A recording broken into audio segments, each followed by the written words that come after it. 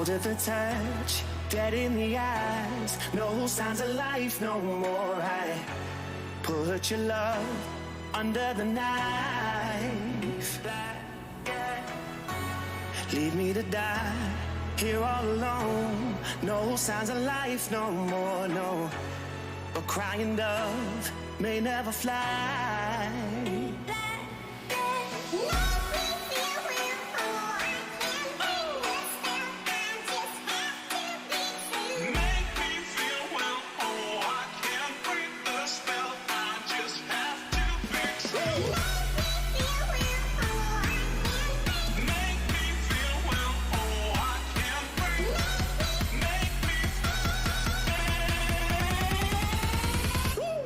Black and white.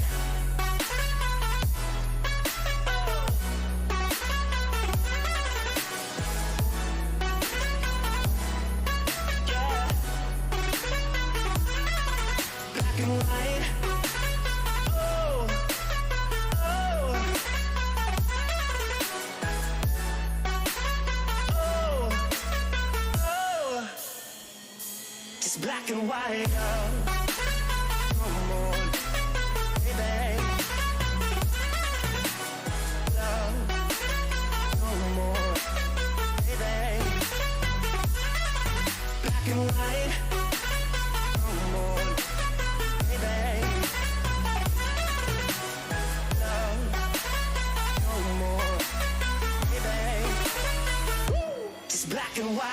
Just let me go, it's only right. For all I know, it's only matter. It's calico, it's black and white. White, white, white. Just let me go, it's only right. For all I know, it's only matter. It's calico, it's black and white. White, white, white.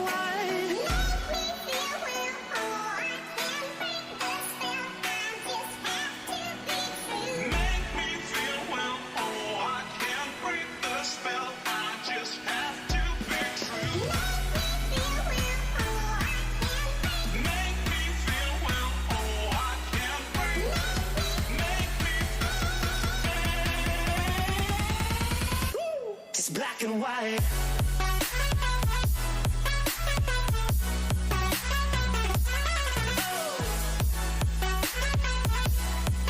Yeah. Black and white. Oh. Oh. Oh. Oh. Just black and white.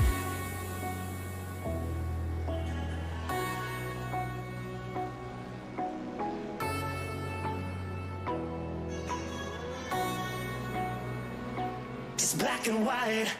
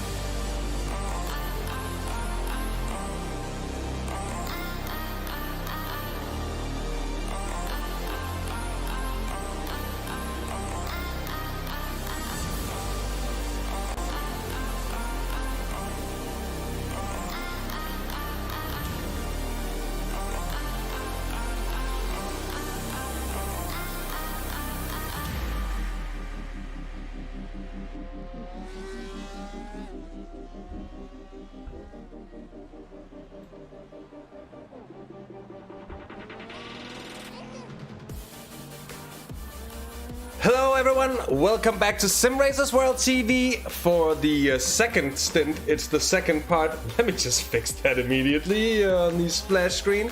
But it's the second part of the 24 hours of COTA, the circuit of the Americas, with me, Hesserömer, and Edward May in the booth. It's of course organized by Next Level Racing with a host wonderful sponsors indeed.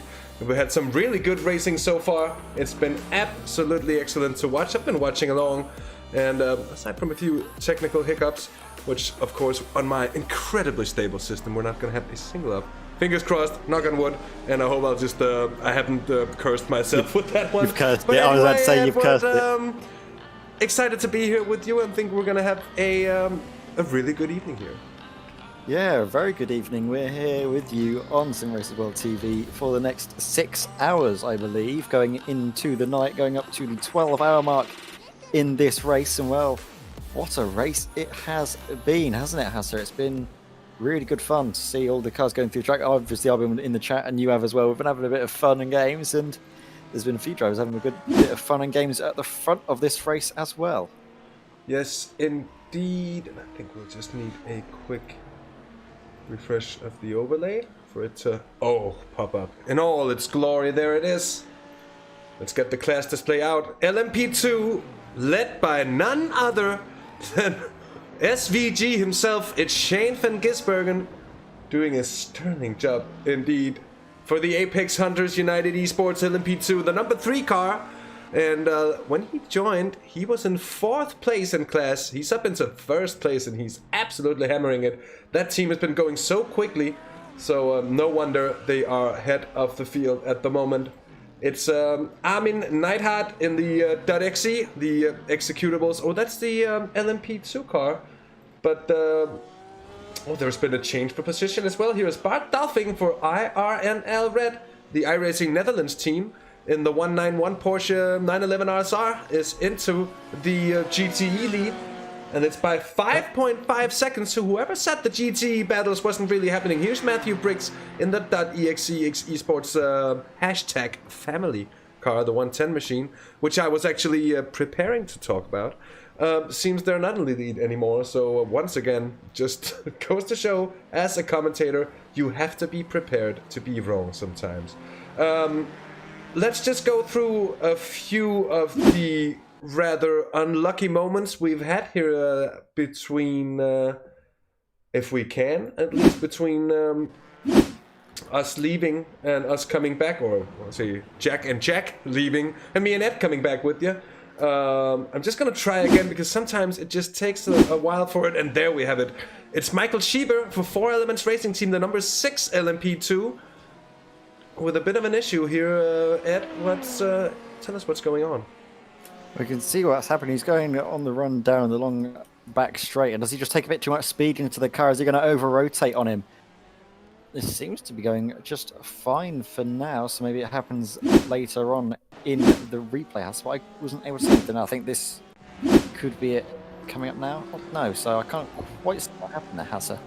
SDK is playing us the sim racing equivalent of fake news, which is fake events on the event viewer. We apologize for wasting a bit of time there. Anyways, we've yet to look at the GT3 class, which is still interesting. A 52-second lead for Robin van Brink in the DSCDA Esports silver car. The 216 it is. Audi R8 GT3, wonderfully V10, naturally aspirated. And a singing noise that it makes that just throw your mind back to days of old. I think it is now, the 1990s, early 2000s. Though, of course, it's not a V10 in the same rev range, but it still casts some of the same kinds of overtones. And it's an absolutely beautiful sound. Here is AJ Southgate in the 223 machine. CXR Project Black GT3 car with a relatively bent rear wing, that is. But they're second at the moment. And, we have Adam Christodoulou in the Project Dynamic 2 car. A minute 40 off of the lead, Edward, at the moment, but have been putting in some really good laps as well. And this goes to show that we have some really high-profile names on the grid here tonight. Yeah, Adam Christo and obviously SVG in this race, and it's been a great race, you have to be saying. And we've got Adam Christodoulou. Yes, he was in 3rd position. His team actually had a bit of difficulties earlier on in the race. I think one of their drivers misjudged the amount of fuel in the car, misjudged the pit warning limit, or not the pit warning, but the fuel limit warning on the onboard of the car, when you get the little, in the Mercedes, it goes up with sort of a big red warning, I think with about 10 litres in the tank, which usually gives the drivers a little bit of warning, but sometimes because it's there for so long, you can just sort of forget it's there and then forget to come into the pit. So that was unfortunately what happened to the Project Dynamic car, but they've still managed to get it going, managed to consolidate their third position by a good amount of fuel saving that happened in that sort of sketchy moment. And now they've swapped over, of course, to Adam Christodoulou, who I think is potentially on for a couple more stints after his current one. But up in front, as you mentioned, the other big name driver we have of Shane van Gisbergen, winner of the great race not too long ago, the Bathurst 1000, and he's here to try and take the crown of the COTA 24. Very much so, and it's a surprise to me to see that we had the kind of names in, but it's making for quite a show, and for one, we hope you all will enjoy throughout the evening. We'll be on board with you for the next 6 hours of racing here, as Ed so rightfully mentioned before. This is Matthias Depchuk for Team DRC Red, still fighting for top spots in GT, currently 4th, and fighting off Sonny Rosario for Digital Apex Racing, in the 84 LMP2, getting in between there. And that's a side that they've already been getting well used to. And there it was, actually, St. Van Gisbergen getting through as well, and maybe a chance for the 911. Oh, it's close. It's close indeed. Just realizing that it's actually 2 Porsche 911s, so saying that wouldn't really make too much sense. But the Team DRC car defending themselves well with a clean car, and same, I think we can say, for the Digital Apex car of Sonny Rosario. In behind here is Andrew Van Dalen and the 112 machine Ferrari with lots of nice little orange LED details there. And one thing I was actually very, very surprised to see, Edward, was just how nice the Ford GT looks when all of its glorious nighttime LEDs are on. Look at that, and I don't know if anyone's already mentioned it, but that is one spicy looking thing. And it looks doesn't look American to me, it looks rather Japanese, to be honest. It looks like probably a lot of computers that the drivers will be actually running on, with a nice sort of RGB lighting, nice LEDs on the sort of, what you call them, the weird little aero thingies on the rear of that Ford GT, and it does illuminate the car very nicely. You can see the little raccoon on the livery shining brightly in the night, and it's just such a nice livery. It's probably going to be accentuated, of course, by the nice lighting, but it's probably going to be a shout for my favourite livery of the evening. But I know, Hassa, you and me, we like to have a little bit of a discussion, a little bit of an argument about our favourite liveries of the night, as we often tend to do in these 6 hours that we commentate for. It's not the first time we've had 6 hours together. It's actually third time's the charm for this one out. And we'll be having 4 more hours tomorrow morning, as well as Bart Dolphin is coming up to the rear end of the Simracersworld Esports Mercedes GT3 car, currently 5th in the GT3 class, and piloted, well, it's Sebastian Hebra, Seb Hebra, if you will, who's behind the wheel of that car, but also on the driver roster, alongside Bart Boland, is Ian Roots, the big boss here at Simracersworld TV as well, and the big boss of everything Simracersworld related. And as they come into the pits, we'll see if it will be a driver's change or if Seb stays in the car. Now Matthias Depchuk is really having to think about what he is seeing in his mirrors, because Sonny Rosario is closing in. Exactly, Sonny Rosario, he's on the hunt, and now we're starting to see the GTEs starting to have their fights. It's usually in this stage of the race where we see the field spread out, so it's still good to see plenty of on-track fighting. A good run through the corner from Sonny Rosario. This is his time, this is where he's going to try and make manoeuvre, getting a good run, and he's already alongside, and he's already a front into the braking zone. That was just, I think, the DRC red car just getting a little bit crossed over itself, going through that sort of fast-flowing first sector. Made one mistake and it gets amplified through the rest of it. It's a bit like the Maggots-Beckett's complex at Silverstone, which is what it's actually modelled off of. It's all about getting the flow right, and if you just get one of the corners a little bit out of shape, trying to take too much into the corner, it really compromises your line for the rest of the run, and we can see exactly what we just saw there. Sonny Rosario taking great advantage of that.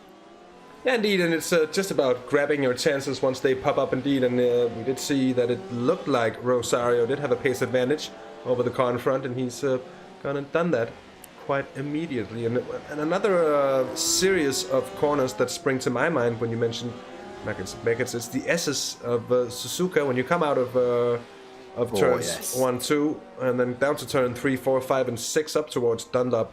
That's very much the same kind of corner where you can really mess up the entire string of corners by overloading the car at any one point of them, and you just need such amount of patience.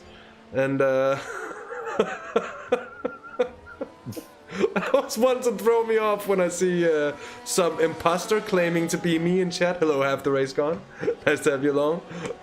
Willie van Koolwijk, by the way. And Marvin Amans in chat. Nice to see you, mate. Always a pleasure. Bas Karsten is along with us as well. And it's a pleasure to have everyone with us. And if I didn't get to say it before, a very good evening. A very warm welcome either to or back to Simracersworld TV. For what I hope is going to be 6 really good hours with me and Ed here. Exactly, a great evening, and actually I've been doing a little bit of research. I'd like to get my stats out, and this race actually was a track that was actually driven in, I think, the 2013 Australian Supercar Series by Shane van Gisbergen. This was actually a bit of a weird one, where I think this was the first time that there was a race in North America for the Aussie V8s, and it was a bit of a weird one. They never actually went back to it after 2013, so it was a flash in the pan, but I can assure you that I'm certain that Shane van Gisbergen hasn't forgotten how to drive the circuit, because already he's leading the race, and I think he's got a healthy margin of about 47 seconds. I think potentially that's what it's saying on my SDK. I'm not sure if that's thrown a little bit out of whack or not, Hasse, but if that is the case, he's certainly knowing how to drive this COTA circuit, and what a COTA circuit it is. What a circuit it is indeed, and not one I have any real experience with myself, and one of those tracks that I've yet really to delve into learning. It's a young track as well, but they do have a surprisingly great tradition, actually, you'd say, for good road tracks over there in America, because wherever you go to, whichever of the big American road tracks, or even the smaller ones as well, they seem to be really, really nice. I can mention Laguna Seca, I can mention Sonoma as a great track as well. I can mention, of course, Road America, Road Atlanta, Daytona with the road course. Although the infield at Daytona, I think, is up to a little more debate whether that's a great road course. Some might think, some might. I love it. You love it, and I don't mind it at all. I quite like it as well, but I just know that there's a lot of people who don't really like it. But I think that also comes down to the fact that it's a relatively twisty and technical section of a track that you just have to do with a car that's always going to be set up for maximum top speed, which makes it really, really difficult. But it just falls back to the fact that while in Europe, we sometimes make a little bit of fun about let's say the fact that Americans sometimes only turn left on their ovals, and we really shouldn't be, because they have a whole array of great tracks over there. And if we want to be controversial here, Hasse, I would take Daytona over potentially something like Zolder, or potentially even Zandvoort. And that's very shows you the level of my knowledge, as we see an Audi off the circuit. I'm not entirely sure which car that was, but that was one of the cars parked on the apex of the the hairpin with the long stuff. I'm not entirely sure what happened. I'm sorry, I'm just gonna see here. We had a problem from Matthias Debchuk, who was defending so closely. Oh, he gets tapped by the Porsche from behind. Oh, the number 18 LMP2 almost gets caught up in it as well, and he just about manages not to. Jarno Lorey has had a problem as well, and that was probably the Audi you were talking about before it. Yeah, this is Jarno Lorey, who we saw get into a bit of an incident. I'm not sure. Oh, he just gets a bit of oversteer, just over-rotates the rear of the car, probably taking a bit too much speed in, as you can often do in these, especially the Audi GT3. It's a very loose car, sort of a little bit twitchy, but it is still quite light on its tyres. So you can seemingly get away with a few things in that car, but it's still rather unforgiving, and Jarno Lorey has found the unforgiving nature to, well, great effect here as we come back now to Matthias Debchuk here, trying to get back, but still behind the Team Apex Racing car that did seemingly outbrake itself going into that tight left-hander. Yeah, indeed. Now, a team that also seems to have had quite a bit of troubles here. David Plasman, the Dane, had a problem earlier on. I think he's a Dane at least. I'm not quite sure actually if David's a Dane, but I know he has a Danish teammate or two. Because it is, of course, the Sim Controls X Volante Esports team, the 101 car, Porsche 911 RSR, those beautiful light blue and black colors that we've come to love here on the channel as we're on board with Sam COTA right about now. They are sitting in 5th place in GTE, so it's not a bad position to be in, given that they had a disconnect from the session from the aforementioned David Plasman, Dane or not. And we had one of their other drivers taking over, and now it's third man in, Sam COTA, and he's lapping quite well for the time being. He's really gaining quickly at the moment, so I suspect Matthias Debchuk might have picked up a bit of damage there before in that small incident as he was touched ever so slightly towards his rear. It seems to me at least though that his pace is dropping off here.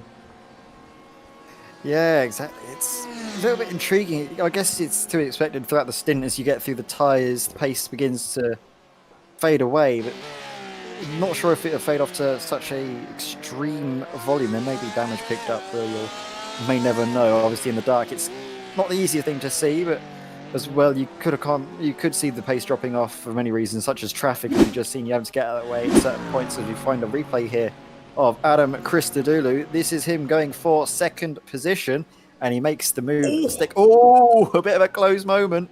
Great overtaking maneuver, getting nice and committed on the brakes. The struggle with the GT3 cars is that each of them are different, sort of good in different spots, and usually the Mercedes does tend to struggle a little bit under braking. So great job from Adam to really commit. As we see another replay, this is Max van Splunteren, and hopefully I pronounced that right, but that was again just a moment we saw in the LMP2, just over rotation of the rear coming into sort of the slower speed corners. Yeah, indeed, that's easy to do in the LMP2. If you come in too hot, the rear is going to want to continue around on you, and it's what exactly happened to him here.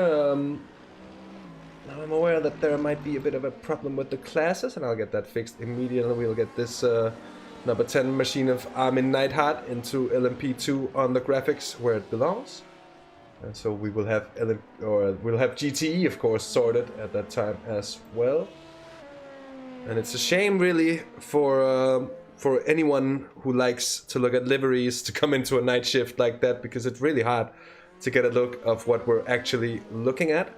Luckily, I think both Ed and I have been following the race for some hours now, as we're 4.5 hours in. But it is, at this point, a little hard to see sometimes what exactly is what car is what, and thus we have the lit number plates. We have indicators on the roof of the LMP2s and multiple different sorts of LED lighting on several of the GTE cars as well. And we also have the different position markers on the different cars to help us out, which indeed here in the nighttime is rather invaluable to us, to be honest. Oh yes, 100%. It's very handy to have all of these little things to see which car is which car is where. And of course we have the timing tower on the left, which also helps to illuminate things to no end. We're following now, though, Harry Pipes in the other Project Dynamic car. Both of them are actually on the podium positions, though. We've got the GT3 car in second place and the LMP2 car into third, as it gets a little bit over the anti-cuts, over the sausage curves there. I thought that was going to be a moment where the car would be sent around, because these LMP2s are set up rather stiff. They're not the best at riding the bumps, but Harry just about seems to manage it. Gets through one of the GTEs, the Ferrari there, and now has a bit of clear air to try and set his sights on catching up to the CXR Project Black car up in front. Yeah, indeed, but the gaps are really growing here. Shane van Gisbergen still opening up time. When he got in the car, mind you, he was fourth. He made the move around, what was that, around an hour ago or so. He's been up there for an hour, and he's gained almost a minute on the car behind. That is absolutely impressive. And what you'd expect from a driver of his level, of his quality, certainly something special. And as a broadcaster and commentator, just to have these kind of drivers in the lobby, it gives you a little bit of nerves in itself. And imagine if they're coming in for an interview after the race, stuff like that. Gotta be in your A game. And but it's absolutely great to see. And this is something I really love about sim racing. I think we've talked about it before. We mentioned on several occasions that there's quite a few sensations that you can't really translate from real life to the sim, whereas when coming from the sim to real life, it's just an enhancement of of what you're feeling with the connection with the machine and everything. But one thing we haven't really mentioned, or one thing that I haven't really spoken about, is just how great it is that in sim racing you can have your heroes come along and race with you. Because it's not like you're gonna go online in FIFA and all of a sudden you're gonna be playing Cristiano or Ronaldo or something. But I've raced Max Verstappen in an IMSA race. I was in a GT3, he was in a GTE, and I had to yield a couple of times as he was coming by to lap me, and that was I thought pretty damn cool for nothing else, just for what it is of being able to race with some of the very best in the world. That's a really cool thing about what we do. Exactly. I often get starstruck whenever I'm doing Formula 3 races, or like you mentioned, doing IMSA races, and seeing all of these big name drivers. And well, there's been one of the drivers that we were mentioning earlier, Adam Christodoulou, has been really getting into the sim racing, especially in sort of lockdown. I've been able to, I think, commentate one of his races in the Nürburgring Endurance Championship, one of the official iRacing races on the service, top split, I think it was, and he managed to do a great job getting a podium position in the race that I was commentating. So it's good to see that Adam's not been giving up the sim racing, and now that we're in lockdown part 2, he seems to be really flourishing, because I think he was racing as well in the VCO sim series, which has got several big name drivers, as you mentioned, of course, Verstappen, amongst many, many others. Too many to list, but it's great to see, as you mentioned, all of these drivers getting really involved in sim racing, and it does seem to, I don't know, maybe vindicate sim racing, maybe just sort of put it a lot more on the map and show that it's a good way for drivers to really prove their talents both in the sim and in real life. A lot of these sim drivers that only drive the sim, seeing their talents in these machines shows that they might be capable of doing just the same thing if they were able to get behind some real machinery. Yeah, very much so. It's true. We've got to have the race card mentioning that we did indeed, with the Simpac team, race against Jordan Pepper and Sheldon van der Linde for 24 hours, and we did also beat him. I don't know how I could possibly forget that, because it was probably maybe our proudest moment in sim racing so far. That was absolutely grand. But it just goes to show that even the average Joes, the plebs, can come in to compete with the top dogs and the established names from around the world, which is and everybody loves an underdog story. So oh, of course, Arthur, of course. You've reminded me as well that I raced and I think beat Heikki Kovalainen in the 24 Hours of Spa on iRacing, which was an achievement, to say the very least. It very much is, and there you go. That's exactly the thing I'm talking about. Oh, we all love sim racing, don't we? Here's Richard Wenstedt, the 117 Porsche 911. Seems to be a little bent here and there. Of course, the GTEs aren't as repairable as the LMP2, for instance, are on the body panels. And it's quite nice when racing the LMP2s in endurance races that most superficial aero damage is something you come in to the booth, and it takes them a few seconds to replace a body panel, and you'll be out running again good as new. So as long as it's not say deeper reaching mechanical damage, you'll be just fine. And in that sense, you'll be surprised actually to just how much the LMP2 cars can actually take, while at the other hand they are surprisingly fragile from certain angles, you could say, especially from behind. They're very prone to engine damage as well, so it's something to look out for. The gaps actually stabilize. Shane van Gisbergen no longer really gaining on the CSR Project Black car, the 46 machine. Now driven by Peter Smith, here there is. Well, that's a pretty one indeed here as he comes down the start-finish straight, and we get a good look on that quite green machine. I know one dude in the good old NES series that would, of course, love this car. But Peter Smith is putting in some good laps at the moment, and he's staying on course and on pace as Max van Spluntoren has already overtaken here. Harry Pipes coming into the pits. So a close battle as well, Ed, for third place in LMP2 at the moment. Yeah, it's all hot and out on track, and this is where the strategies are starting to come in place. This is where we're seeing the drivers trying to think of different ways to do, different things to potentially try in terms of fuel saving or just going out and out, maybe looking after the tyres, trying to double stint them, maybe trying to see how long you can take a full fuel load, or if you just want to go full commitment, use the tyres, use the fuels as much as possible and hope that the time you gain on track offsets the time you'd lose in the pit lane. Of course, we're following Lars Velling, the Project Dynamic car, obviously having the swap over between Harry Pipes and the Dutch driver there. Going back, though, to the GTE fight, and it's relatively close.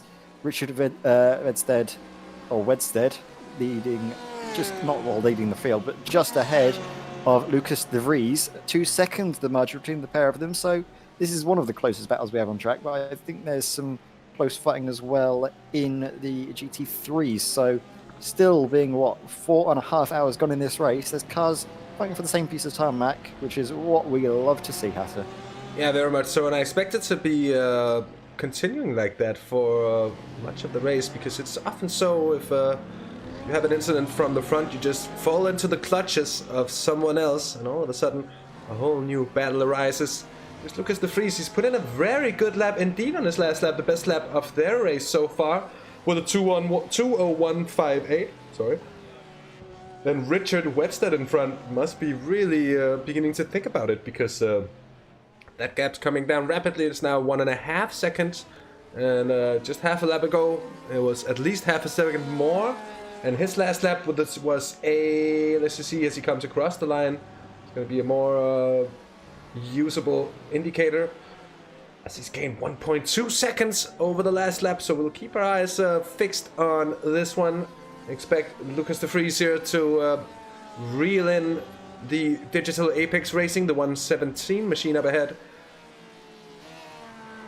And this the battle for 5th and 6th place at the moment in GTE, so it's relatively far up the running order as well.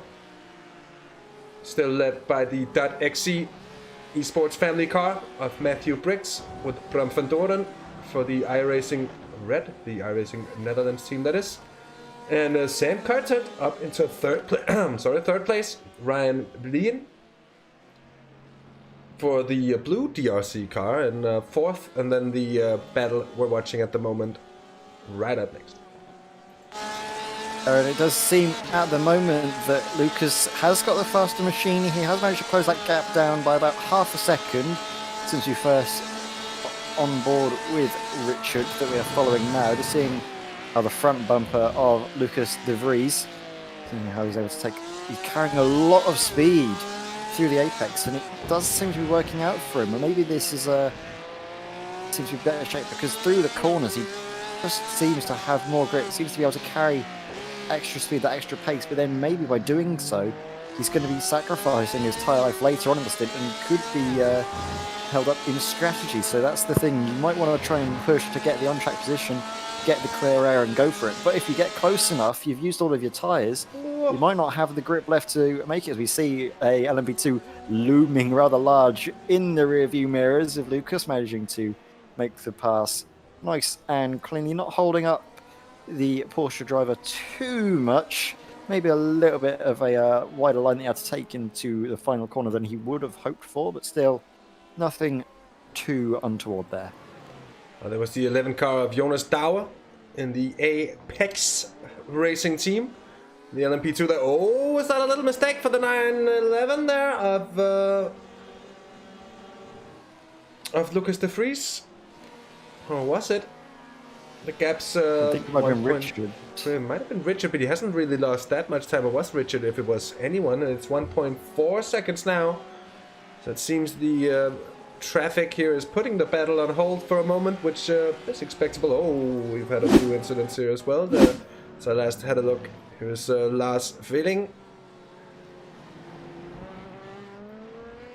Oh, just a bit wide, I think. Might have been the off-track, potentially. That was just the off-track. That was a very, very still cold tyres, though, I think was playing a place. So we got Freddie Schittini. I think a similar thing. And then his third time gonna be, well, I was about to say the charm, but the charm would be if it's just yet another off track. So beautiful.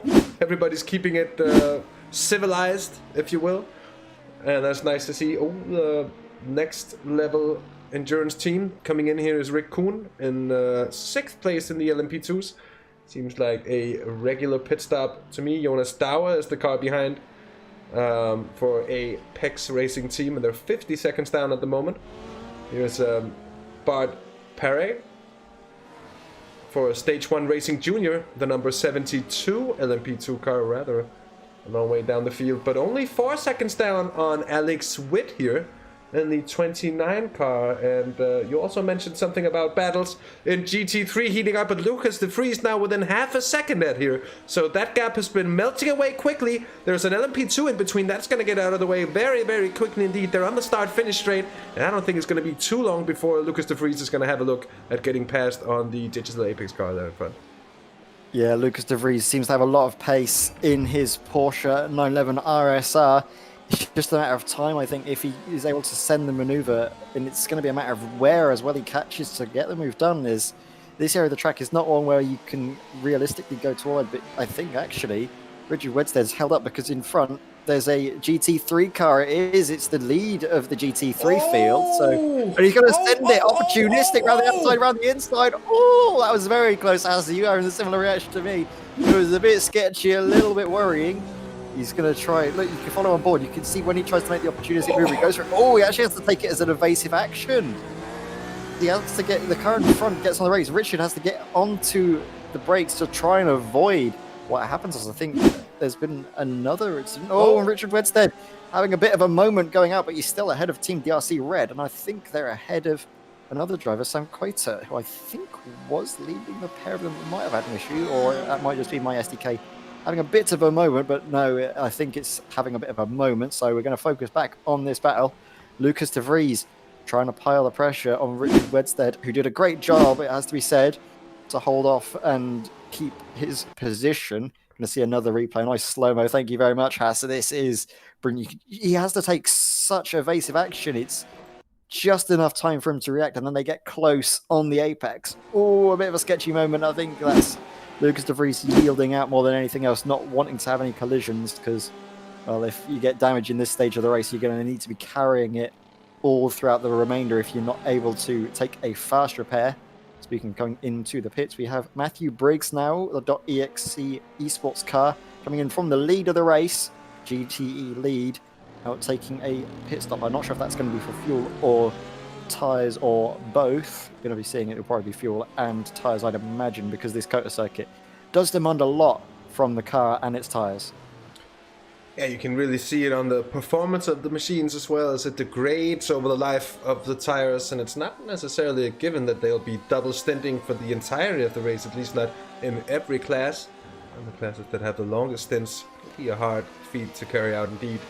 Of course, here in the night hours, as the track cools down, we have the best possible opportunities and the best conditions in order to do so. Here's the 117 car yet again coming under pressure. That was some very nice evasive action from Lucas de Vries before. It looked like a super late dive, and in the end he was just trying to get out of the way. Oh, there's an LMP2 up the inside. There's the number 14 machine. Oh, getting a little late on things. And it's even another DRC car. It's the orange DRC LMP2 that decides to get past the GTE teammate, and he does so, but to what cost? Almost went wrong, and he lost half a second to the car before. He'll still be stuck by. And it says if you can read this, you're too close. Richard might want us to zoom out on the camera. We're not going to do that. Oh, up ahead here is Rick Kuhn. I'm sorry, but Rick Kuhn and Jonas Dauer here, separated by just a few meters here, Ed. Oh, no need to apologise. This is going to be a great battle. There's battling in GT, battling as well in the LMP2 field, and Jonas Dauer trying to get into the slipstream, trying to get the good run out of the final corner. He does get the run, but I don't think he's going to be close enough to send a move into turn one. If he does, it'll have to be a late daring manoeuvre under the brakes, and no, he's thinking better of it. So we're going to go back now to the GTE fight. There's not an LMP2, a GTE car getting in the way again. Unfortunately, that's the number. That's the the car in 8th place. I think that is, where is that? Is that David Omisi? I think in the track spot. Oh no, that's maybe Garrett Gilesbaum. Yeah, I think it is the 217 car there, 8th place it is in GT3 at the moment. Just getting in between there for a short bit of time. Rick Kuhn has lost ever so slightly here. Is that Batman logos on the car? I think that is. But it's hard. No, it's not. It's the it's the it's the SimLab S. But it looked like, hey, blame the darkness that we're racing in. But Batman logos would be cool anyways. There was a close couple You've of given cars. them ideas now, Hatter. There's a it's not a bad design, and an LMP2 Batmobile. That would be a nice car to have. Here's the CCTS Esports Endurance of Demi Deals at the moment. Slightly bent there, I must say, at the rear, but within a second of the next level racing GT 106 car of Rene Sinkian.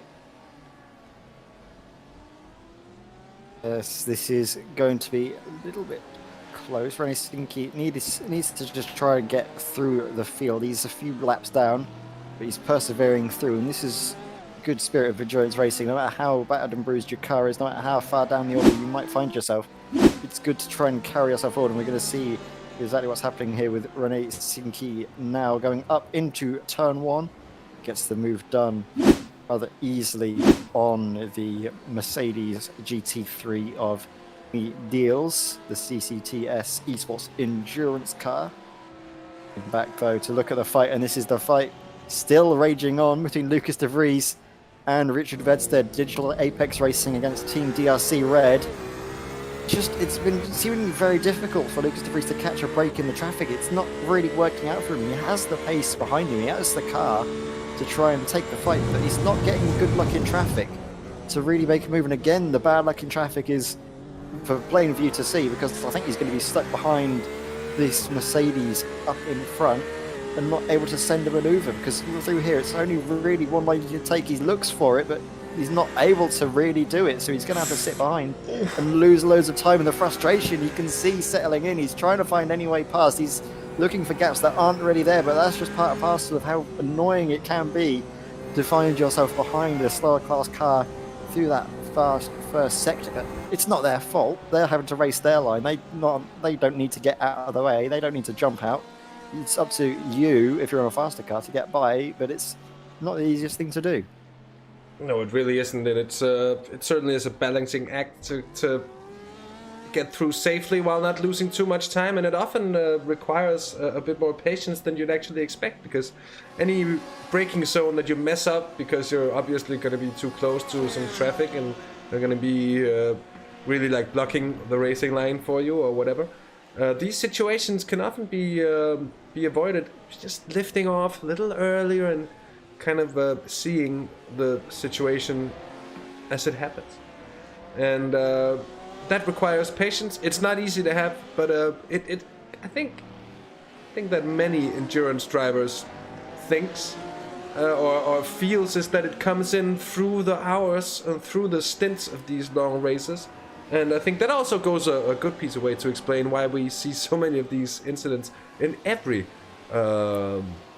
endurance race, but often on the early stages of the race.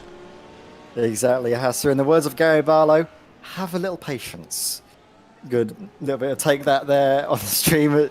It's really what you mentioned is, yeah, just being patient, having the awareness as well of when the moves are and when they're not. Sometimes you can see a gap opening up, but you're not able to see that it's actually closing down. So it is just about having the awareness, having the racecraft, having the knowledge and the experience to know when you can and can't. And that's what endurance racing is all about. It's not necessarily the fastest driver that's going to sort of take the win, but it's about the most complete driver, the driver that manages the tyres the best, manages the traffic the best, manages the fuel the best. As we see a move being made, and that is a change of position. This is Sam COTA now getting up into second place ahead of Matthew Briggs. The .exe esports car losing out. It was leading the race at one stage. I think it's partially down to I think the changing the pit stop strategies at the moment. They did recently pit, so I think Sam COTA and Bram van Doren up ahead. Still, a pit stop. You can see the move being made under the brakes. The Porsche is rather good at getting it stopped down, getting it to turn in as well. I think we just saw that on full display there. Yeah, indeed, and Sam COTA seems to have a different kind of pace in the car right now. He can be at fresher tires or whatever. There can be many reasons. But the Sim Controls Volante Esports Porsche is up into second. And they are showing the pace that we know that they have. And I think they would be in a very, very good position without that earlier disconnect.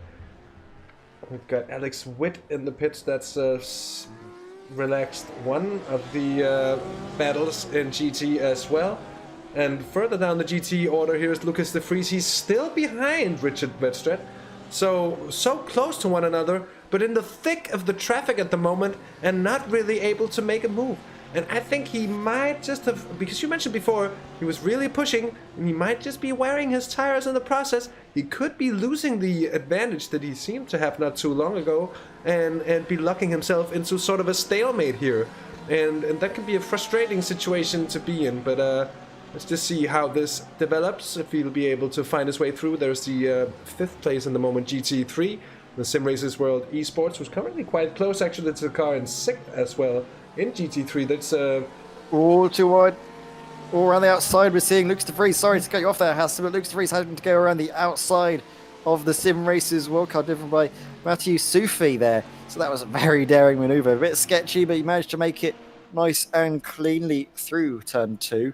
And now can get his sights firmly set on the rear bumper of Richard Wedstad up ahead. We're seeing a replay here of what happened between Mathieu Soufi and one of the other cars. That was actually a change of positions. That was Mathieu Soufi just down the inside Simracersworld Esports car, getting, I think, through on the trackside Wolfpack car. Now we're seeing, yes, we're back with Mathieu Soufi. So Simracersworld still managed to hold on to their 5th position, done some good work earlier on in the stint by, of course, Mr. Simracersworld himself, Ian Roots. And I'm sure he's going to be taking full credit for where his team is at the moment. But he has credit, and I know they have a really good sense of team spirit there in the SRW Esports team, and they are a real unit, having a good time, laughing, but also well supportive to one another, and it sounds like a good atmosphere to have for such a team. It's really important to have a kind of team spirit within your team, and to not beat down on mistakes too much, but to be supportive and to keep the fighting spirits up, because 24 hours is a long time to be out there.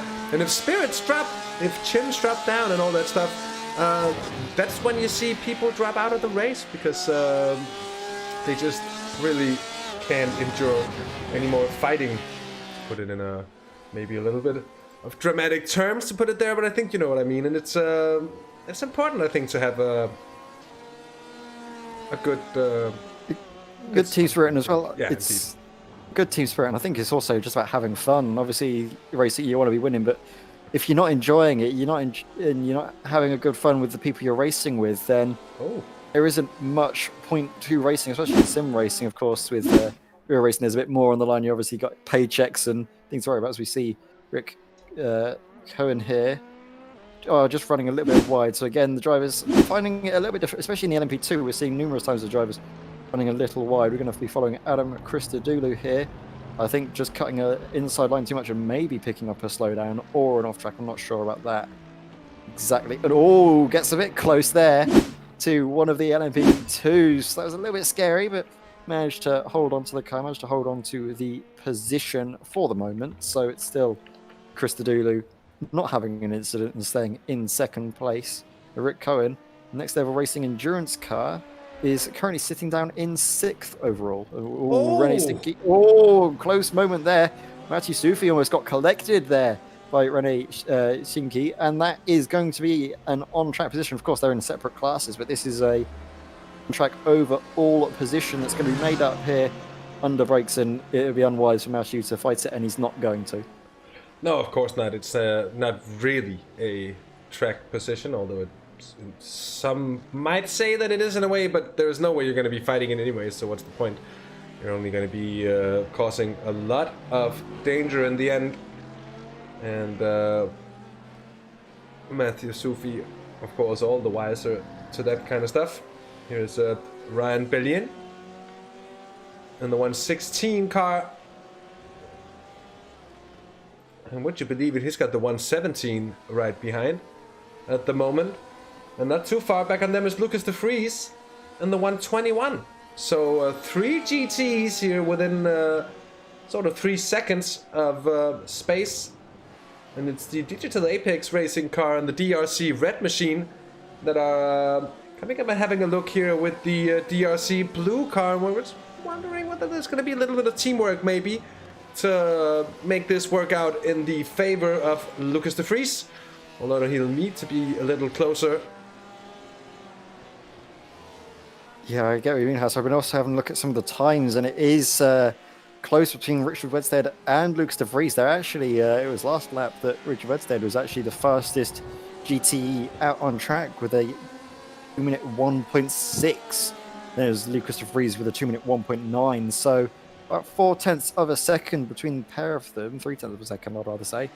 And oh, it's close. You can see him getting under the brakes. Richard Wedstad is trying to put the pressure on Ryan Beelan in front of the Team DRC blue car. And I think, is that Matthew Briggs having an incident? Because he's dropped back behind Team DRC Digital Apex Racing and Team DRC Red. So I think that could be an issue potentially for the Ford. No, the Ford's back in front. So a bit of a connection dropout, I think, for them. But they're still up in 3rd place, or 2nd place, rather. Oh, there's the battle is heating up here between Ryan Wedstad and the aforementioned Billion, and it's the 117 and 118 cars. They almost tangle there side by side into the right-hander. Through goes Wedstad. So really translating the pace. Oh, and it's been a problem for Lucas de Vries here. So let's have a look at what happens. Look at the cars up ahead, having the battle. Oh, that's a 911 getting with a big lockup. Oh, and he goes up the inside there. Teammate. Khalid.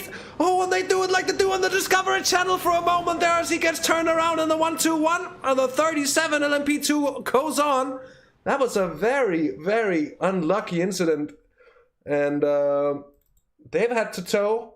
And we'll have to jump back to live pictures here. I think that was Pepin Krijeveld involved in that as well. And so Yeah, so quickly, something that was looking so promising, I'm sorry, but it just, all of a sudden, that battle has come to naught then.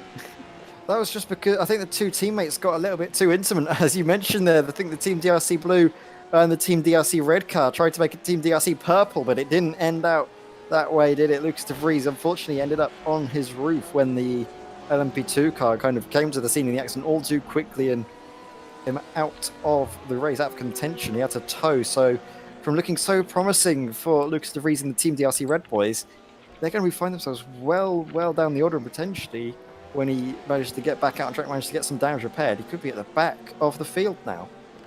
Yeah, indeed. That's such poor luck. That's such poor luck indeed. They've already lost several positions as to where they were before in the field. Now let's just have a quick checkup on the different classes, how the standings are. Apex Hunters United LMP2 has had a driver's change. It's now Nick Foster back in the number 3 car. The driver who, at least for some time, had the fastest lap of the race in for them. Say 1:52.01. Peter Smith still in for CXR Project Black. And in 3rd in LMP2 it's Lars Failing for Project Dynamic. Bram van Doren for iRacing Red Netherlands at the moment leading the GTEs. And then it's Matthew Briggs, who we saw not too long ago, 2nd. And Sam Kerfoot there for Sim Controls X Volante Esports in 3rd. And in GT3, it's Wouter de Mulder for DS CDA Esports Silver, leading Adam Christodoulou for Project Dynamic 2. The gap between those two is 1 minute and 10 seconds at the moment, so I wouldn't put it past Adam Christodoulou to be able to do something about that gap, given the fact that we still have 19 hours of racing left. And then in 3rd place, by the way, class, it's Tom van der Broek. Yeah, Hassar, I was having a look at some of the times coming through in all the classes, and I was going to mention that Adam Christodoulou has been on the balance a little bit faster than Tim Mulder there up in front in the lead of the race, but it's been chopping and changing a little bit with the traffic. So while Adam Christodoulou, I think, has got some pace beneath him, it's not really working out so with the traffic. And Tim Mulder, full credit to him, he's doing a great commanding job of this race, keeping a tight grip on first position in his Audi, and it seems that the Audi is the better car on balance, I think, in iRacing than the GT3, especially on this circuit. It does benefit a lot from being a bit light, having much better sort of turn-in. Does lose out a little bit in the straight line speed when compared to the Mercedes, but I think on the balance of the car, especially going through the first and third sectors, it's essentially unparalleled. So it seems that's really a thing that I enjoy when watching racing as well, to have the cars and the classes, of course, filled with different cars. Sometimes one can make for excellent racing, but the dynamics you get when there's not a car that's OP, of course, that's really important. But the dynamics you can have with one car being slightly better through the twisty bits, another one being slightly faster on the straights, and so you can have some fantastic battles that go back and forth. That way, where you have to really play to the strength and drive to the strength of your car and try to sort of negate the weaknesses as well. Here as we're on board, or as we were on board with Pepin Krajewald in the 37 PM Esports car. And they were actually doing very well. Oh, and there's a problem there. I think it's Robin Becker. He was taking a bit of a spinner in the 142 Ferrari of the Roaring Chicken Nuggets. That's a team name if ever I've seen one. Beautiful indeed. We've had a problem as well, I'm afraid, for Richard Wanders. Was in the IRNL Black car. That's the 172 911 RSR. Just a slight moment there in the braking, and nothing really serious for him in that situation.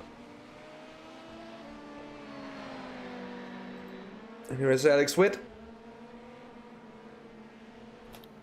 Not too far ahead of the aforementioned 37 PM Esports car of Pepin Krajewald, and I think Krajewald is looking at gaining back a position here soon. And mind you, PM Esports was in a very good position early in the race in LMP2. They had an incident, they lost a lot of time, and they are a far way behind here, 8 minutes. And that's going to be a fair few laps as well. And I'm afraid, Ed, we've had another problem as well, this time for Niels de Kuiper. Yeah, just seeing Niels de Kuiper now. This is going through the final corner. He just does run a little bit wide on exit, using all of the track available to him. But still, it's not really what you want to be doing. You want to be trying to keep it within the white lines, because I believe if you get to a certain limit, you will be rocking up a drive-through penalty, which at this COTA circuit, it hasn't got the longest of pit lanes in the world, but it will obviously hamper your chances if you get a penalty, as opposed to not getting a penalty. It's very obvious, of course, but still, when you're trying to fight for these gains, it is very easy to run that little bit wide, as we see a replay of Krajewald just getting a little bit too funny, I think, with the exit of the track there. What's happening here? Does he get collected? Just trying to see what happens on the replay. Oh. Back to live pictures here. That's much better.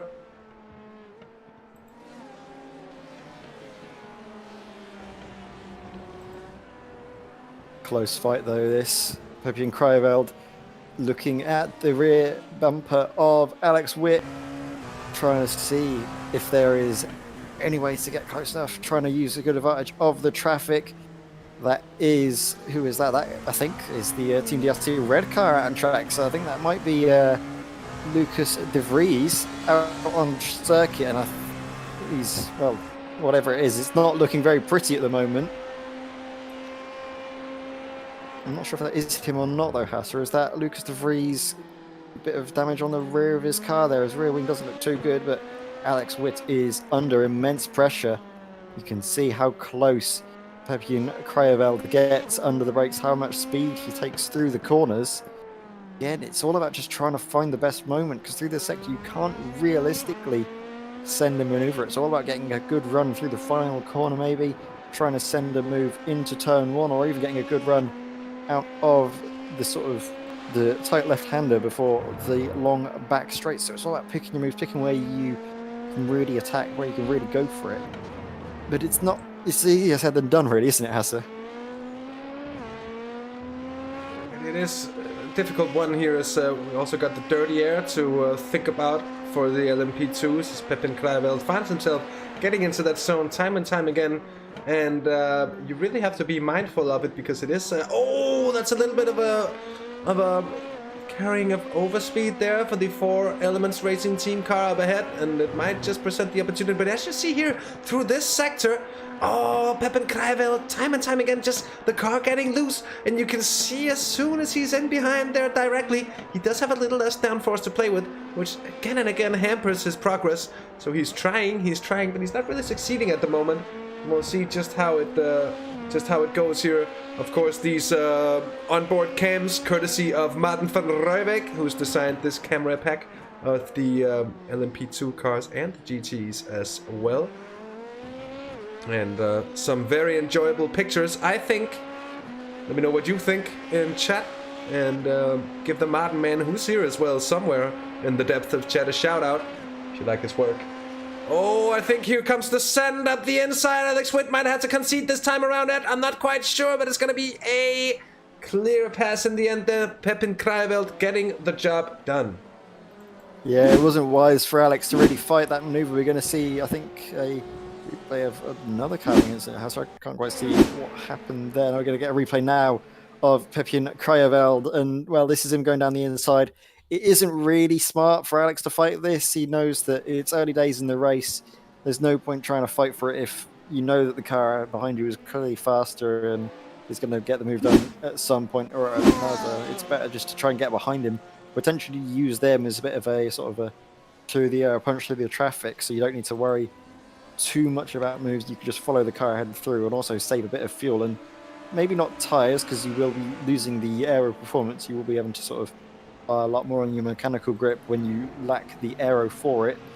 As we come now to the front of the field, and there's another fight going on in LMP2, and it's Freak Schothorst. I hope I pronounced that right. The next level racing by SJS Esports car.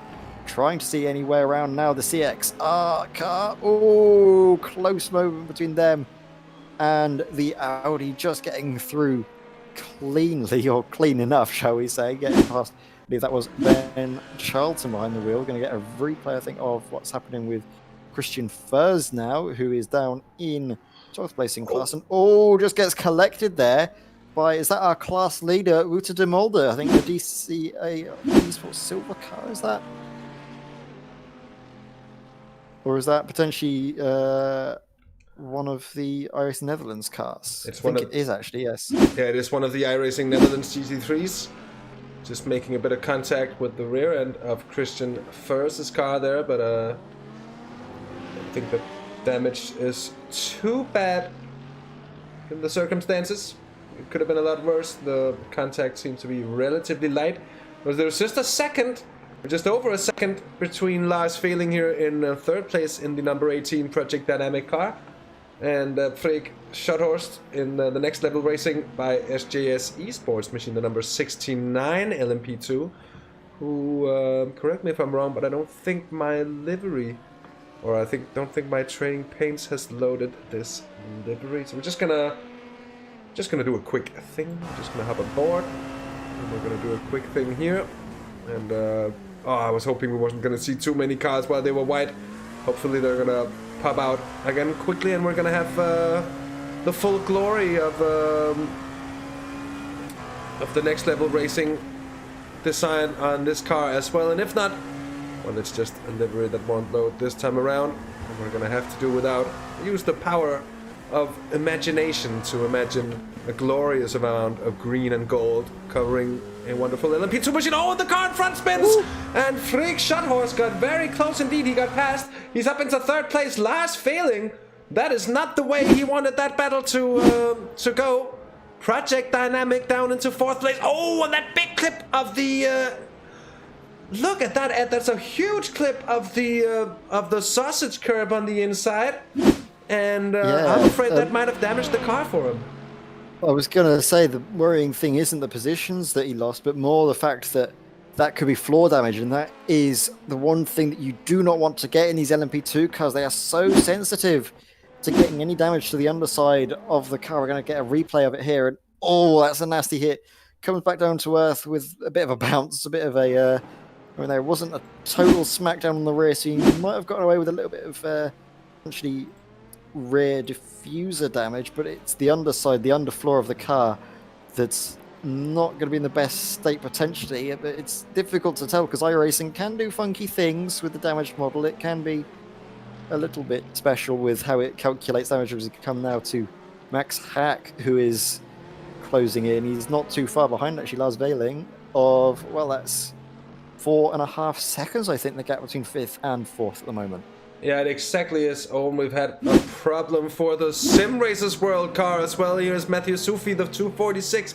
I'm afraid that LMP2 is going to have something to do with it. Oh, just the slightest of notches, but it's going to be enough to send Matthew around. I don't think it's going to be enough to really damage the Mercedes. Well-built German quality there. He's just going to be rolling on.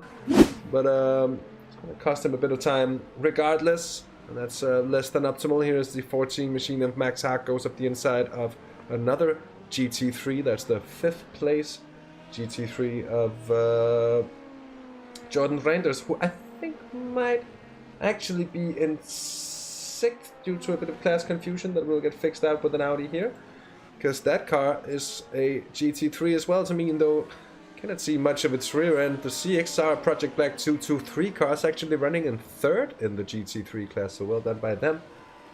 And I don't know how they're able to manage that though with the damage on the rear wing, because that car's not looking in the best of shape. As we see now, is this Peppian Krajeveld trying to get through some traffic, as we see Alex Witt now about 2 seconds behind. So this fight has been going on. Alex Witt we saw passed, I think, earlier on by Peppian Krajeveld, and has managed to get a gap to about 2 seconds. Lars Veiling, now the Project Dynamic car, 3.5 seconds the margin between himself and 5th place Max Hack in the Team DRC orange car. So now it's just going to be, I think Max Hack can see potentially a 4th place is on the cards, but he doesn't want to be fighting it too much. He doesn't want to get too excited, try and push the car and make mistakes. He wants to just keep hitting his marks. He knows that he has good pace. He knows that the car in front has encountered some issues. So I think he's going to just probably try and take the safe move of pace himself, fight the car too much, not fight to get all of the grip, and just bide his time. Although Lars Veiling seems to have gotten back into the rhythm, it's difficult to tell though, because of course traffic will play a role. But at the moment, the lap times that he's been putting in and the sector times don't look too horrible for the moment. That was a 1:55.9, so he was in around about the ballpark of an undamaged LMP2. So I think he might have just been able to get away with that, Hasse. yeah, I think so as well. And you can indeed get lucky with these machines. Sometimes you'll be surprised just how much they'll take. And if it's the suspension, well, it just about often holds up. But it is true, the floor damage is the absolute worst thing to get for the for any LMP car, basically. Be that LMP2 or LMP1 as well. It goes for both of them. We've had a problem for Armin Neidhardt in the number 10.exe LMP2. I think that's into the hairpin. Oh, a very quick skid there of the rear end. That looked like the handbrake turn to me. Obviously it wasn't. But maybe the brake bias should go a little forward on that LMP2, because that was too stable here. David Armsey has had a short... Oh, that's a big old bump on that very same sausage curb as well. And front engine Mercedes, that could have taken a bit of a hit to the engine as well, as they go 3 wide following it. Ooh. They just about get through cleanly though, Hasse. That was a little bit sketchy. Yeah, it was. Just about cleanly, which is what you want to have. Just enough. So you want to keep it a bit spicy. Just enough. But it is exactly what you want to see. That did just about make it through. When they do so, you think, you know what? Hats off, chapeau to these drivers sometime for making use of the slightest of margins, the finest of margins, if you will. Bart Perret has had a problem as well in the 71 Stage 1 racing car. Let's just see. I think that's just a bit of a track extension showing up on our event viewer, which of course I don't want to see what happens, but it does also gives let's call it false positives, which is a good thing in this day and age as well, because we don't really want to see cars crashing all over the place. It's heartbreak in a race like this. And you see drivers, teams putting in hours on hours of practice, and it can all come undone in a split second. It takes so little to get it wrong, but it takes a lot to get it right in an endurance race like this. This is of course why we all keep coming back to racing, as the number 10 car is threading the needle of GTE traffic here, and it's actually the second place car of Matthew Briggs getting past there. And I have to say, the purple lighting on the .exe 110 for GT here looks so good. And as I said earlier, about an hour ago, I haven't seen it before at night. I haven't seen it before, at least with this much lighting on. It's absolutely terrific.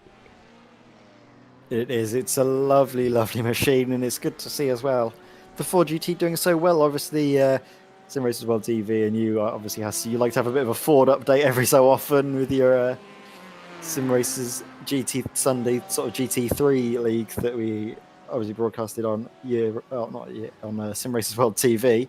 Good to see the 4GTE this time putting in a good show, and well, Sam COTA, it's not too far behind, so maybe we might be seeing him down in third place, depending on how Matthew Briggs has been able to manage the car, manage the tyres at this stage of the race. We have been seeing this SimControl's X Volante Esports car making its way through the field. It did, I think, have an incident earlier on with a disconnect for one of its drivers, so it's been a sort of a recovery drive that's been going very well for the SimControl's X Volante Esports team.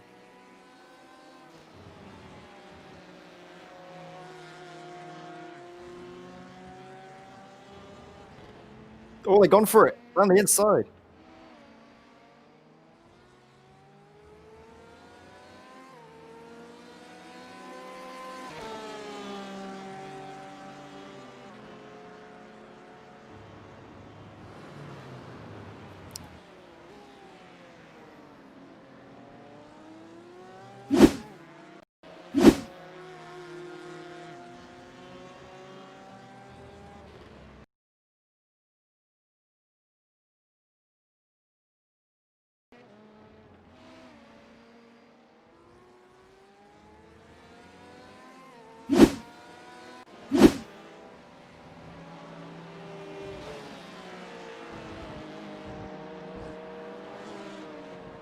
Ooh.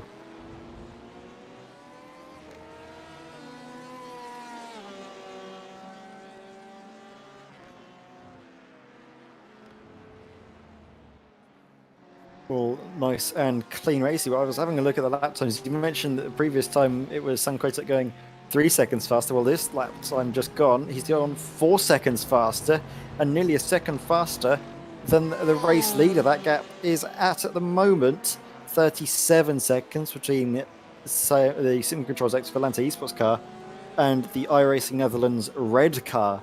So Ram van Doren now behind the wheel, needs to try and look after the car, look after the gap that he's got, manage the pace a little bit and just keep it on the straight and narrow. Obviously with his gap of around about 30 to 40 seconds, he can afford to do a bit of gap management, and it's all up to the likes of Sam COTA and the rest of the SimControl's X Volante Esports cars, or drivers I would rather say, to try and, well, usurp them from the lead of the race.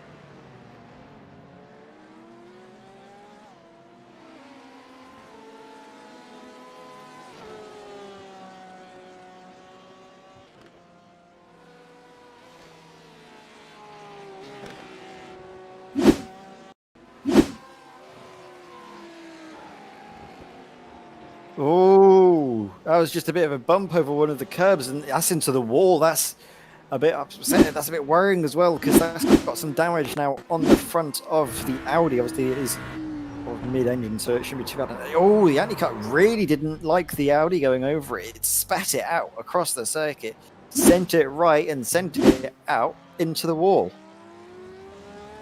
As we see Hatter, sorry to cut in, I've just noticed something on the timing, and it is Mr. Simracersworld himself coming out onto the track. You saw it the same as I did. Ian Roots, welcome back to the race, Jackie. You had a bit of a stint earlier on in the race. It is now coming back out for more and more.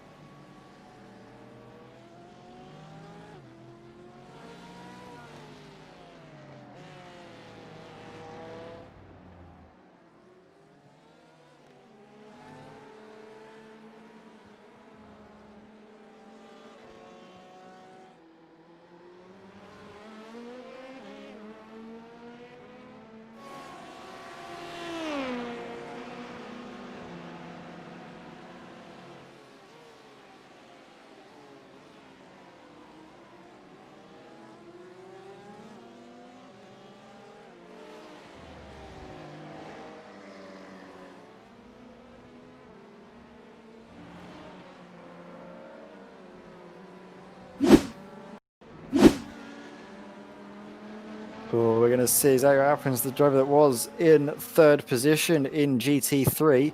Oh, there was a bit of an incident in front, and he just has to stop basically on a dime and stop right in front of the spinning LMP2. I think got caught up behind another GT3 up ahead. So it was, at the moment, it was them getting with the, actually that's one of the iRacing Netherlands Audis that time. So a bit of a moment for Christian Furs. Just gets the car started, holds onto the brakes, and allows the GT3 car of Ben Charlton, the CXR Project car, to see it coming, get on the brakes, and they all do very well to avoid any contact whatsoever. Yeah, indeed, I seem to have been on mute for a moment there as I tried to just fiddle around with a bit of audio settings in OBS. An accidental mute. But it's what it is. I'm back. I apologize. And at least you had the soothing, comforting voice of Ed May to take through that little incident from before there. Without my chaotic additions to everything. Here, Distelbloom has had a problem as well, and it's been a rather long one. Oh, as he gets net-coded there by the 37, I think it's the PM Racing Esports LMP2, and he collects the wall, and that's hard. Steel barrier out there as well, and he's going to be careful because they're going to come back. Oh, there's another bit of netcode between the two there, and almost picks up one of the GTEs in the process there. Ooh, that was close indeed. That was Apex Hunters, I think, that nearly got collected in all of that. Nicholas Pacheco. Yeah, he did. They almost got collected, and then afterwards, oh! Another one bites the dust of the sausage curb. And the sausage curb, and it's now two sausage curbs, if you will, but they're up 3-0 on the cars, and I think the cars are going to have a tough time getting score back on these sausage curbs. They seem to be very effective on the cars. The cars are not very effective on the sausage curbs, and as such, it's an uphill battle. They need to be careful here. Those cars are not going to last the distance. They keep throwing over like that. Rick Cohn, I'm sorry, has had a bit of an incident as well here in the 26 car, and it seems to be a couple of chaotic moments here as well. For the time being, he just has, or I say just, he has a perfect 180 pirouette, but he needs to get it out of the way. It has a huge turning circle, but he does light up the rear tires. As you do, and that's the second place GT. Oh, and that's the, that was getting sketchy for them as well. That's the car of Adam Christodoulou. Yeah, yes, that would have been scary, I think, on the onboard. So good avoiding action. Well, he kept his foot in it, really, so I don't think he needed to avoid it. It was just about the fortitude, shall we say, that he was confident enough on the throttle coming out of the hairpin. And to see, though, what's happened with Stefan van der Velde now in the GT3 class, getting ahead of one of the others. I think that was... Oh, we're going to see a replay of what happens there on board with Chris Dibby. Lifts out of it and then realises, right, quick, foot to the floor, go where the car was, not where the car is going to be. Correct, smart driving. Yeah, indeed. The IRNL white car, which is a iRacing Netherlands GT3, having a bit of a spin there. And that's in the final corner as well. And this is what I'm saying, we've had some chaotic moments here, and it all happened very, very quickly indeed. Oh, we're going to see what's happened here. So this is DCA Esports red car getting out of the way of an LMP2 machine, and then there's another one that sends itself down the inside as well to avoid it, but then on the outside, a bit of contact actually between himself, I think, and that might be one of the GT3s, and they're going side by side all the way down into, well, along start frame straight, but I think that's not fight for position. I think that's just a little bit of crossing over from various classes. So luckily the circuit's very wide on the long back stretch, the sort of middle part of the circuit, so you can go sort of 3-4 wide relatively safely, as we see just the difference in speed between the LMP2s and the GT3s. I can assure you that the GT3s aren't slow when you're on board with them, when you're racing them. They are mightily fast machines. It's just LMP2s have such a straight line of such a speed through the corners that it almost makes the GT3s look stationary at times. Yeah, it's true indeed. It's a whole other ballpark to be in one of these LMP2 cars. The amount of downforce is surprising, I'd say, and be amazed sometimes to find out just how much grip the car has at high speeds. Can be a little tricky through the low speed bit, but you need a good setup for this car to work well. Pepin Kraaienveld really seems to have that up through the middle sector on rails here, and on a bit of pace. That certainly doesn't justify being 11th at the moment, but that's of course down to the issues they had early in the race, which they're trying to recover from. They're trying to gain on Bart Perret up in front at the moment. Here's Lars failing, who's... Oh, the 26 goes around! Max Haag is in the pits as well at the moment, and the 26, that's Rick Kuhn again. It's not too long since we see him do the very same thing. He's lost the rear end of his Dallara. Just too late on the brakes. Trying to light up those tires. Oh, that was very close to a Mercedes as well. That just about survived the encounter. A scare, but nothing more. Sorry, I'm not sure if he knows that there's still about 18.5 hours to go in this race. You don't do the donuts yet, you do it later on. So smart driver though to get avoiding all of the accidents there from all the drivers, avoiding the contact. But it's not what you want to be doing at this stage of the race, because that's going to done, well, a world of pain to his tyres, that's for certain. Yeah, indeed. Just looking through the running order of the GT3s as well, Ed, they've all spread out. We had a few really good battles in GT as we came on. It seems to have settled down a bit.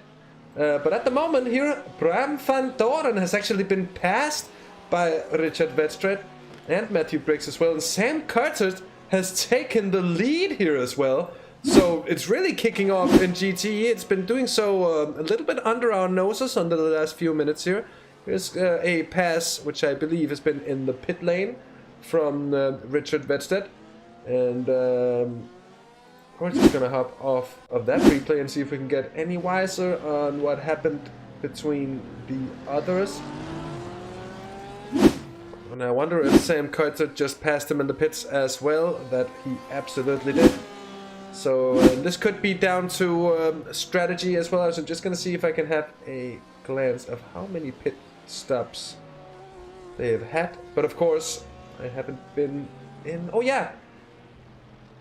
No, because it says they've been in. Oh, it's just looking like it says Sam Coulter has been in once, and having driven for 5.5 hours, I'll bet you he hasn't been in once. He's been in what, 5 times or so.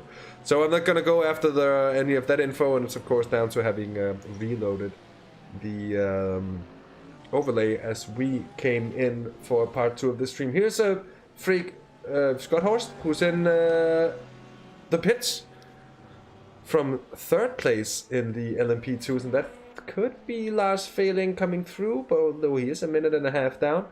There's 23 seconds further down to Max Haag, the closest 2 cars in LMP2 at the moment. Still Bart Perret and Pepin Krijeveld, who, as we say that, actually, I think Marcus Göbel from the number 10.exe Esports LMP2 just got overtaken in the pits as well, actually. But there seems to be the slightly less dramatic variant of overtakes, those who happen in the pits.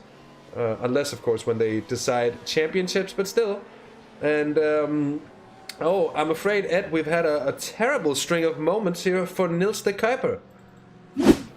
Oh dear, we're going to be seeing what's going to happen. Niels de Kuiper already looking a bit worse for wear. Spins around, managed to just about avoid the wall, but the Radial Motorsport car has certainly seen better days. Reverses out track, almost gets collected, so that's a bit of a scary moment. We're going to see exactly what happens. Oh, that might have been another replay of what happened, just getting so close to being collected. Tries to get back on circuit. Isn't quite able to do it. Is seemingly doing a 3, 4, 5 point turn and eventually gets back onto the circuit in the right direction. But that was, well, about half an hour stationary to forget, I think, for Niels de Kuiper and the Radial Motorsports boys. And they just need to hope that they can nurse this battered and bruised looking Audi R8 GT3 just to the end of the race, because I can't see them getting, well, that car repaired, because I think they've already had to use their fast repair. I think you're very much correct on that one here. Robin the Becker and the Roaring Chicken Nuggets has had another problem here. We've seen him. Oh, that's yet again that very same bit of sausage curb, claiming the life of an innocent nugget, if you will. Although I'm not quite sure just how bad the damage is, but it can really be deceitful as to just how much damage a knock like that to the underside of the car can really cause. It can create and wreak absolute hell, and it wouldn't be the first time we've seen it. Marcus Göbel now under pressure from Pepin Krijeveld here, and Krijeveld goes up the inside. Actually, he's going to make short process of that. He goes straight on through, and we'll have no waiting about here, as I think maybe I've gone a little quickly to the replay there. That might have been a comeback move, but we're going to get it here nonetheless on the replay here. Look, Krijeveld laying on the brakes in the 37, the number 10 car, thinking, whoa, whoa, whoa, whoa. He's going to try the cutback, as you can see, but he places himself on the outside, and that's never really going to work out, is it? Although he stays in there. Oh, and he thinks twice. And then backs out. And for good reason, because there is a deadly sausage on the inside that they don't want to hit in these cars. It can really end your race if they do so. And we're going to straight on to another one here as Peter Smith. And that's in the 46 car from 2nd place. Has had what could be a major incident here. Coming into the pits. Oh, what's happening? Oh, he overshot the pits. Having to reverse. Oh, that's not the kind of pit entry you want to have, Edward. No, he did well, though, to get the car stopped in reverse very quickly to try and rectify the mistake. We're going to see the onboard exactly what happens. So he's going into the pits. Seems to be able to slow it down just fine, slowing it down. But then he realizes, oh, I broke far too late. Realizes he's going to be heading straight for the barriers there, and does a very last moment decision to avoid it turning to the right instead of turning left and trying to take a chance of getting it through the pit entrance. Manages to get the car into the pit lane, and he's in 2nd place. And well, the Apex Hunters United cars started, I think, 4th place, but they've since then have managed to really get themselves up the orders. That's the LMP2 car. Nick Foster now behind the wheel, doing a great job to really capitalise on Shane van Gisbergen's gap that he managed to make up, and himself, he's no slouch behind the wheel because he is now up, well, I think about 2 minutes compared to Peter Smith now. And Pepin Krijeveld pitting in, and that's going to be an easy pass. Back pass for Marcus Göbel. Here is Lucas de Vries, who's under pressure now from the blue DRC car. He might actually just gotten past, I think. Yes, he has, because it was Ryan Billien in front before. And I'm thinking, yeah, that seems to be not team orders necessarily, but just knowing that let's not fight in amongst the team. If a faster car can get there, well, so be it. And the DRC red car up ahead. That means they are now in what I believe to be 5th place in the GTEs. So it is. And for a quick... There's a battle hotting up in GT3 houses. Sorry for a moment there. I think I can see Niels Cloister is getting quite close to Rondy Heyman. Here we go. This is the fight starting to develop. They're going to be going nose to tail into the hairpin. Are they going to try and make a move? The lights are being flashed. And down the inside, Niels Costa going for the move. He's going to get it done, but is the cutback going to be on the cuts? No, he parks it on the apex. And Ronnie Heyman kind of has the back out. He's got a little bit of damage on the rear of his car. That could be affecting his speed. But Niels Costa getting through the trackside Wolfpack car, making that move seem rather effortless. But I can assure you it's not. Under the brakes in these GT3 cars, especially the Mercedes, is a bit of a tricky thing to get stopped. It's got a lot of weight behind it. You need to be committed because it's so easy to misjudge your braking point, go too deep, and end up collecting the car you're fighting with. So great job from the number 269, the CCTS Esports Endurance car. Now up into what I believe is 6th place. Yes, indeed. And I do apologize that I didn't already share the live timing link on numerous occasions, as I of course should have done.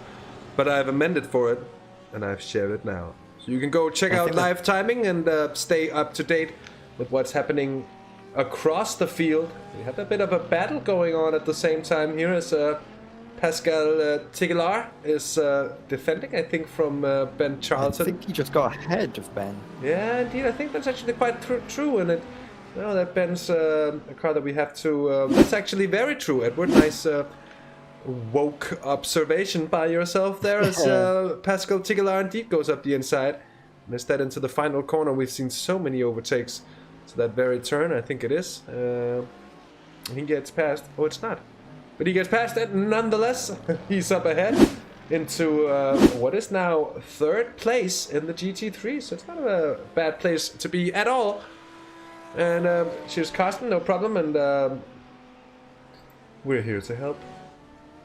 Now, we're gonna take a short break to fill up on our stockpiles of refreshments, both Edward and myself, and do what men and women, human beings, need to do once in a while. It'll be 5 minutes. We will go on board. I'll give you a nice bit of an angle from Nick Foster's car. It'll be 5 minutes. Enjoy the onboard shot of our leading LMP2, full of immersion. And before you know it, Edward and I will be right back.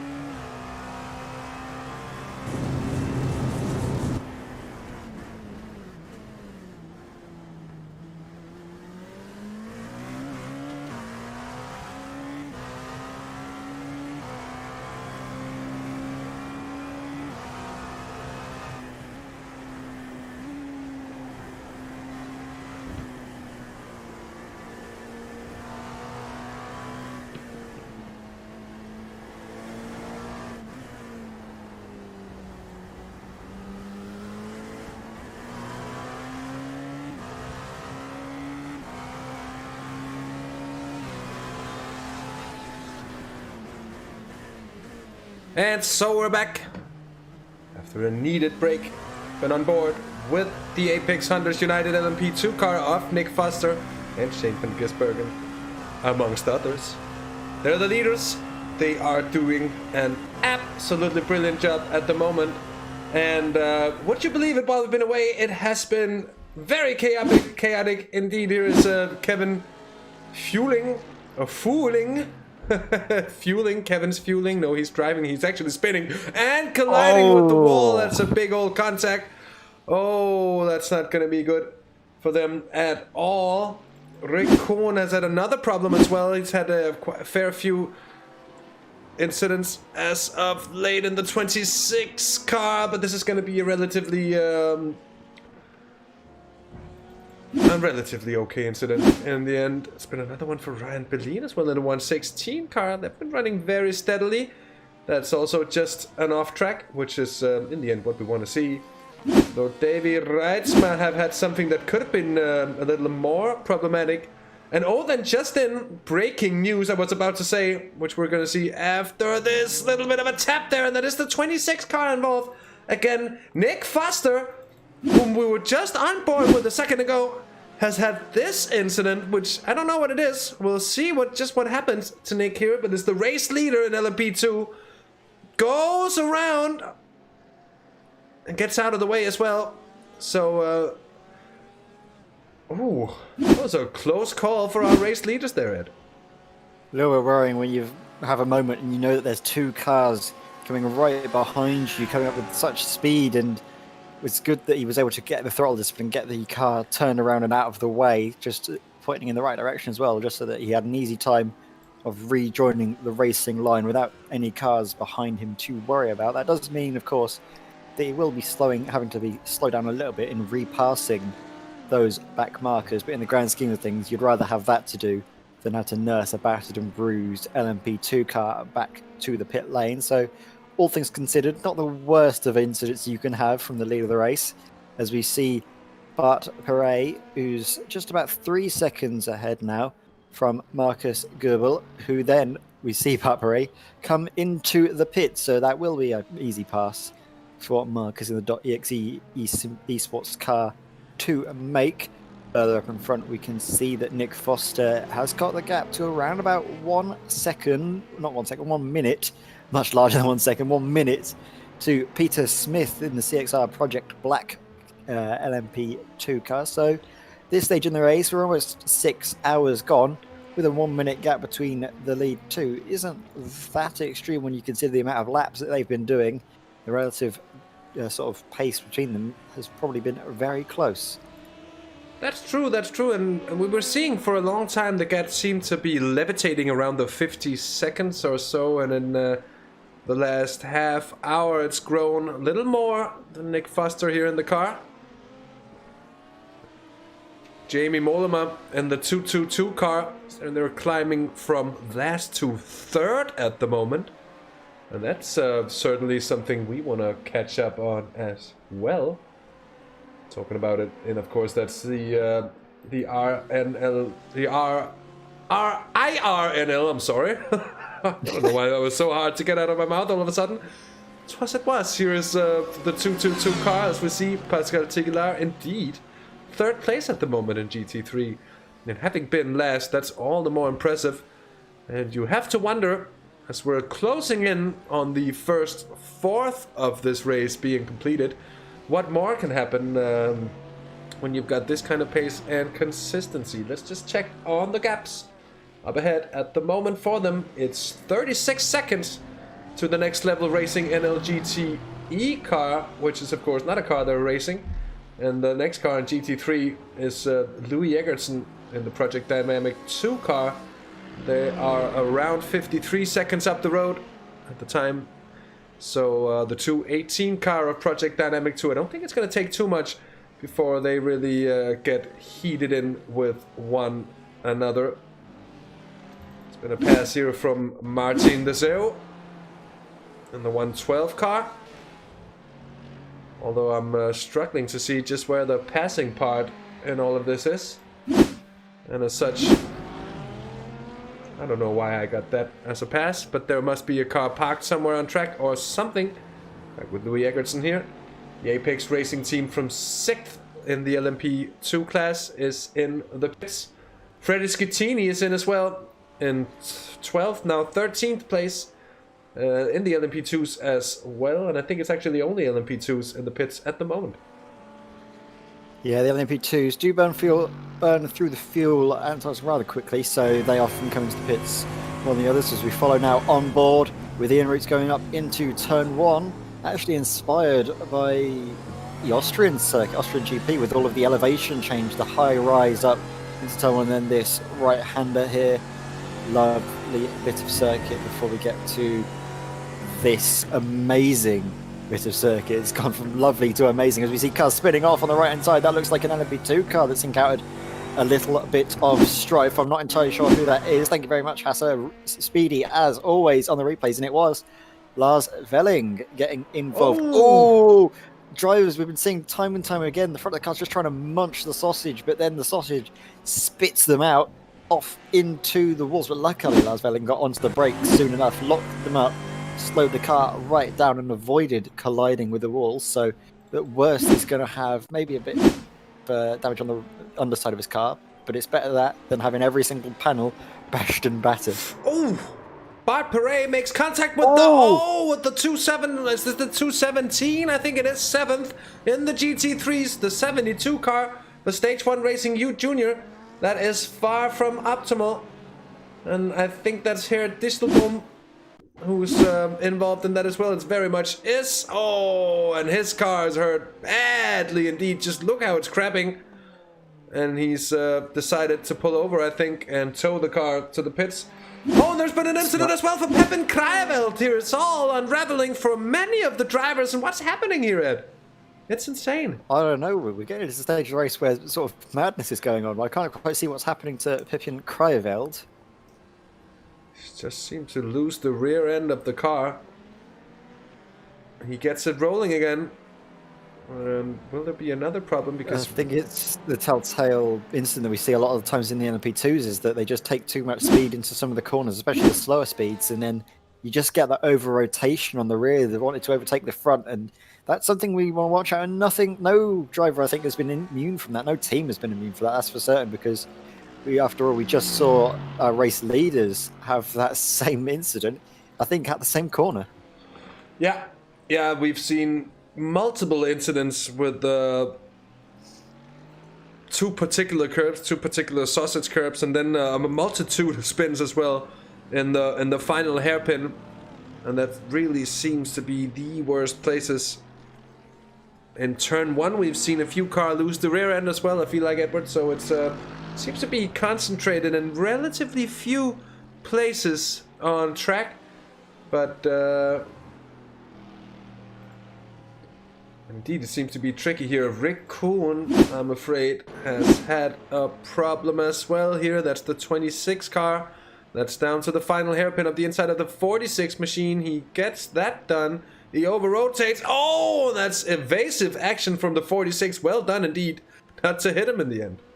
So that was weird because he was overtaking the car that's in second place, trying to get a lap back, but then just seems to be too eager on the brakes, too eager going down into the corner. We're seeing a replay here, and it was very sketchy, especially for Peter Smith, who's in second place, has much more to lose than the 26 does. So I think that's probably the reason why he concedes the corner. And then just look at the over-rotation. It's a bit of a scary moment. He's not in control of the car at all. Great awareness from Peter Smith in the CXR Project Black car to avoid it, but it's not what you want to be doing, not something you want to be having at any stage of the race, especially in the nighttime in the dark, where it's very difficult to see incidents when they come. Obviously, we've got a little bit of a brighter picture, so all of you at home can watch and see every piece of action, but these drivers, they might not be having the same amount of visibility that we do, so that's something to always consider. It really is, and especially with the narrow field of view that many sim racers are forced to run in order to have the correct perception of distance and to some extent of speed as well as you go along. It's mostly the thing about correct or exactly the perception of distance that seems to be the most important thing. But it's always a trade-off. if you go narrow on the field of view, you're not really going to be able to see what happens around you. And that's sometimes the cause of incidents indeed. Now let's just take a rundown through our 3 classes. At the moment, Nick Foster is leading, and I'll just reminded myself of something. Reset the class display, because indeed it's Nick Foster leading the Apex Hunters United LMP2 number 3 car in indeed the LMP2 class, in front of Peter Smith for CXR Project Black in the 46 car, who was indeed just overtaken in a rather scary fashion by the 26 car trying to unlap itself. The track temp is 20 degrees indeed, and usually in iRacing, as the track temp drops down, the track actually gets grippier, which is well, as far as I know, at least to a certain degree, I think. Well, also what you would see in real life. And these tires, endurance racing tires, of course, designed to work in a very wide operating window in terms of tires. Now, just to complete our run-through of the LMP2 class, Freak Scotthorst is third for Next Level Racing by SJS Esports in the 969, I don't know what I'm talking about. It's the 69 car. Nice.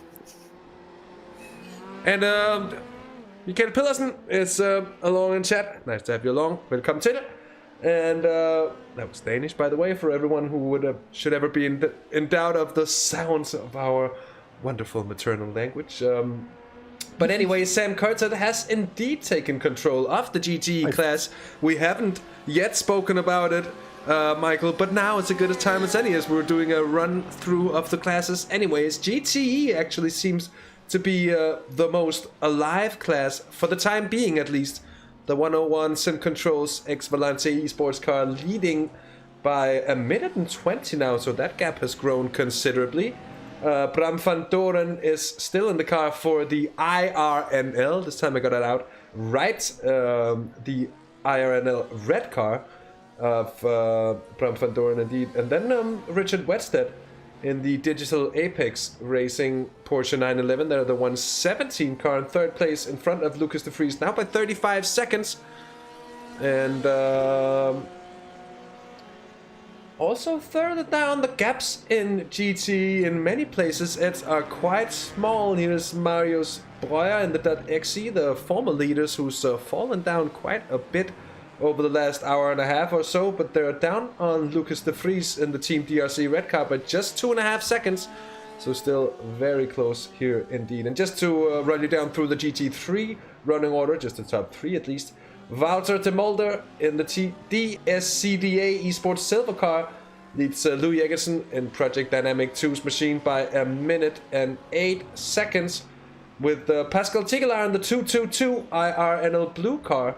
And they've gone from last to third, and they're currently down by about 1 minute on class leader, trying to go for the epic comeback indeed.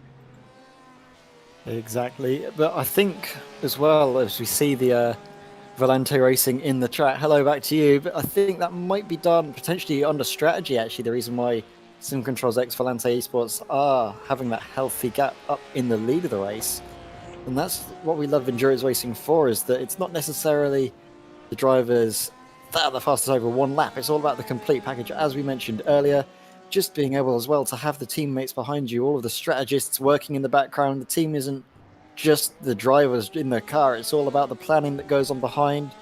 Some teams have people in the background that don't actually race. They just work on the setup, or much like you'd have in real life, you have sort of mechanics and data engineers. You can get that in sim race. And I remember when I used to do 24-hour races with my team, we'd have sort of a data engineer, we'd have plenty of people on board who did race the car, but not necessarily for that event. And they were all working behind, getting the team working together and focusing on that one single goal, which is winning the race. So big, well, hands clapping for the GTE leaders, Volante Esports. But further up, we can see an incident potentially of Max Hack. Is he just going to take too much into the corner? Yes, he is. You could see when he was coming in, he was just a bit too hot. Managed to collect it relatively quickly, though. So the Team DRC orange car just about getting away with that little moment, and now getting back out on track. But as I say that, Sim Controls X Valente Esports are now back into the pits, so it might be a little bit out of whack with the pit stops. Might be a little bit different in terms of the strategy. We're seeing Ross Yost coming into the pit lane, nice and safely getting it stopped just before the line, just about before the line. I was just going to say it's Ross Yost coming into the car, of course. We're just seeing him come in, and yeah, we'll see just how they stand when they come out the pits, because they do have a bit of a cushion, 1 minute and something. I think they're very close to the IRNL car when they'll be coming out. The gap was, yeah, indeed, the gap was 1 minute and 22 seconds when they came in the pit. So I'd expect the Sim Controls X Valente Esports car to be able to get out on track while retaining the lead, which is all the more impressive given that they had a disconnect from their driver having to tow early in the race, and they've had a big incident for Daniel Nesterovic as well as he came into the car. So very, very, very nice and impressive as well. Just exiting the pits now. Just exiting, it's going to be very close indeed, but I think, oh, they are going to get past their end, and I think maybe it's just going to be Bram van Doren, though. There's a further lap almost down to Richard Wedstedt. So the fight for first in the GTEs very much alive. Ross Yost, though, and in fact the whole Sim Controls Valente Esports car has been lapping mightily fast. Mighty impressive laps that have been being put in by that team. The 101 car could be sitting in P1 in class before very long.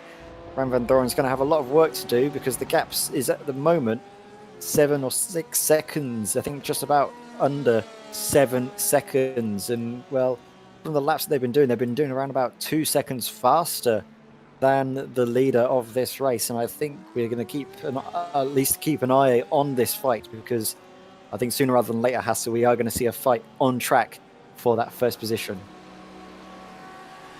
Indeed we are. Indeed we are. And Ross Yost now in what I would expect to be fresh tires. I'd actually be very surprised to see if they hadn't had a complete fresh up of the car, which also means it's heavy on fuel at the moment. It hasn't been too long since Bram van Doren was in. Has it? This last stop actually. They are sort of skewered, and you mentioned it before, because Van Doren there was in on lap 156. Ross just came out, and the car behind there of Richard Wedstedt, in third in the GTs, has had their last stop on lap 157 as well. So, indeed, it does seem they're slightly skewered on the pit stop strategy but to whose advantage is going to be, well, we're going to have to see about that. I can see we have Marvin Julia Mamants in the next level racing endurance car. That's the number 26 car he's taken over. Looking forward to seeing his safe guidance for that machine. Of course, a good friend of ours on the channel as well. And apart from that, here the Apex Hunters United GTE car, I'm afraid, is in the pits. Although, why can't we see it? I just can't get a focus on it, but it shows us it's on track. Disconnect. I think that's a disconnect for Chris Shaw in the Apex Hunters United GTE car, the 103 machine. It certainly looks that way, because it's just disappeared basically from out of nowhere. So we've just ticked over. We've had 6 hours of racing gone now, and there'll be 18 hours to go, so plenty of racing still to be had here from the circuit of the Americas. I was just about to say the COTA of the Americas, but would have been good indeed. Not really able to see anything about Chris Shaw, and I'm just wondering whether that's Wouter de Mulder, who's gotten past on the aforementioned driver here in the pits. I think that is the GT3 leader getting past. That's an on-track position, so I think it makes sense to say that indeed, I think the Apex Hunters United GT, the 103 car, has indeed had a disconnect, and that's very, very unlucky. As we say that, battles are beginning to heat up once again in LMP2. Yeah, I think that this is going to start to be some fireworks on track, and in the night that illuminate things. Oh, as you see Grovell getting nice and loose out of the left-hander over the crest. It's when the cars are at their sort of most sketchy, shall we say, when you're trying to use all the downforce, but then the car hasn't got the compression going through, hasn't got the sort of the flow of the circuit keeping the car hunkered down. So in these LMP2s, it's a little bit scary, a little bit sketchy, but good car control to manage that just about. But yeah, as you mentioned further back, there are a few drivers just closing in. Austin Foster, Marvin Julia Mamance, and Bart Perret, all within 15 seconds of each other. So when we see the traffic start to come into effect, when we see the big sort of gaggle of cars all up with each other, that's when we see some dramas, as we see Marvin Julia Mamance taking advantage of the number 72 of Bart Perret, just around about getting around the outside. It was a bit close, but they gave each other enough room, just enough room. And the pass was just like that. We're going to see exactly what happened. And oh, it was the sausage curb, sending Bart Perret out, just avoiding the walls. So great car control, great knowledge to lock the brakes up at that particular moment, keep the momentum of the car in the direction of, well, not the wall, and keeping it nice and clean. As we see Simon van Dijk, I think that might have been him losing out a position.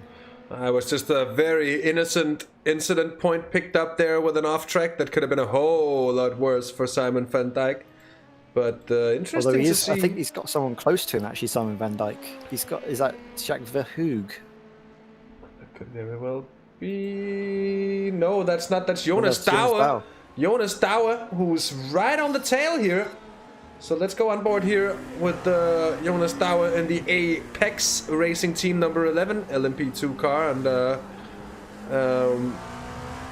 little at a loss to any other ways of pronouncing the little bit of a dash they have in their Apex. So Apex, indeed it is, and it's what we were talking about earlier, Hassel, isn't it? It's not one pex, it's not.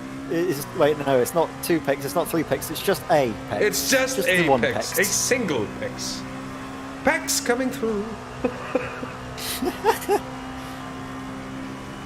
Well, there's close fighting as well up in front in the GTE field, Hasser. If we can get a look at this, because Ross Yost is right up behind the leader, and I think, is he going to make the move into turn one? No, Bram van Dorden's closing off the door, closing off the gap, and now this is the fight for the lead in GTE. Ross Yost, the sim controls ex-Volante Esports cars. We've seen them in the chat. They're going to be cheering their drivers on. I can see the messages there from Oscar Wilkins cheering on the Volante boys, but I'm certain that Bram van Doren's not going to be happy to hear that. He's going to be wanting to hold on first place. He's been doing so well up until this point to keep his car where it needs to be, but now Ross Yost, his car looks so strong through this first sector, and now as they go down the run towards the tight sort of chicane, not chicane, the tight sort of almost hairpin corner for the start, not the start, it's the long backstretch. A bit of a wider line being taken from Ross Yost, compromises his exit actually, so he really wanted to get the better run to make the manoeuvre down at the end of this straight, and I think he's going to have to wait a little while longer before getting first position here, Hasse. Yeah, indeed, Bram van Doren seems to have the position locked for now, but it is close, and Ross Yost have picked up the pace right away after getting into the car. That's always an impressive sight to see someone just getting right into the car and then being right on it. A lot of drivers seem to require a little bit of warm-up time as he gets close on the final corner, and the IRNL car ahead takes a tight line to defend, and that might have thrown Ross off the slightest there. The GTE battle for the lead very much is live here. Still 18 hours to go, and you said it not too long ago, Ed, that the drivers really need to remember this and not get too caught up in battling. We've seen it on a few occasions that drivers just acknowledging that the car coming up from behind is on a better run of pace and basically just letting them through, saying, well, we're not gonna throw away time by battling you, and you're obviously quicker. We're going to try to see if we can gain from anything here as Rosjast takes the GT lead through turn 1, though. There might be a cutback from the iRacing Netherlands car. The 191 is on the outside, will become the inside here. They have to watch out for going too wide with the... I was just about to say with the sausage curb there on the inside, but they both seem to manage just to miss it. And up ahead goes Rosjast into the class lead. Yeah, the smart driving from Bram van Dorden, not to fight it too hard, not to try and risk it. You can see that he's going to the inside. He gives up the inside, tries to make the cutback work. You can see that he just seems to get a good drive out of the corner. A little bit of wheel spin, but not too much. It was a good attempt, but he then has the outside for that long right-hander. It's a lot longer than you'd expect it to be. And yeah, he has to do the smart maneuver of just backing out, because I'm fairly certain he's been seeing drivers all evening getting it mixed up and getting it wrong over those sausage curbs, and thinks, you know what, I'm not going to risk it. I'm just going to sit back, settle for second place. Hopefully look after the tyres and try and make a charge later on in the races. What is this hassle? What's going on here? This is a big gaggle of cars going on. And I think, is that Jonas Douwe losing out to Simon van Dijk? I think it's Jonas Douwe who's very much picking up on Simon van Dijk. I think Van Dijk had a bit of an issue not too long ago.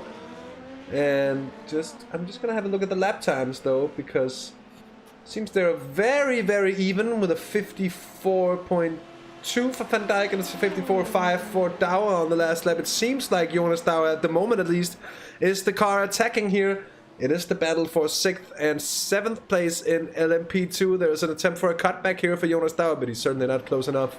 We've seen it throughout the race that it is difficult for the LMP2s really to get in under the wing of the car in front, as the dirty air really comes into effect. Further down this class, we have another close battle as well here, as Marvin Julia Mamants is on the tail of Austin Foster.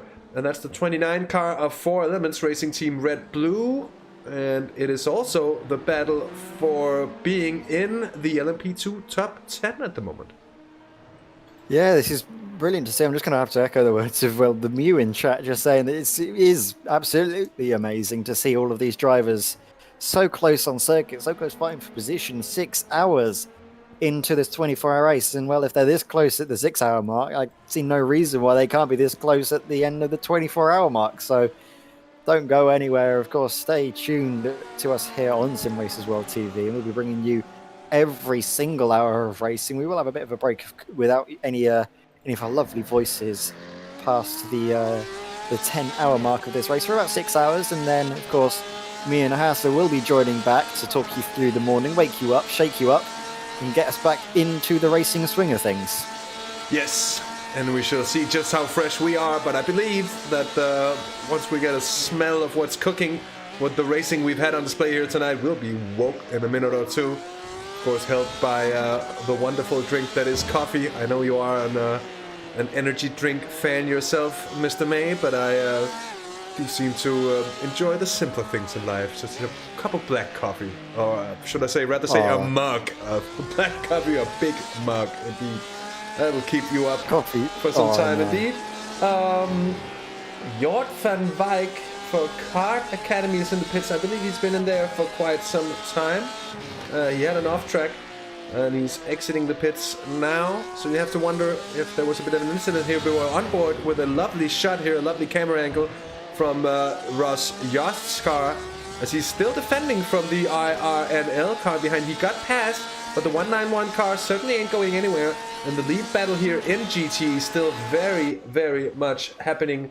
Also still very much happening is that battle for 6th place in GT. I wasn't in GT anything, that's an LMP2 of course. Between Simon van Dijk and the next level racing LMP2. And of course Jonas Douwe in the Apex racing team. And just scouring through the timing, it seems these are indeed the closest two cars on track. But they're not the only ones. Austin Foster, Bart Perret. Oh, and Amans takes a spinner. Is that turn 1 at? Let's have another look. You're going to see exactly what happens. This is him passing, I believe that's Ian Roots, Mr. Simracersworld World himself, and there's no contact. That's just him getting a little bit out of shape, and that's through the final corner. And there was a bit of catching up between two of the other cars by the back as well. just trying to avoid Marvin Ulimamans, then avoiding him into each other. You can see just what happens at the tail end of the Ferrari GTE colliding with an LMP2 machine, as we see Marcus Goebel there just getting a little bit over the... He pulls off into the track. I'm not sure what happens there. That's a strange one. It's a tow. I'm wondering if he maybe was running out of fuel or something. It could be a hardware failure. It could be many, many things for the number 10 cars. But the reality is they're in the pits. They've towed. And they're going to lose time and position from it.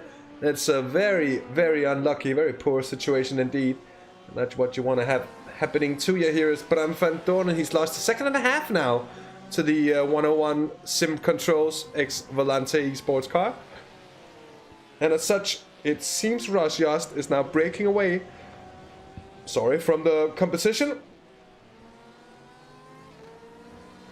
And seemingly so, Hassi. Yeah, I do think he's been able to put in the laps now. He's got clear air. He was a little bit close to Bram van Doorn for a period of time, but then has been able just to clear some traffic, get some clear air, and is now trying to extend that lead. So all of the Volante Racing fans have got something to cheer about. Their driver is up into the lead of the GTE field, but there's going to be still plenty of racing all across the field. Excited for, and this is So Van Dijk now clearing a bit of a gap to Jonas Douwe. Yeah, and it's actually going to be, I think it's going to be a nice bit of breathing space for Van Dijk, who had Jonas Douwe for close company for quite some time. Jonas Douwe here, you can see, just being held up by the car ahead. That's the 84 LMP2, which means it's the car in 14th. Oh, 3 wide for a second indeed. That's the one. It's the 117, I think, in the 3rd place. Oh my word, the 3rd place GTE car getting in a very scary situation there, just about making it through whole and alive and unskinned, but that was close indeed, Edward. Yeah, sorry about the noise I made there. It's not the man, it's the noises, but it's not something you want to be seeing as the car's going 3 wide, especially through that bit of the track. It narrows up so quickly for the left-hander after the end of that S's section, and well, all the drivers did very well to avoid colliding with each other, but still, you're only 6 hours into a 24-hour race. You've got 18 more to go. You've got to be able to just play it smart, play it safe, and not do these, well, frankly, silly little maneuvers, but still getting through nice and cleanly. So maybe it's not so silly. What do I know, hey Hassa? Well, what do we know in general? It's a thing that I think every single commentator around the world needs to remember, at least from time to time, that it's always easier being in the booth, sitting here talking about the action than it is being behind the wheels of the actual cars and taking the actual decisions here. Peter Smith for the CXR Project Black, the 46 LMP2 from 2nd place overall, 2nd place in class as well, pitting in. And the last pit stop they had, to see if I can still see that, or they're in, so I cannot see that, which, well, it's not making me a whole lot wiser, but I'm thinking this might be a planned pit stop all the way up there. The 46 car, very much still in the running, but they're losing time on Nick Foster and the Apex Hunters United LMP2. And mind you, that's been the trend for quite some time. And Ed, you predicted this outcome earlier on, and it seems to be coming true right about now. Yeah, I've had the experience of, well, seeing these Apex Hunters United guys racing in endurance series. I used to race in the Endurance Racing Online series, the ERO series, and the Apex Hunters boys, they were storming the GTE field. They were absolutely on it, and then midway through the season, they made a switch over to the new LMP2, and then they were absolutely dominating that field. I was very grateful to see them leave the GT field, because that gave a chance for me and my teammates to get a chance at fighting for the win. But still, there was some great racing on display. We see a close moment there. And from just seeing the boys, I think Apex Hunters, they qualified, what was that, in 4th place in LMP2, I think, at the start of the race at least. I think that's where they were down.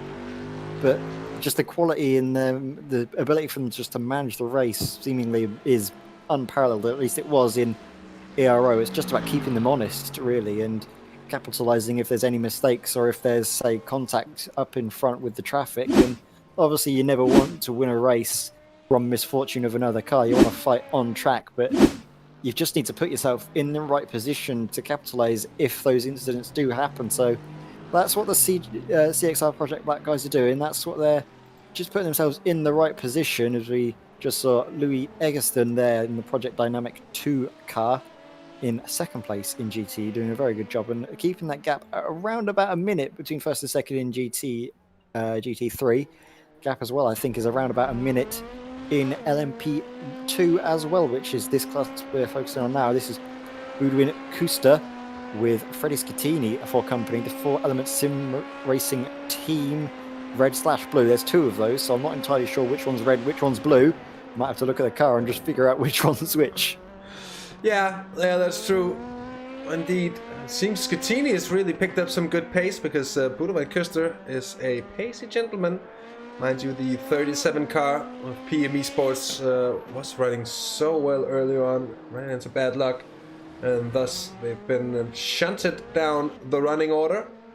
Lucas de Vries is 2.5 seconds down on Ryan Bellin, and I think that inter-team battle has been swinging back and forth for some time. We saw Bellin really just letting Lucas de Vries through on an earlier occasion, but the tables have been turned yet again here, and it's Bellin now in 5th place in GT as well. Those are some of the closest GTs on track at the moment, although the lead battle, which we saw being very close not too long ago, it's really extending quickly. Ross Yost, as we can see here, he looks to be like a fish in the sea in traffic here. He seems to be dealing with it very, very well. And the gap down to the second place car is really reflecting that, because it's extended to over 5 seconds rather quickly. Yeah, exactly. Just going with the flow, moving with the currents as you mentioned, and seemingly able to carve his way through the traffic, as we see Pascal Tiglar getting involved potentially in an incident. We see an LMP2 right behind them, and yes, it's just a bit of contact. They thought that they were going to be able to get the apex. Pascal, I'm not sure if that one was really, can we place the blame on it. I think there was just a bit of a miscommunication between the pair of them, not knowing which one was where they were going to go. As we see cars exiting the pit lane onto the apex, it's a bit of a sketchy pit entrance, isn't it, sometimes in these cars, because you have to be right on the left when you exit, and sometimes you can get caught up in these little close fights, especially when you've got the likes of the class leader going through in a big gaggle of traffic.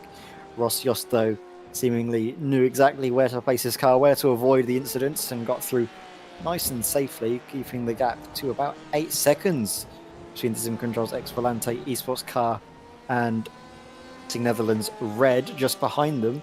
This top 3's been consisting of relatively the same cars, but in different orders at points. But now it seems, at least seems for the moment, that the race is in control of the Sim Controls X Volante Esports team. Yeah, indeed. Can I just point out the fact that we had a lovely little Mayism there of pointing out that you had to be right on the left side. Which is beautiful indeed. But we are on board with Ross Yost in the 101 machine, and the hour is late upon which this commentator has arrived. Or we've been here for a few hours by now, to be fair and honest. So I think this is the time when both Ed and I get into the relax zone, and chances are, and you'll be warned already now, that we might getting into the silly graveyard stint zone, even though we're not even gonna have a graveyard stint this time around. But it's target track, and we get get perceived by whatever we see out there. So it's brilliant to see the Sim Controls X Volante Esports car. It's doing so well for themselves at the moment. It's been atrocious in GTE, given that they could be up there with the amount of bad luck they had. But it also just goes to show that they've kept their heads down, they've kept their foot in it, so to say, and they've really picked up the pace and kept their spirits high, and it's really working wonders for them. So that's great to see. This battle is, well, I was just about to say it's getting close, but I'm a little too late to call that out, as yet again, as an absolute deja vu from before, Lucas de Vries slips up the inside, he's led on through. He seems to be the faster of the two DRC cars at the moment yet again. and he's now leading their charge towards the front of the field. And a good job from them yet again, not to lose any time on the position switch. Yeah, exactly. It was unfortunate, though, what happened early in the race. The two DRC cars just getting a little bit too crossed over each other. I believe it was the DRC blue car that sort of mixed up the corner a little bit, had to run wide, and then it was just the red car coming through on the inside, washing out, and they both kind of merged together on the outside of the corner, and unfortunately that was the red car coming off much worse in that scenario. But still, they managed to fight way through the field, and now they can get their sights set on Marius Brewer up ahead in the .exe esports car, the lovely Ford GT lighting up in the night with the little raccoon shining bright in the night. Yeah, it's a beautiful sight indeed. Back with Buda and Kuster. The gap down to Freddy Schittini seems to be hovering just about the second mark. And to be decided by traffic going back and forth. Now actually it's expanding to around 2 seconds. So I have to wonder if Schittini's fallen off the pace a little bit. Seems to miss the apex there. Although, to be fair on everything here, it is quite dark.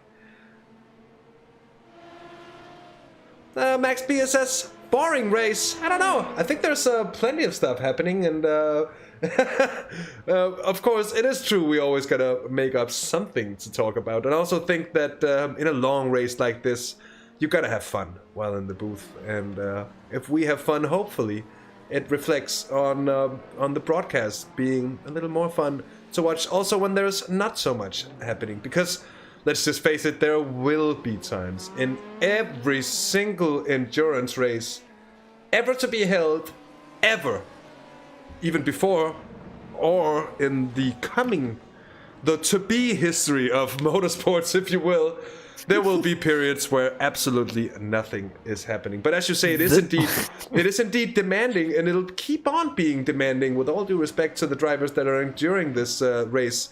And you said it yourself not too long ago, that the 2 hours on track and drivers are exhausted. And that just goes to show very well what the challenge is all about. So we're staying awake to what's happening around the field. We're trying to follow the different battles that are going on, and the development of proceedings. And we do our best to convey what is happening out on track to you people watching. And you people watching, by the way, thank you so much for tuning in with us on Simracersworld TV on something that we haven't touched upon at all here in the second part of the broadcast, Edward. That is the 100th broadcast of the SRW TV channel. So thank you so much for joining us, and we hope you're enjoying the show that we've got on display for you tonight. And if you do like it, well, leave us a like. If you want to see more, subscribe to Simracersworld TV. And if you want to stay notified of when we go live, you can hit the good old bell notification icon. And you'll be sure that we pop up in your notifications. Anyway, Freddy Schittini is still running, but he's held up here by two GT3s. That's the Simracersworld car of the boss man Ian Roots on one side. I'm thinking that might even, though it's not the GT3 leader, although it could have been, that it's one of the iRacing Netherlands car, currently in 11th place. And are also in this little kerfuffle, if you will.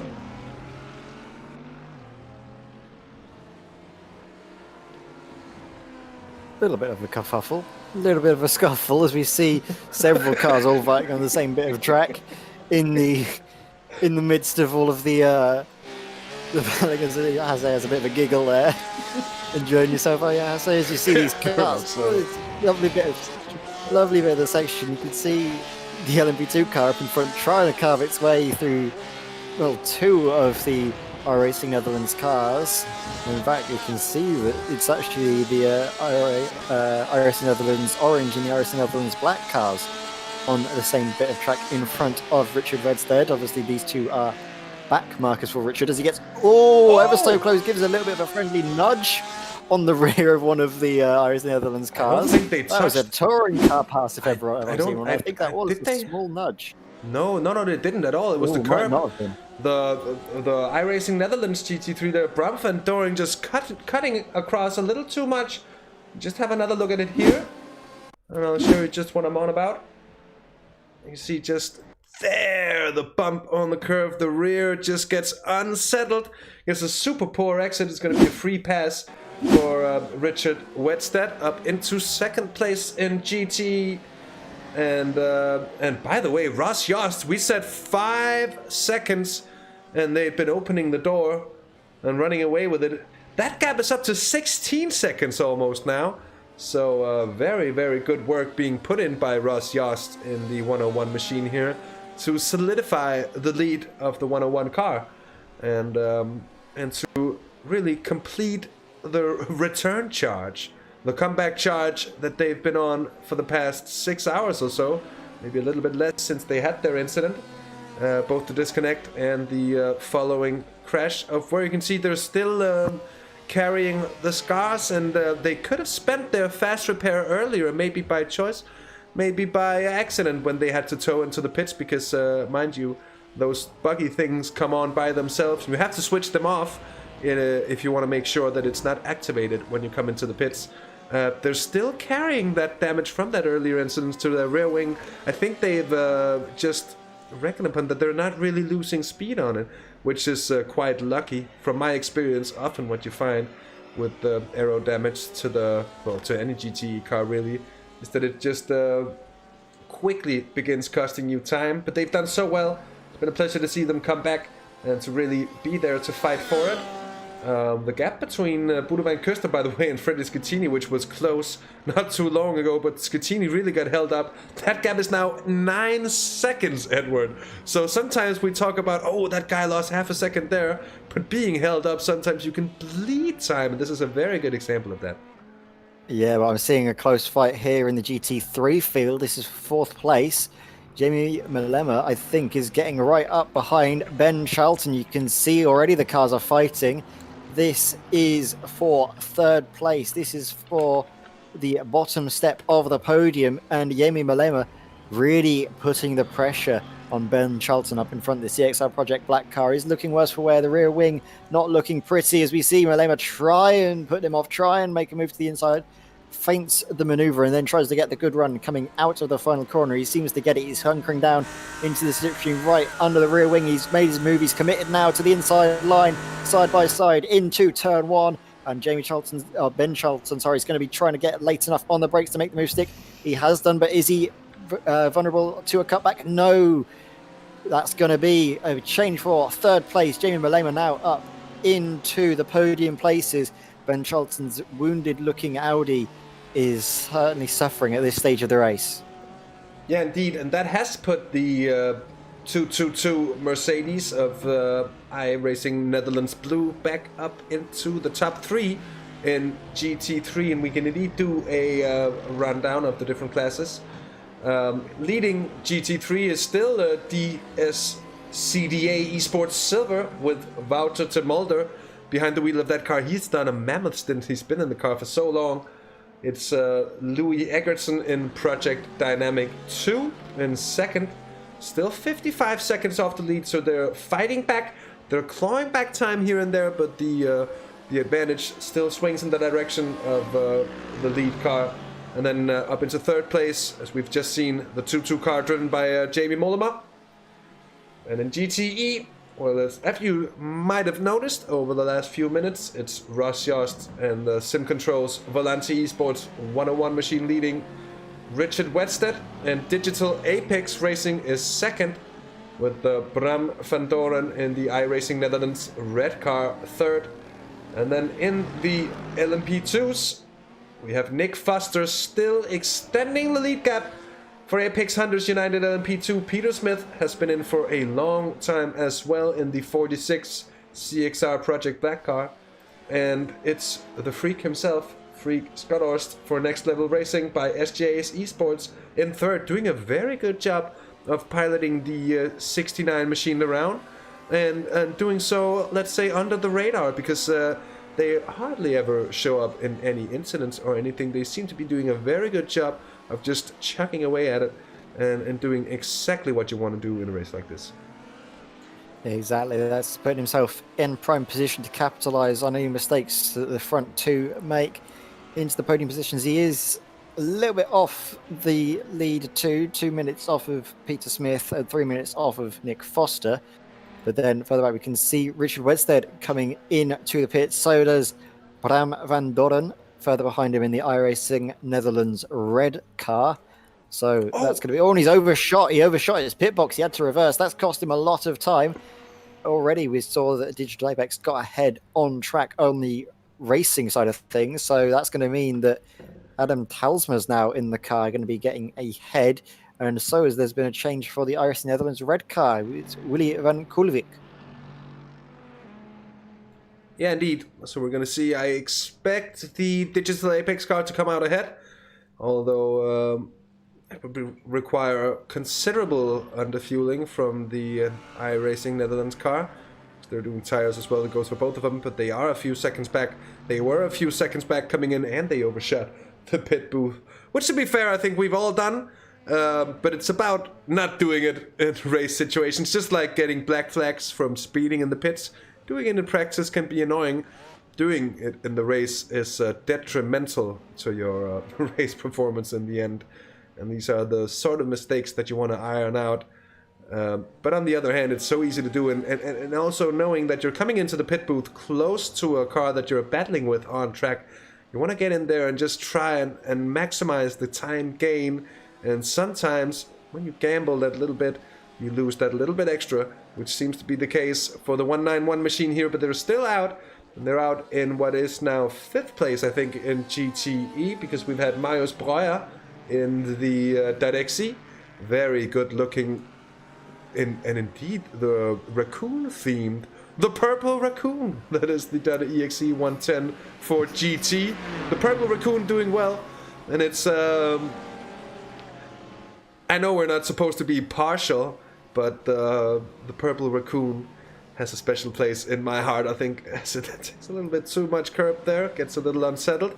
The Ford GT is a car that we haven't seen too much of. It's had a renaissance with the very old Ford GT3 car, which is of course based on the generation before this car. But it's been a while since the GTE version has really been super competitive, hasn't it?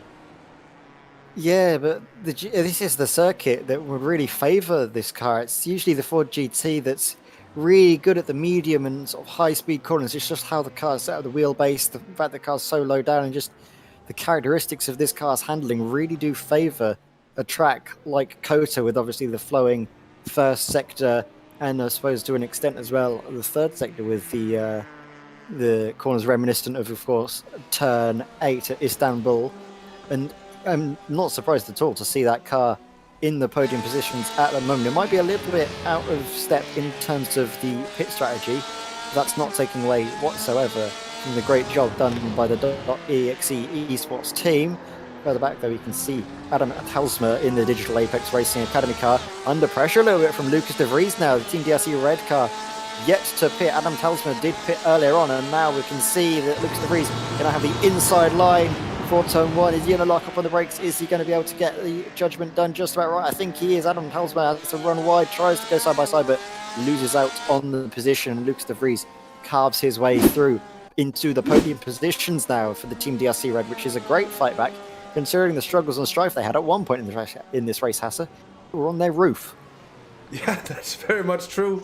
And it's incredible to see just how luck and tides can turn, which is obviously also one of the reasons we really love endurance racing. I spoke about it with Chaz on our virtual Belcar Winter Series broadcast yesterday. And these longer races just open up for a vastly different brush palette, if you will, of possibilities and also of variables that you have to consider during the race.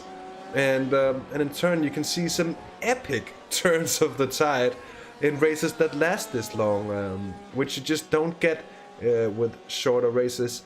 Add to that the magic thing that can also be the difference of team compositions and such, and setups that work in varying conditions. And of course, in real life, you get the slightly more varied conditions with with the sky that sometimes open and start doing a little drippy action, and that might just be getting to iRacing soon, as Adam Talsma here finds his rear end a little lively as well and just goes a little wide on the exit there, with the LMP2s coming up to lap him as well. Seems to have it all under control in the end. But just to finish off, iRacing, of course, has mentioned that rain is underway. They've mentioned that before, so just how long underway it is, well, we'll have to see about that. But imagine these 20... Oh, as there's a spinner. And what is that? There's Marcus Goebel and I think Simon van Dijk stopped behind Goebel, who was the one to spin. Let's just have another look here.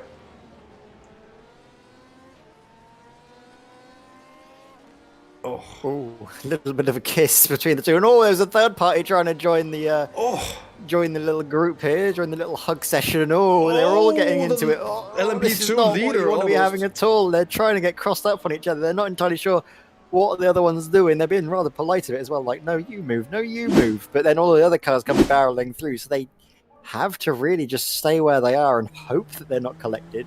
They just about get away with it, but it's having in that race whatsoever, and it's really unfortunate for it was the green LMP2 car. I'm not entirely sure which one that was, but they were really the innocent party. They didn't make any mistakes. They just caught the accident at the wrong time, and it was Simon van Dijk. You're going to see the onboard of exactly what happens. He's going through the corner, fair as you like, nice and hunky-dory, and then all of a sudden he turns in, spinning cloud of smoke, and is then face to face, looking into the eyes of the number 10. Is this where we cue Careless Whisper? I think it is. And I'd do it. If we wouldn't get copyright strikes, I think we would definitely do that. It would have been an epic moment to throw in.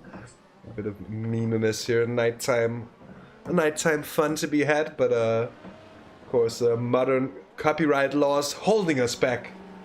But yeah, that being what it is. And there's nothing stopping you from having a sing-along, giving us a little bit of you know what? the Houts of Jukebox. I'm such a good singer, I might just trigger the copyright strike myself. I see. This is really fun, cool bike, by the way, back to the racing, and all jokes aside, the 191 car, having lost quite some time here, is now 4.5 seconds down on Adam Talsma in the 117 machine, whom they were close to before. The gaps ahead, well, they're growing, it seems, because up to Lucas de Vries is now almost 10 seconds. There's a further 20 seconds up to Marius Breuer. And the lead car has 1 minute and 15 down to the next car at the moment, and seems to be in a good position for now. Jensen DeLeo comes past on Marvin Julian Amants. That's undramatically happening in the pit lane.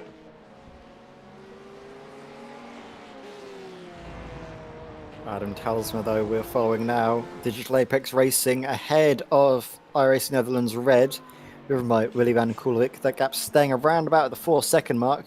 Going back up, though, to the front of the GT3 field, and it is Jeremy van der Kratz leading the field ahead of Project Dynamic 2.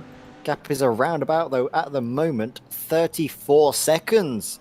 So Louis Eggertson's really been able to eat into that time gap. It was around about a minute, as we were saying earlier, Hasse, but it seems like over the stage of just the past stint, Project Dynamic 2 have really been able to catch up. I'm not sure if there's been any issues in the pits, or if we've seen a bit of a change in strategy if Louis Eggertson is trying to do a double stint on his tyres, because it does take around about 30 seconds to do a tyre change in iRacing on these GT3 cars, so that could be where the time was made up. That's entirely possible, because they've both been into the pits relatively short time ago. It hasn't been long. I mean, to see, we're on 2:07 now, and to the best of my understanding, Van der Kratz was in on lap 182 for them, of course, because when we're saying it's lap 208, that's of course for the race leader. So it does make sense. They've both been in relatively close to one another. and the gap is certainly coming down. So the Project Dynamic 2 is certainly one to watch, and we will be watching this machine. And also, of course, Christopoulou in the car, or not in the car, but on the team. High-profile driver, if ever we've had one here on the channel. Jeremy van der Kraats, though, still leading in the 216 cars, still looking very clean as well, and running well in the lead of the GT3 field. And it's a tough position to be in, isn't it, Ed? To lead the field, to lead the class, and knowing that any mistake might be costly indeed. Exactly, but I have just noticed that we have got someone in the interview waiting room, Hassa, and I think it'd be a good chance to focus on the Simracersworld Esports car. Matthew Sufi down in, I believe, 8th place in class overall. And I think we can have a speak now. I'll drag him in, Mr. Simracersworld himself, Ian Roots. Ian, nice to have you here. How's your race been going? How's your team been doing? Yeah, the team are doing great. We've had issue after issue, but we're still ploughing on. Poor old Matt had a Wi-Fi or internet dropout connection about 5 laps before the end of his stint about 2 hours ago, which meant that we had a tow of 1.5 minutes, and me frantically trying to get the VR set up again to jump in after him. And then I jumped in the car, and 5 laps before the end of my stint, we were very kindly punted into the barrier by GTE. Oh dear, not what you want to be having at all, is it, Ian? But still, good to see that you're still soldiering on. Good to see as well that you're still doing a great job in the race. You were up, I think, at one stage, I think it was 4th or 5th place, I think. Yeah, we were at 5th. We've been at 5th most of the race, and we were kind of consolidating 5th as well. I think we were struggling to keep the pace of the top 4, so we were kind of thinking, well, 5th is great if we can stay here. And then we had the issue that dropped us down to 6th with the internet connection, and now I believe we are running in, is it 7th? I think it's 7th place at the moment, yes. So you're still doing good at the moment. You still could be on track for that 5th place. There's still plenty of time to go in the race, and it's a bit of a special evening as well tonight, isn't it, Ian? It's Simracersworld TV's 100th broadcast, so I'm certain that you'll be wanting to get a good result on the board for that. Yeah, definitely. Simracersworld TV come a long way from a stupid idea on a piece of paper about 13 months ago. And here we are, 100 broadcasts in, and the end of the year isn't, we're not at the end of the year yet. So we only started broadcasting in February. I think we've done very, very well. You guys do a fantastic job for us. But yeah, big special event, obviously 24-hour, only our second ever 24-hour coverage. But yeah, 100 on the board. So here's to many more. Yeah, what was the first race? Was it the TCRs, I believe? I think, if I'm right. I'm not entirely sure. You can obviously correct me on that. No, you're spot on. It was the first round of the Simracersworld Season 1 TCR series, yeah. Back in February. I was actually part of it then. I was racing in that league, so it's good to be part of both of the races in Simracersworld history, being racing in the first, but now swapping the racing out for the comms box, which is probably for the best, because I wasn't. Yeah. I probably crashed out in that first race, so it's probably best if we forget about that and focus to the future and the next 100. Yeah, definitely. It's going to be a big year, 2021, and we're taking bookings already as far ahead as April and May. We're really packing them in now, which is great. We're doing third-party stuff, but obviously our main concern is Simracersworld leagues. As you know, we do a lot of our own. We've got NASCAR Season 2 after Christmas. We've got TCR Season 3 after Christmas. We've got F3. I think that's Season 3 or 4 after Christmas as well. And obviously GT Pro League. So, yeah, it's lots of organising to go on behind the scenes over the next 4 to 6 weeks, but yeah, really looking forward to 2021 as a virtual motorsport year. It should be big for us. Yeah, so I hope to see you out on track as well as working behind the scenes. I hope to see you doing plenty more racing, because at the moment you've been doing a great job, so is your team, and we'll be wishing you all the best. But before we say goodbye to Ian, is there anyone you'd want to give a quick shout out to here on Simracersworld TV? Yeah, just the team. It's great camaraderie. Endurance racing is what it's all about. There's only 4 of us. Some teams out there running 6 or 8 people, but there's only 4 of us. You know, it's all about survival and getting to the end, and as you know, survival of the fittest and staying out of trouble. But yeah, so thanks to the team, and you know, we put in some decent amount of work this week. Turned a few hundred laps, I think, between us, and yeah, it's a good event, it's a good race. But also, I just want to thank you guys, 24 hours and covering in the wee small hours, and I know there's going to be a bit of a break from commentary, but no, it's great to have you guys on the commentary for this second stint. Yeah, of course, Ian. Thank you very much. And speaking of commentary, we're going to say goodbye to you, but we're going to also shine a spotlight on two of the other commentators that haven't been here this evening, but are on the shortlist for the VCO Simi Awards. And I'm certain that, Ian, you're going to be very proud to hear that it is Peter Mackay and Chaz Draycott, two of the big guns, the techno wizard himself, and then the absolute joker of Peter Mackay. Two very tough choices to choose between. Yeah, definitely. You know, I know they're freelance and I know they work for other people, but yeah, they're two stalwarts at Simracersworld TV. But best of luck to both of them. I think I did say in a bit of a private chat the other day, it's like choosing your favourite child who to vote for. It's you know, it's not an easy choice. They both do a fantastic job, and I hope, you know, I really hope that one of them comes away with the prize, because they both deserve it. Yeah, absolutely. And well, thank you very much. We'll let you get back to your team and see if you can later on in the evening get back up into the 5th place that you were fighting for earlier on. Yes, definitely. We'll try our best anyway, and we'll keep plodding on during the night. I think I'm in again in about an hour and a half, so another night stint for me. So a bit difficult in the VR, but no, we're getting there, and we're just going to keep plodding on, and we try and hunt down 5th again. Well, thank you very much, Ian. We'll wish you all the best. And Hassa, now we can focus back onto the racing. And has there been any action or drama in the time we've been talking to Mr. Simracersworld himself? We're just gonna check for any incidents that might have been, but I think it seems to have been relatively benign and nothing serious, which is all to the better. Don't want to see any huge incidents all the while. And actually, I think for the first time for quite some time as well, we haven't had any cars within a second of one another. So no cars really close. But saying that, for instance, I think it's a 9th and 10th in the LMP2 class. They're separated by just under 10 seconds, or it's 8.5 seconds actually. It's Markus Goebel in the .exe number 10 car, and it's Austin Foster in the 29 4 Elements Racing Team Red Blue machine that are battling it out for 9th place, as I said. And lap times very, very close to one another as well. They're 2.5 tenths off of one another on the last lap, so it's more or less stat quo. And that's of course also given that that they're in traffic, and margins are small, and the margin for error is small as well in these cars. So this could very quickly all change. We've seen plenty of examples of just that here tonight. It's been very eventful indeed, as we're closing in on the 7-hour mark. So with that said, the race is going on minute by minute, and it's developing. It's still very exciting. Of course, yeah, I can see that there's GT3s rather close as well. I think it's Shea van Vorkum in the trackside Esports Orange. Hopefully I've pronounced that right.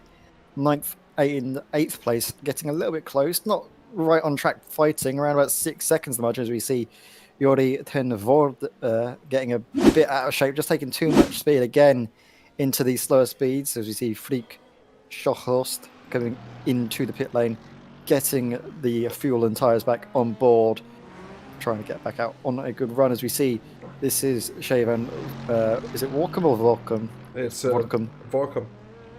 Ah, there we go. So Shea van Vorkum in the trackside Esports Orange car, just behind the SCDA Esports Red. Difficult to say all that fast, all of the different numbers and letters going on in the driver's names, or not the driver's name, in the team name, but he is coming into the pits, so there will be a change of position, not an on-track fight, but one in the strategy. So trackside Esports Orange will be taking 8th place now as they come across the line, and now we're going to see if the strategy is going to be working out, or if they will be into the pits very shortly as well. Van Vorkum was in on lap 181, and that's for him, of course. So I think that he still has a fair bit of time left in the stint, which probably also equates to them being ahead in the end, but that can all work out in so many ways. And mindful of the fact that stints are rarely precisely an hour, so it's sometimes really hard to calculate out exactly how it's going to look coming into the final hour, or even into the final 20 or 30 minutes, which is often where these strategic masterpieces can be played out and positions can be gained or indeed lost at the very, very final turn of events. Markus Goebel is ahead of Austin Foster still by 6.5 seconds now. So that was the gap that was actually a little bit bigger not too long ago. The last lap has presented us with a substantial gain for Austin Foster. It's been just over a second, and he's really beginning to eat into the advantage of the .exe car in 9th place at the moment. Look at the Ford GT. Oh, the purple machine that it is. Lovely indeed to watch. A true 21st century race car is what you feel as well when you see it go around. And you get to feel, why didn't they do that a bit earlier? At least for these 24-hour races, if you know the car is going to be racing at night. What a car to put in, or what a thing to put in the car. And as I said earlier, I feel like it carries a certain bit of Japanese inspiration to it. Yeah, the nice nice LED lights. It really does suit getting some limelight on the sponsors as well. That could be another potential impact of why they've done it, because in the night you can't really see the cars, you can't see the livery to full effect. So these extra LEDs, as you get a nice view of them here, shining on the nice form of the car as well, it really does complement sort of the shape of it. The nice angles on the rear, sort of right rear quarter, is absolutely illuminated lovely here as we follow Marius Brewer, who's in second place at the moment. As you mentioned, Hasse, about 17 seconds, I think, to Lucas de Vries, as I'm having a slow as well, Hasse. Yeah, it seems there's a bit of a small internet issue. I think that's your and Edward. You had a bit of Mr. Roboto going on there. We'll take that as an entertaining intermezzo. Everybody just imagine Styx being cured. Yeah, good old Domo Styx. arigato. Exactly, Mr. Roboto. And well, that's a good old song indeed, one to remember. And that's what happens in this day and age of a certain Vid-19 that I'm not gonna mention its name like another Lord Voldemort. Call it Coffee Boy. Coffee Boy. It's the coughing boy. lad. But indeed, we are. I think, to be fair on us, I don't think we'd be sitting in a room together commentating anyways, because we are a few kilometers or miles, if you will, apart from one another.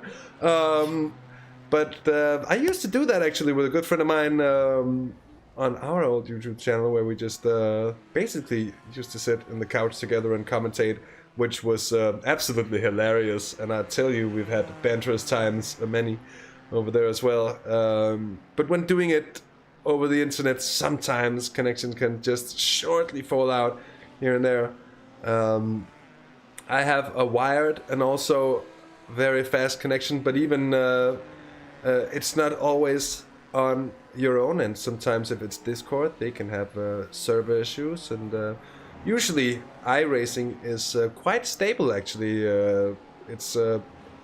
I don't actually recall having seen actual lobby crashes. I've seen it, of course, in special events. We've had some special events, especially here in the lockdown period as well. There has been, with just to say, large amounts of participants, and that's sometimes played a bit of a trick with the sign-up service and all that stuff.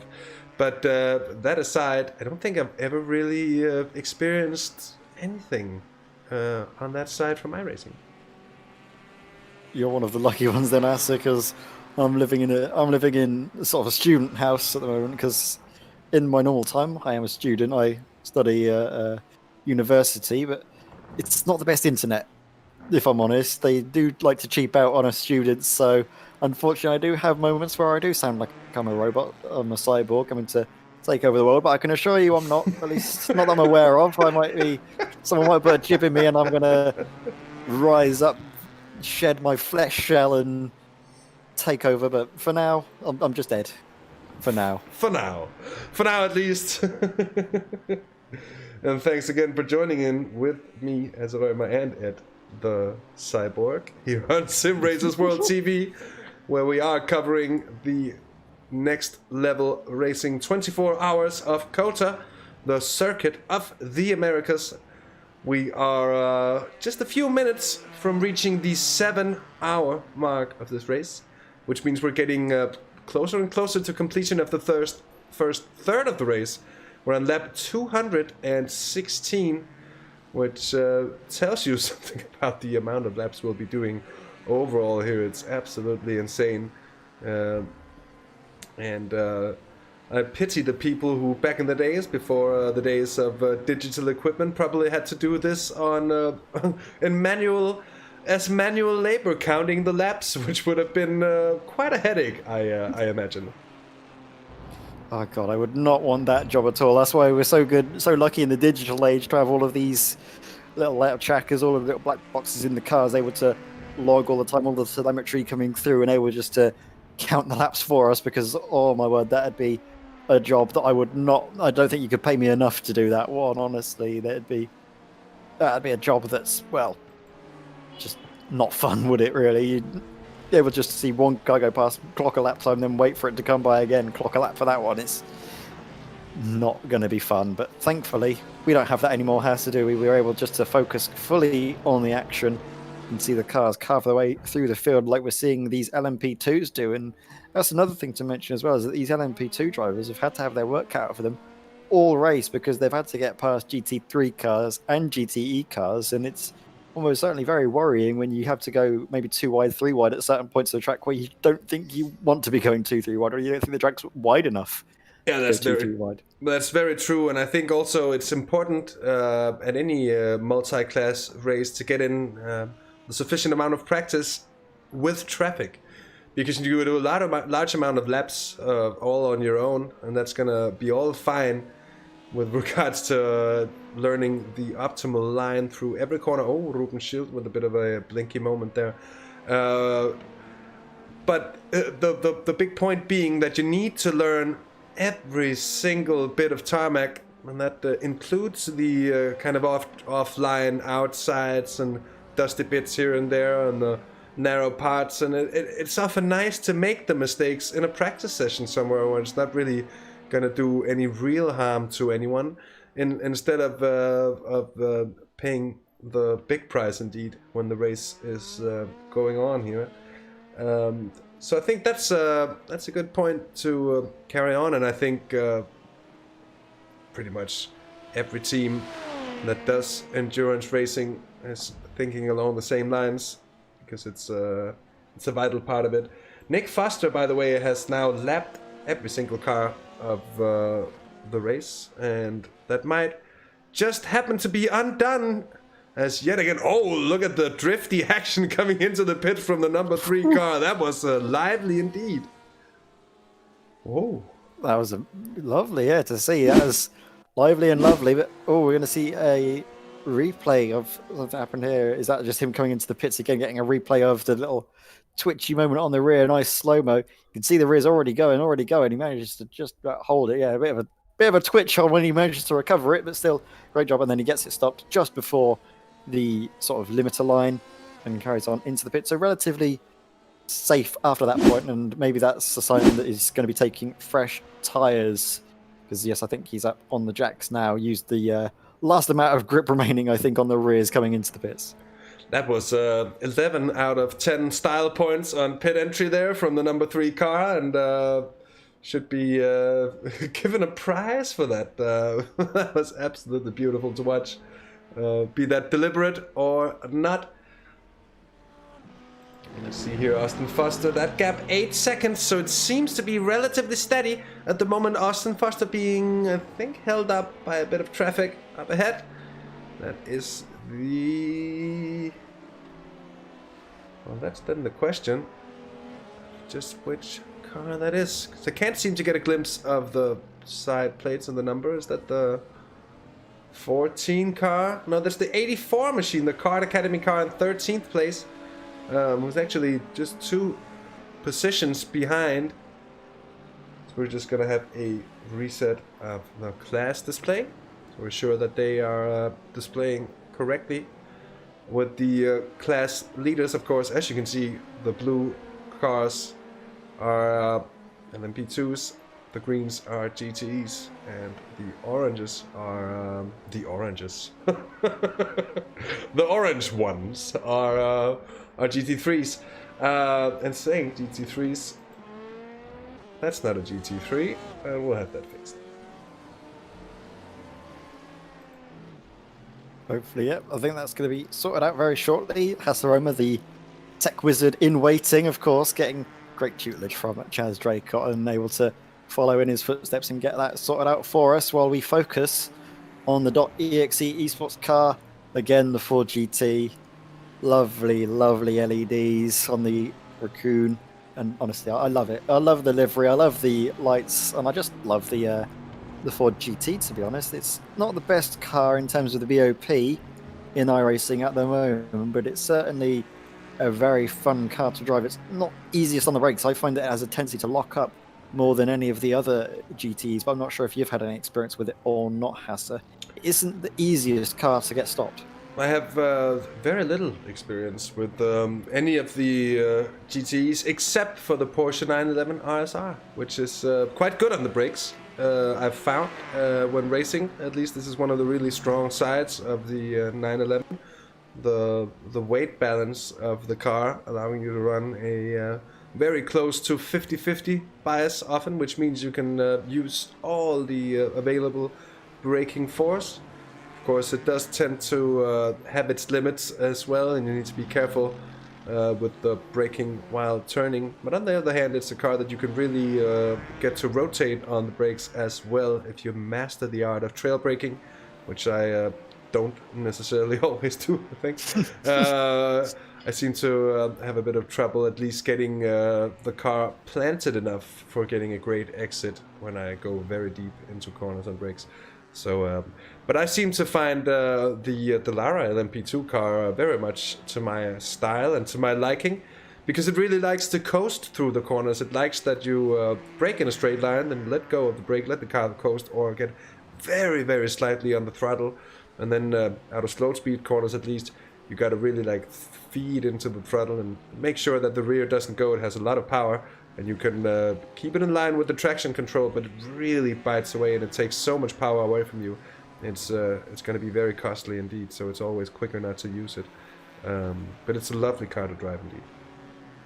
Yeah, and as you mentioned, all the different cars in the braking. I was actually just doing some practice earlier for the VRS Endurance series at Zolder in the GT3s and the Mercedes, and that's a car that's quite funny on the brakes actually. It's when you would be driving a GT3 car, you'd be trying to use all of the ABS available to you. You'd be trying to just slam on the brakes because the ABS is so good that it enables just to stop perfectly before you get the car stopping when you need it to. But actually in iRacing, it's better to avoid getting into the ABS if you can. You kind of need to treat it similar to a GTE and avoid the kick-in of the ABS, because that's what helps you stop sooner. And also, when you trail the car, when you sort of trail brake through the corners, it really helps keep the speed through the car through the corners. I think because you keep the nose pitched down and you keep the front nice and loaded up, so when you turn, you just get the grip going through the corner. So that's a little bit of intricacies, at least in the Mercedes, which is what I'm used to driving, as we see a replay of what's this happening to Jacques Verhoeven. He goes for a spinner into the what I think is the final corner, isn't it? No, it's not. It's not. And it's dark, and I don't know COTA that well. I'm getting better, but I think it's hard. It's a hard learning environment to just be thrown onto a dark track and say, "Here, figure out where you are." But it was a bit of a spinner for Jacques Verhoeven that we saw there before. There's also been a problem for the GT3 in 8th place in class. That's the trackside Esports Orange of Jay van Werkum. Oh, who gets a bit of a touch from the car in 12th. Almost collects a then 191 actually. That is the iRacing Netherlands 911 RSR. They all managed to get along with the situation. They're still moving, still running. We're back with Matthias Hess in the number 11 car, who is in 6th place, as you can see on the timing tower. 11 seconds, that is, ahead of Simon van Dijk, who's still in the 77 car. And I'll tell you what, Edward, one thing that's maybe surprising me a little bit is to see the length of the stints the drivers are pulling off here. We've seen, I think, a multitude of drivers staying in the car for a surprisingly long time. Yeah, that's something that, well, it's going to be taking a lot of sort of physical exertion, obviously, if you're using a direct drive wheel or a wheel with a lot of force behind it. It's all about sort of having the strength in your arms, but also the strength of your mind, because going any length of time doing the same thing, driving the same circuit, can get its toll as the time's getting later on in the evening here in the UK. You might start to feel a little bit tired in general as well, so that's something that will always be a factor. And we've seen a few mistakes from some of the drivers, of course.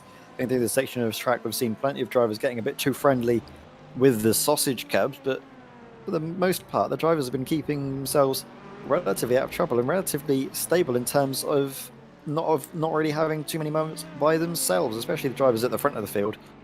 They've been, well, the absolute class. We've not seen really any mistakes from them this far into the race. Of course, that can change later on in the night when we get to sort of the twilight zone, into the zone where we see all of the drivers starting to feel a bit tired when we get to potentially around about hour 12. I think we're going to be going on, though, Hasse, till hour 10, and then we have our little commentator break in the mid part, but we still will be getting pictures, of course, and that's the main thing to do, is just see all the cars going on track. And I think we'll be having Techmeister himself working behind the scenes diligently, getting those pictures for everyone.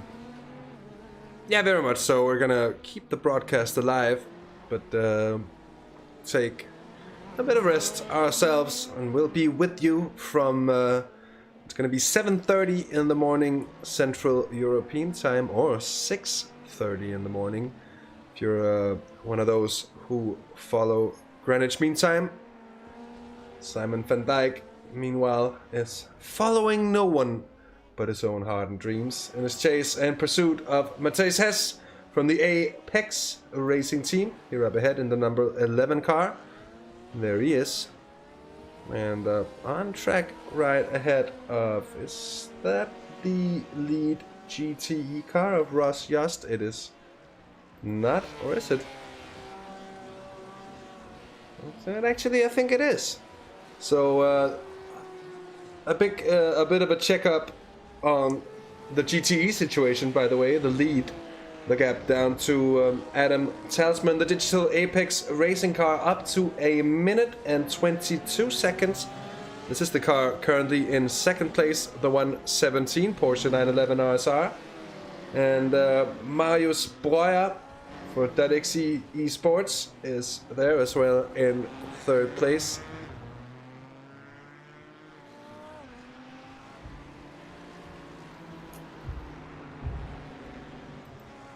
By the way, Jeremy van der Kratz is still ahead of the GT3 field, and the gap is still around half a minute, so it's been static ever since the pit stop round. We were speculating that maybe the Project Dynamic 2 car here, the 218, driven by Louis Eggertsen at the moment, but we were just speculating they mightn't have switched tires on their last pit stop, and it could be the reasons behind some of the gains they made over this stint. Oh, and we've had a problem here for Simon van Dijk, Edward. Yeah, I can just see Simon van Dijk coming through. This is, I think, the first sector of the lap, and there's a car leaving him enough space, but then he just takes a bit too much speed into the corner, doesn't get the line quite right, spins around, and I don't know if he gets collected or not by the GT3 car, because I think my picture's cut out, but that's unfortunate for Simon van Dijk. He's just a little bit too eager, I think, going through the left-hander there. Yeah, indeed, and I think he's relatively lucky to escape without damage to the car, because it's a dangerous position to get your car stopped there in the middle of everything on the exit of a relatively slow and also blind corner. So you really cannot see the car. We've had a few off tracks here, I believe. This doesn't look to be too serious for Enrico Martins, the Belgian, in 6th place in the GT3s at the moment. Just an off track.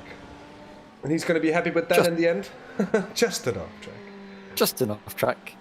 Following though, Peter Kasbergen, I think, who was just ahead of, was it Brian Peters? I think they're a lap separated though, so not quite an on-track fight yet. Matthew Sufi though, 8th place in the, not 8th place, 7th place, I'm sorry, in the GT3s, and then we're seeing Julian Amantz out of the race.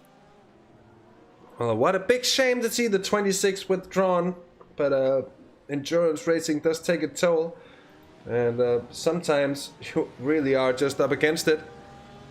As Adam Talsma in 15th overall, 2nd in class, so still actually a good number of the LMP2 still running, but there's a fair bit of spread over the course of the field, and of course, as you would expect, the GTs are a long way down by now.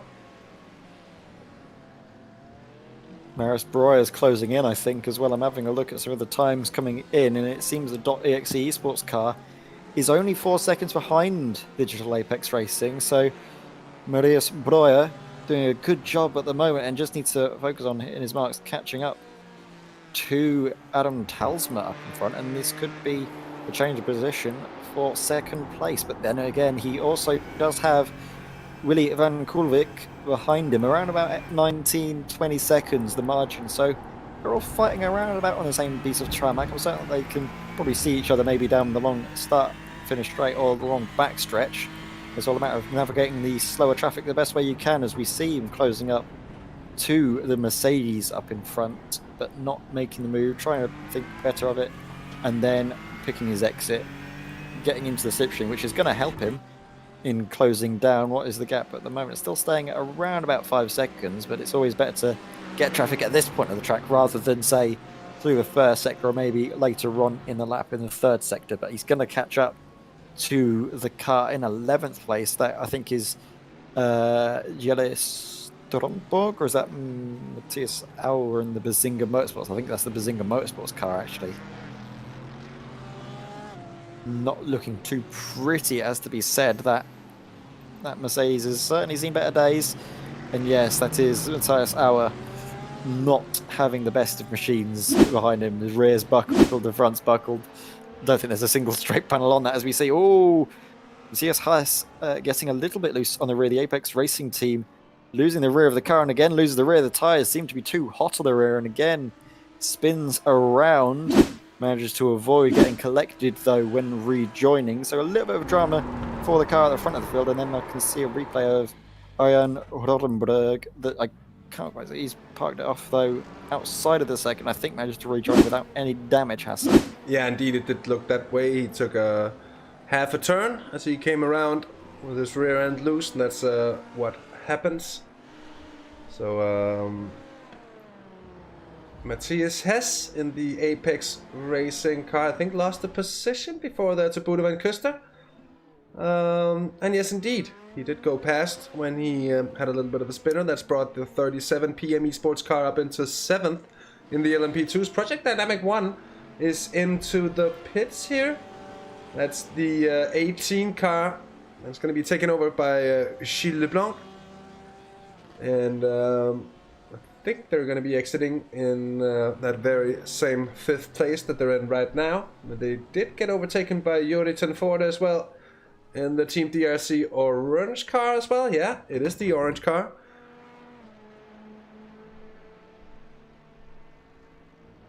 And just getting some tyres done, I think, at the moment. You can see him up on the tracks, and he's spinning the rear wheels around as well. I'm not sure if he's putting in the throttle or if it's just a weird quirk of iRacing where when the cars go on the tracks, the rear wheels just keep spinning around and around and around.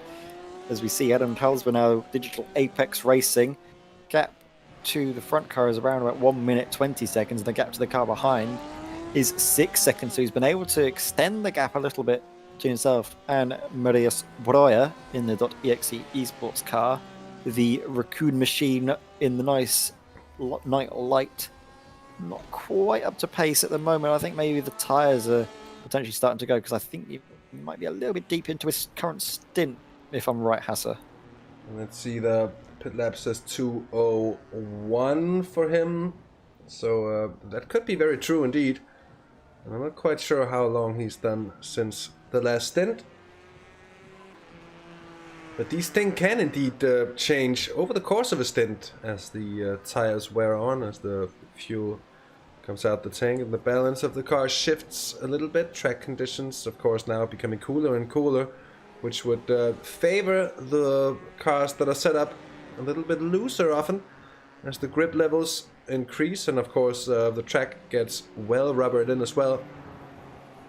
And often it's actually also when you come into the hours, perhaps not what would be called the happy hour, which is often when the just about when the sun rises, and you have a period of time where you have a lit track but still cool and in perfect conditions. And this is often indeed the fastest time of any time in a 24-hour race. But once you get into the noon hours, temperature heats up and the grip levels in turn decrease, and that's often a big challenge when you've driven through the entirety of the night with grippy tarmac and a surface that was compliant and nice. All of a sudden you might find the rear of the car, or the front indeed, the grip in general, all of a sudden braking on you, and you might find yourself having to lift here and there and take a little bit of a different line and brake a little bit earlier into some corners. It can really mess up the rhythm that you really do get into with the amounts of time that we're spending in car on track with a race like this. And it's I think certainly something to be mindful of as a driver. Yeah, definitely. It's all about getting into what they call the flow state, isn't it? The more time you spend in the car, it's all about just trying to block out anything else and just focus 100% on the task at hand. That's what all of these sort of higher level esports drivers are able to do. They kind of just shut off the rest of their mind and focus 100% on the racing. And that flow state is something that's very difficult to come by. It's something that you need to sort of work at getting involved in, just trying to focus on every single corner, every single run through, every single braking point, what the cars around you are doing, what you need to do on the strategy, and all of that needs to happen pretty much at once. And you do that several times a lap, and you just need to get to the point where it's effortless, and you can just go away and start doing what the likes of Adam Telsmer is, what the likes of all of the top drivers in their field are doing, and just getting focused 100% on the task at hand. As we see, this is our class leader in GT3, have a bit of an off. It just seems to tag the rear of the car on the sausage curb, and it spits him out right into the wall. Is that, I don't know if that was a hefty hit into the front of the car. It didn't seem to be. It looked like just a small bump, and I think he might have just gotten away with that. It's difficult to see the level of damage on the car. In fact, he doesn't quite hit the sausage. I think he just gets the rear of the car loose, tries to catch it, but catches like too much. Then when it grips back up, the car's momentum shifts right into the wall. Oh, it was a fairly... It didn't seem to do too much, but that could be big for the lead of the race, because Louis Eggertson is only 16 seconds behind, and I think he's got his teammates telling him all this information, what's happening to the car in front, and he's probably going to start to get a bit of a move on.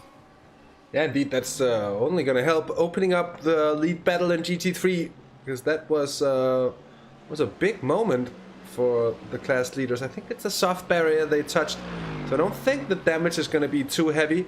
They might lose a few kilometers an hour here and there on the absolute top speed on the straights, but I don't think it's going to impact the car too much. It doesn't seem to me that they really had suspension damage, at least, and all the while the Project Dynamic 2 car seems to have had a little bit contact with some things here and there, because it's got some scrapings down the side. I think it's got a little bit of a dent there towards all the way down the right hand side of the car and towards the front as well. So they might be carrying a little bit of damage as well. Another lap before this one, actually, Jeremy van der Klaats was faster than Louis Eggertson, but that gap is certainly coming down now, and it's going to be a big ask of Van der Klaats to really settle into the rhythm again after an off like that, because it's really something that can easily throw you off. Exactly, and that's something that you don't want to be doing, as we mentioned earlier, getting thrown off of your your run. You need to be just keeping absolutely on it. For now, though, we're going to focus back to the GTEs. See Adam Talsma ahead of Marius Brauer, yes. Around about 6 seconds, so the gap's staying where it is, and it's ebbing and flowing with the traffic. We're going to see a replay, though, of Marcus Greuler.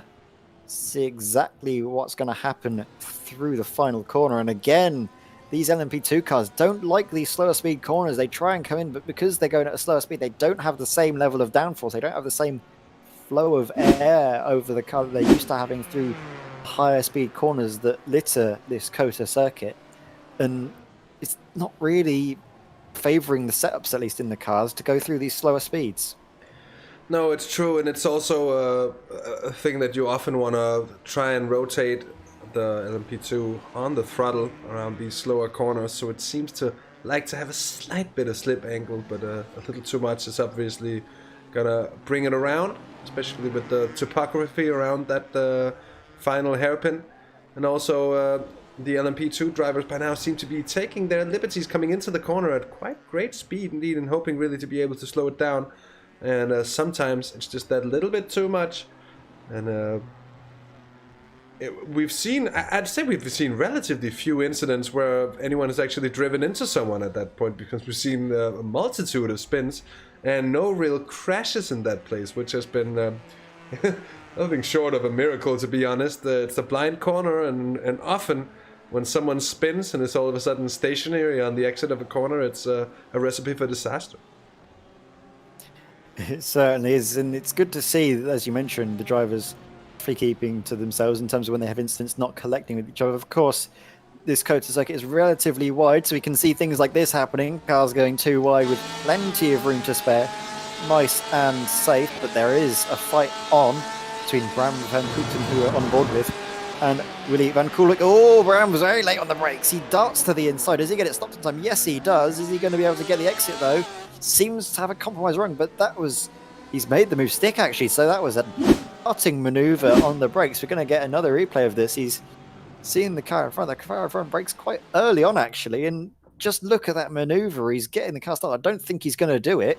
He's managed just about to get it stopped on the apex, has a slower run out of the corner, but he did it all under braking, so massive credit to Bram van Kooten there in the Team DRC red car.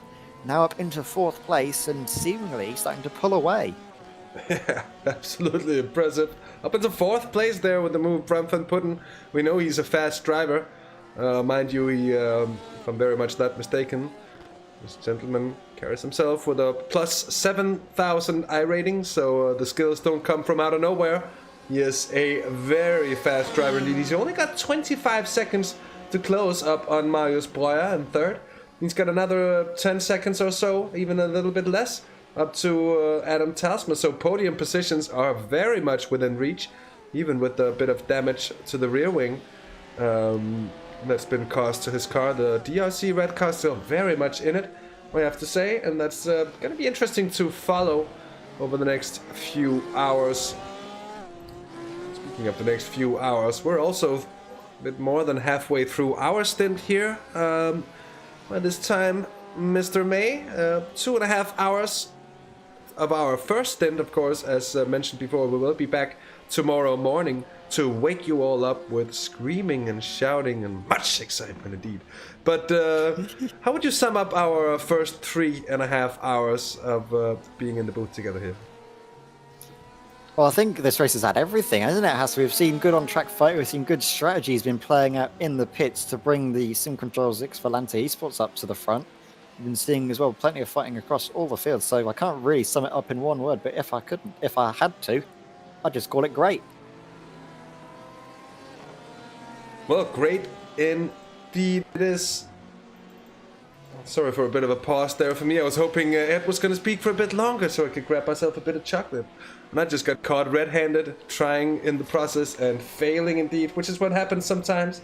But I'm going to make it an excuse for Ed and I to take a 5-minute break Of course, we'll find ourselves a goodie to go on board with. This time, I take myself a bit of flat 6. And we'll go on board with the leading 101, the Sim Controls Volante Esports racing car of Ross Yost. That's been doing such a brilliant job so far. And don't go anywhere because we will be back literally in 5 minutes. So until then, don't move a muscle.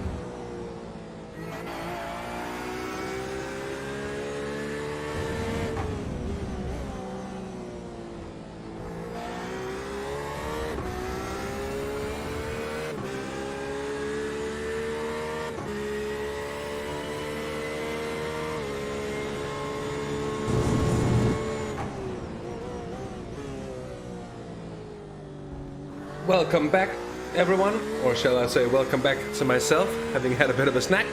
That was nice. We're still on board with Ross Yost, who very much still is leading the GTE class. He's very much still doing a brilliant job, and I'm very much still with Edward Mayhead. Did you enjoy the break?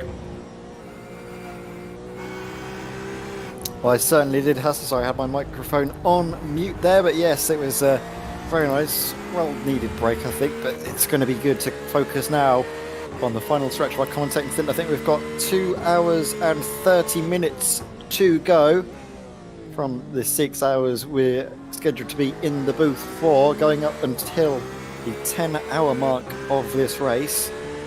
This has been a race, as we've been mentioning, of ups and downs, much like this COTA circuit, going up and down the undulations.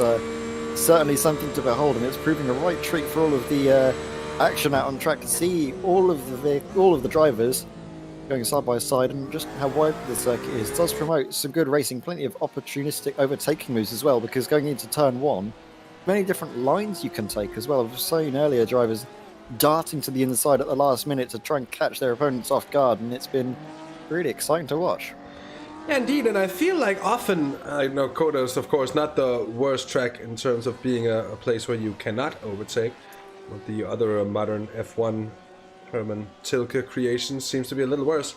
But often when you place GT cars or prototypes even on a racetrack instead of Formula 1 cars, you just get much better racing, and that's just what we're seeing here as well, because they're actually able to race. Meanwhile, we have the DRC red car in, which means that Perry Pikanen is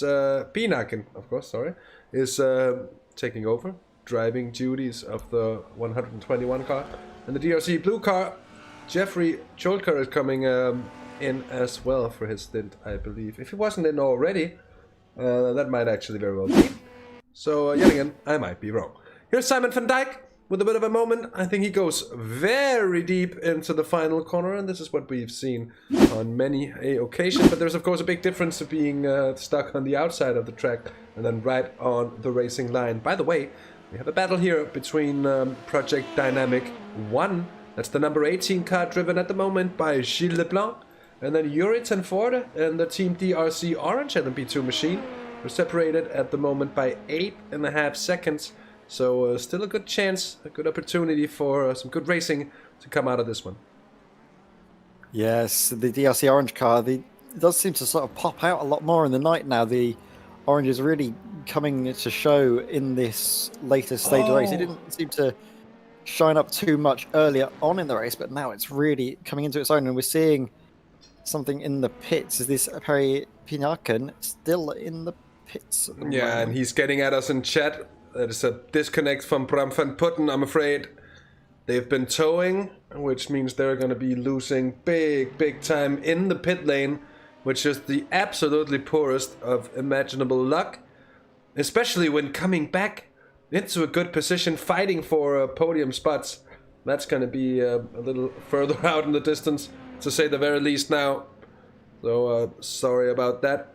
You could see some respectful Fs in chat, please, for the disconnects of the Team DRC red car.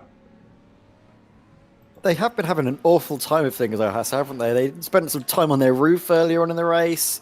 They've had to fight their way tooth and nail, and then just to have it something completely out of the control, an internet disconnect. And trust me, at Simracersworld TV, we're all too familiar with that this evening. It's not something you want to be having, and it's just absolutely gutting. I've been in that position more than a couple of times when I've been racing in endurance races. It happened to me at Petit Le Mans earlier on in the year, and it's always gutting, especially when it happens to you, because even though it's something that's not in your control, you still feel responsible because you were in the car at the time and it was your internet that cut out.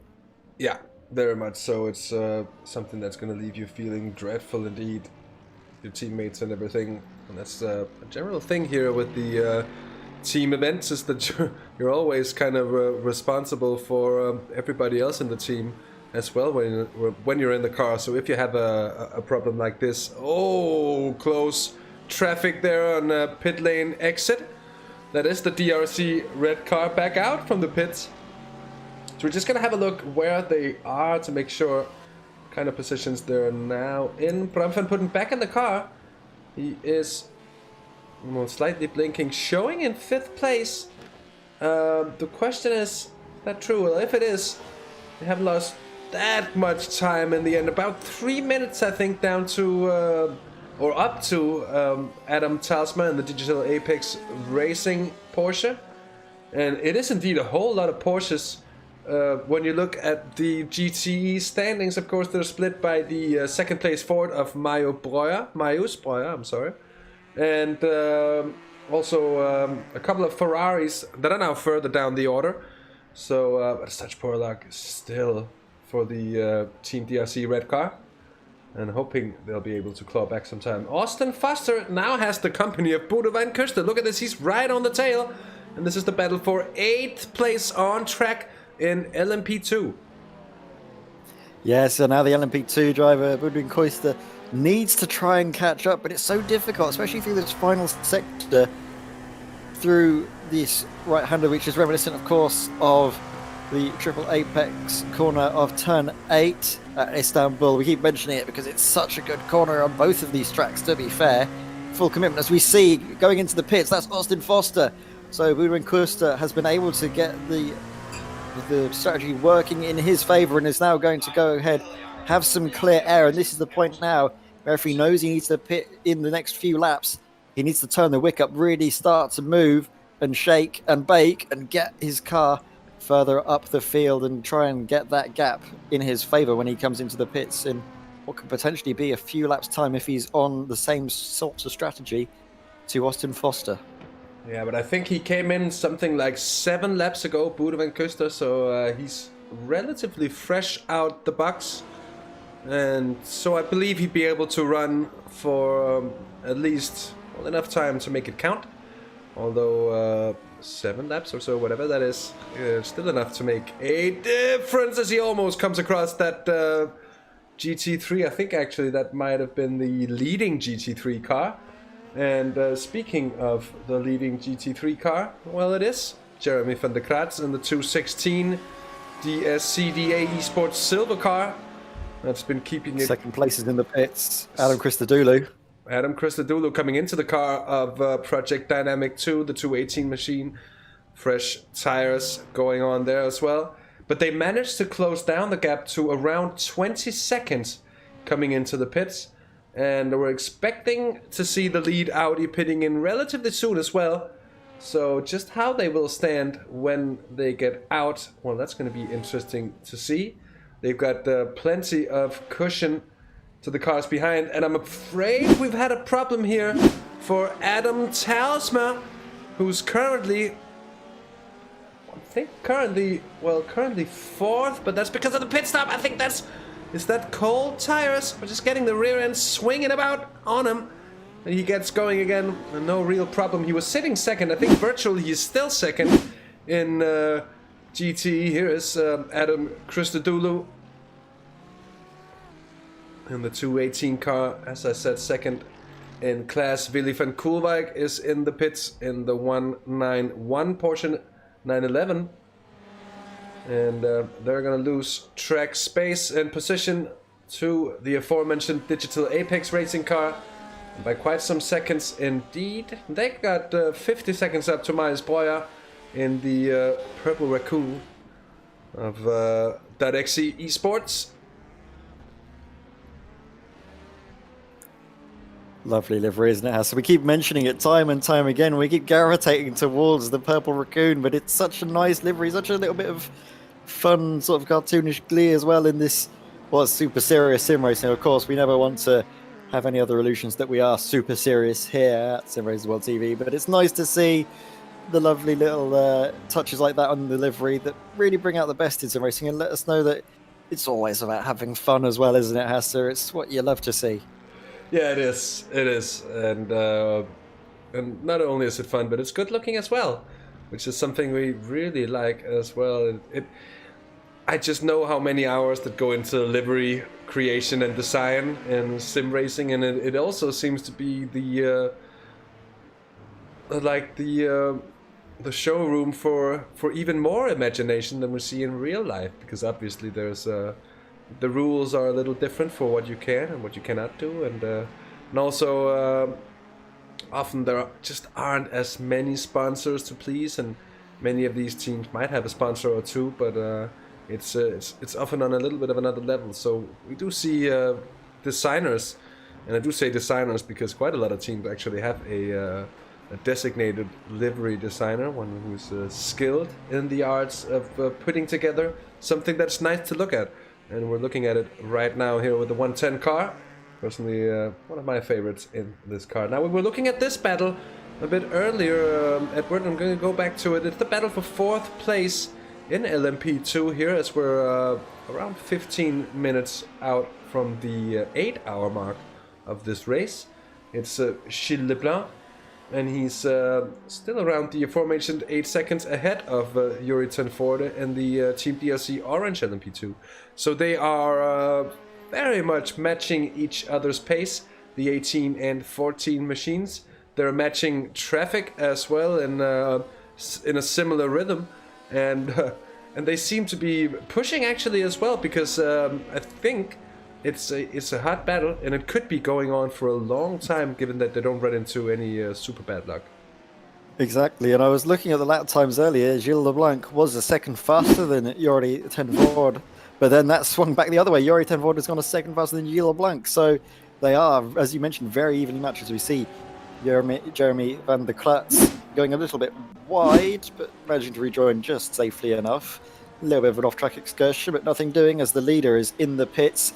But this on-track battle is sort of keeping itself neutralised between Gilles Leblanc and Yuri Tenforde, just because they're just so evenly matched, and also because the traffic's kind of keeping that buffer at around about 9 to sort of 7 seconds usually, as we find another bit of a battle emerging on track. Not quite present just yet, but Boudewijn Koester and Simon van Dijk are on the same piece of track. Simon van Dijk just having exited the pits this lap, which is why he's down in 7th position, but I'm sure that he's going to be fighting his way back up through the field.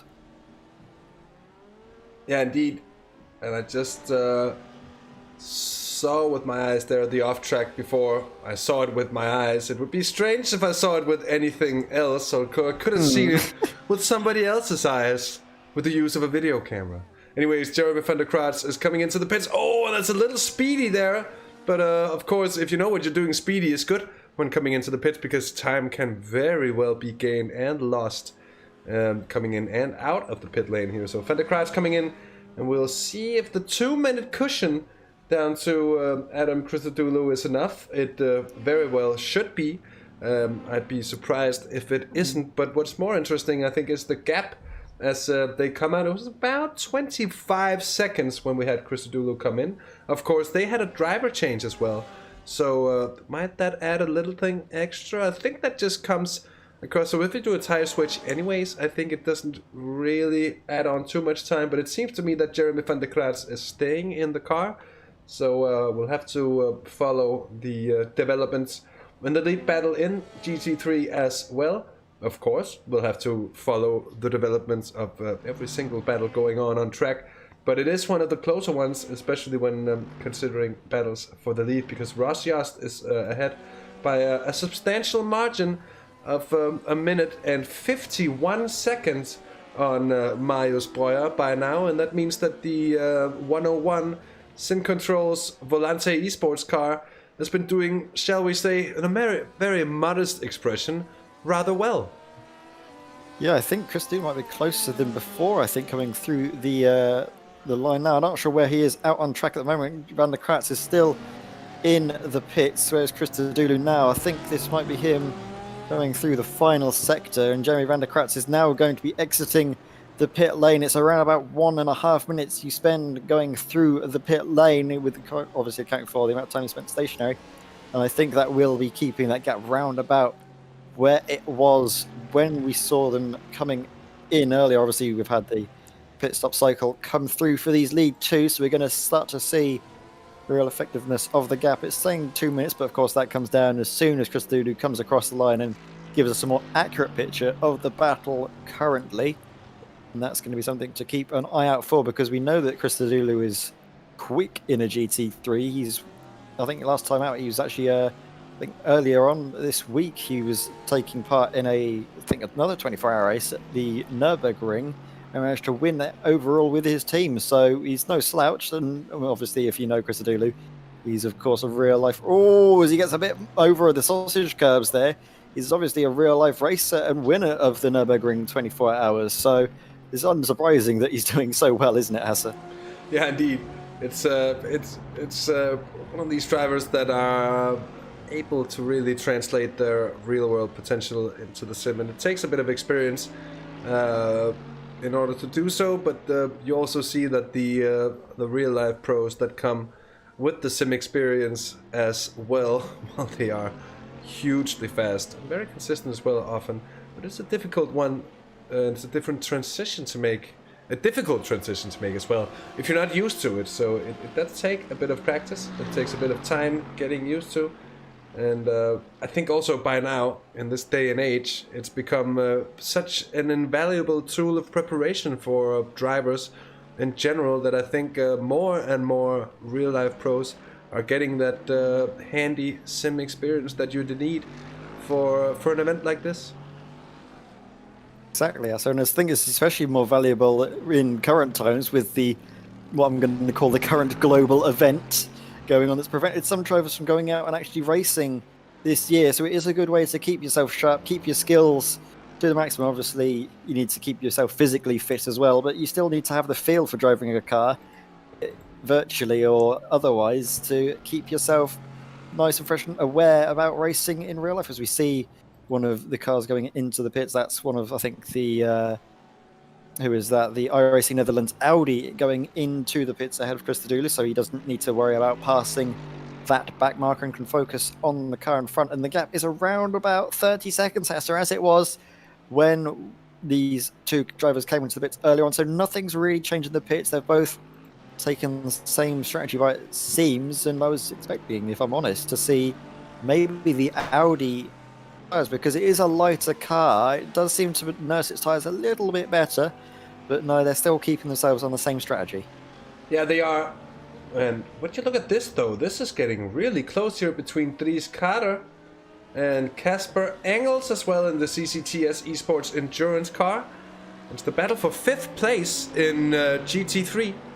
So it's something to watch. They're just over a second from one another. The gap is closing very quickly indeed. Dries Kader, they are forced to take the wide line through turn 1, and thus the gap continues to narrow. That Audi looks stricken to me. It's the 223 car. It was running some way up the order early in the race, but I think they're suffering in terms of the structural damage to the car, which at this point could indeed be costing them a lot of that pace they seem to be lacking at the moment. Could also be tires that are worn, could be that they were in not too long ago. Just having a look at what it seems to be the last pit stop for them, which I indeed don't think is too long ago, but still they are getting caught rather quickly as there's another GT3 car as well on the tail, although I do believe it is a lapped one of the kind. Yes, it's the car in 12th place, unlapping itself. And by the way, not too far back from this, but Boland is in the Simracersworld Esports Mercedes GT3. And as Ian points out in chat, just as I look down, and Ian, sometimes two minds can be in one place indeed. Seems to have him right about there. Ian, by the way, told us that they did spend their final fast repair, which means for them now it's all about keeping the car in one piece and trying to see if they can get to the line without anything major happening to it, just staying alive and keeping the pace alive in the car as well. And that is a noble yet a hard mission. Here's Kevin de Winter. He's got Marcus Greule in close behind. It's the number 10 car, 12th in the LMP2 class. So obviously this is the battle for 11th place. Here is Kevin de Winter in the 72 Stage 1 Racing Junior car. A car that's also seen its fair share of troubles here during this race, Edward. And now it's getting closely intertwined into this battle. It seems to me that Greuel is the driver with the impetus at the moment, and he's really beginning to catch quickly. And I wouldn't be surprised to see a move being made relatively soon here. Yeah, but it all counts on what the drivers can do in the traffic. Blitzing past one of the iRacing Netherlands cars, I think that might have been iRacing Netherlands Blue. They've just passed, and yes, as you mentioned, Marcus Greuel has been getting good pace on, but I think that last lap, Kevin De Winter was actually 3 seconds faster, so I think we have actually seen potentially a change of position, and this is going to be Greuel trying to catch back up. He does seem to get a little bit shaken up by the aero push. Again, the car's not looking too stable, but he's doing a good job of it as they now come to one of the Simracers World, in fact, the Simracers World GT3 car. Now we're getting the traffic nice and cleanly. And then it's all about getting into the slipstream down this long back straight. Sometimes you can have the setup different as well. Sometimes you can try and take a little bit of rear wing out to try and negate the drag, get the good run through this long stretch, because that's where a lot of the time is made. But then obviously you compromise the speed throughout the rest of the lap. So it's all about figuring out where you want to make the sacrifices. It's not an easy car to make setups for, Hasser, as I'm sure you're very aware of. As we see, a lockup.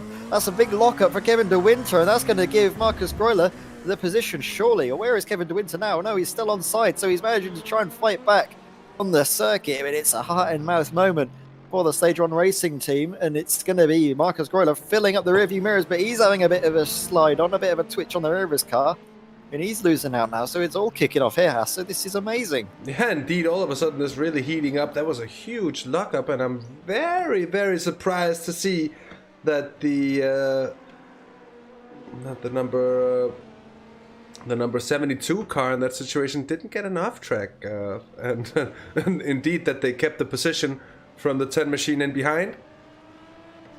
That was very, very close. Mark Gibson still leading, by the way, for Apex Hunters United LMP2.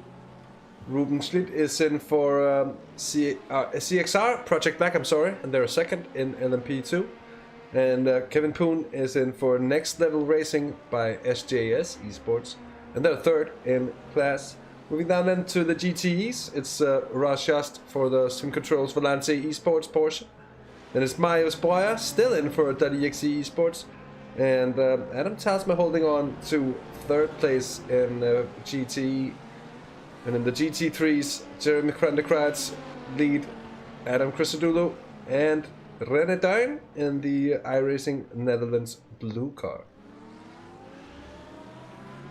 Yes, there's been fighting all throughout the field, hasn't there, Hasser? We're seeing now Marcus Greuel. Is he going to try and make the move on Kevin De Winter? They're going 3 wide. Oh, stretching either side of the battling GT3 cars. This is brilliant stuff, Hasser. Greuel is really trying to put the pressure on Kevin De Winter, but he's not able to do it. He has to sit behind the Porsche, but so does Kevin De Winter. And now on the exit of the corner, this is it. He's got the move. He's managed to get the good drive out of the corner. Marcus Greuel now getting the move stuck on Kevin De Winter, but Kevin De Winter's not going to take this sitting down, is he? He's going to try and fight his way through the field. These back markers are really throwing the spanner in the works for these two drivers. They're trying to get through. They're trying to keep it clean. And again, the driver's going 2-3 wide. That's a beautiful shot of the cars going through this long right-hander, this triple apex corner. And yes, it is Marcus Greuel using the traffic to great effect, but what a moment that was in this race. That was absolutely an incredible moment indeed. Look at this, here is the off track, and you can see how they just, like Moses did the Red Sea some years ago, they try to split it all up, and they go each their way around. And he's trying to overtake the back marker and at the same time overtake the Michael, as Mika Häkkinen once said after a famous overtake at Spa. He gets closed off there on the inside, manages to stick it there on the on what then becomes the inside for the next turn. But it's incredible to see the drive then all of a sudden from the 72 getting close, not close enough though, still traffic to contend with, and this is some close stuff. Look at that very, very wide line from the 10 car, having to really go wide there. Marcus Greuel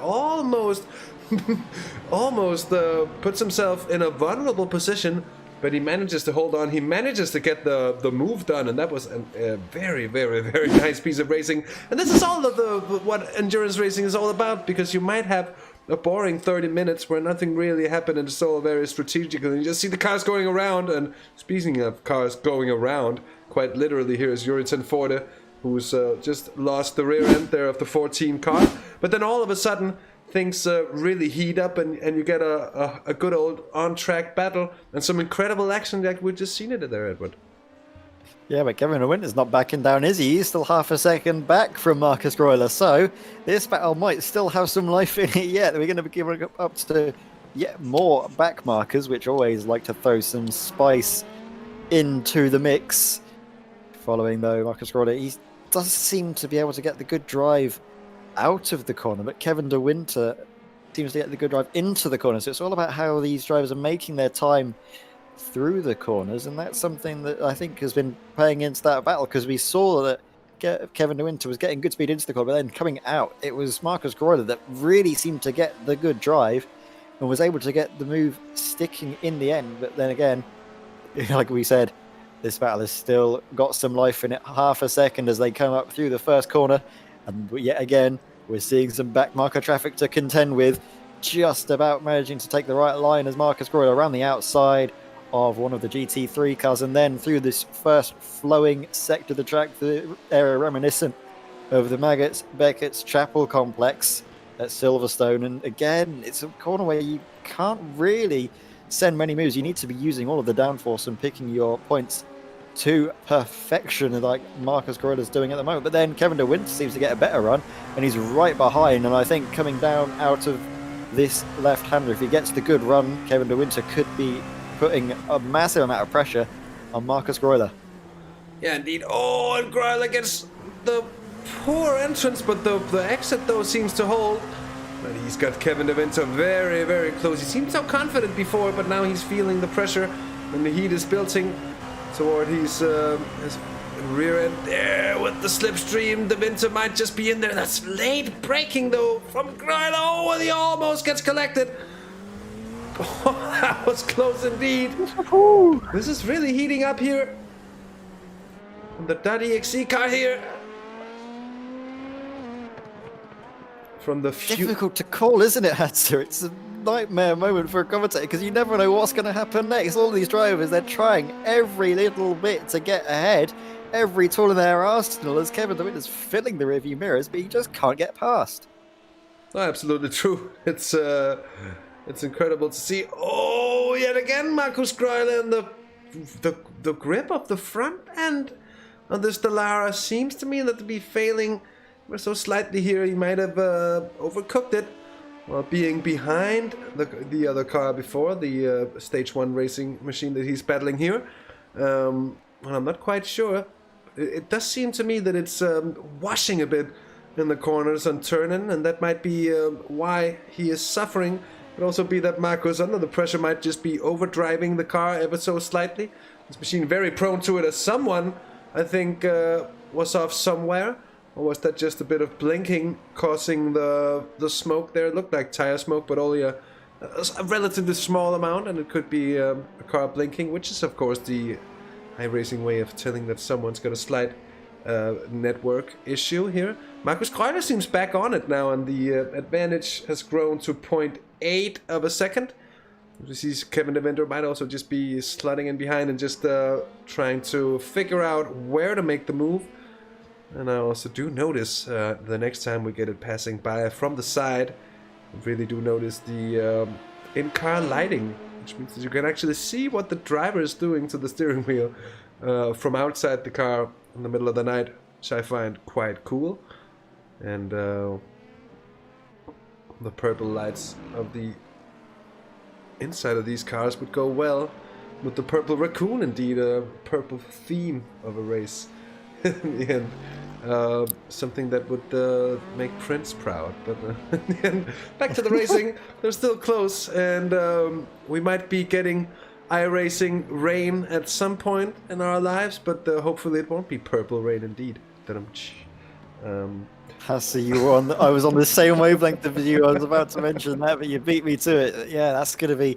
I don't know if I actually want rain and iRacing. Every time it's mentioned, I always think, do we really need rain and iRacing? Because if you've driven any official race, you'll know that the drivers can't make it through turn one in the dry. So you dread to imagine what it'd be like in the wet. That's something, though, that I'm sure iRacing are going to have to maybe think about when they're doing their changes. I think if they implement it, I could imagine it to be a sort of thing where they think a little about when and where to kind of put the races and with which classes and such. But say at a race like the 24 hours of Spa or the 24 hours of Nürburgring or any other race where in real life rain is often a factor, it would just add so much to the realism. And it would add so much to the pure unpredictability of what happens in terms of tire choices and when to pit in and when to go for slicks and all that. That all of a sudden would arise, and I think as a commentator I can't wait to have it in. As a driver, I'm a little more on the edge of it, but it's also I'm also looking forward to just seeing what they're gonna do with it, because I know it's most probably gonna be the most in-depth rain simulation that we've seen in any sim racer so far. So I'm really excited to see just how they're gonna make it work. Yeah, it's going to be a big job because, of course, all the tracks are laser scanned. They're going to have to obviously try and figure out how the rain's going to work, if there's going to be any drainage points on the track in terms of if there's any guttering as well, if the rain's going to move in which direction on the circuit, where the sort of puddles are going to form in case of sort of aquaplaning. And we can see it's just running a little bit wide, but nothing too dramatic for the Apex Racing team car.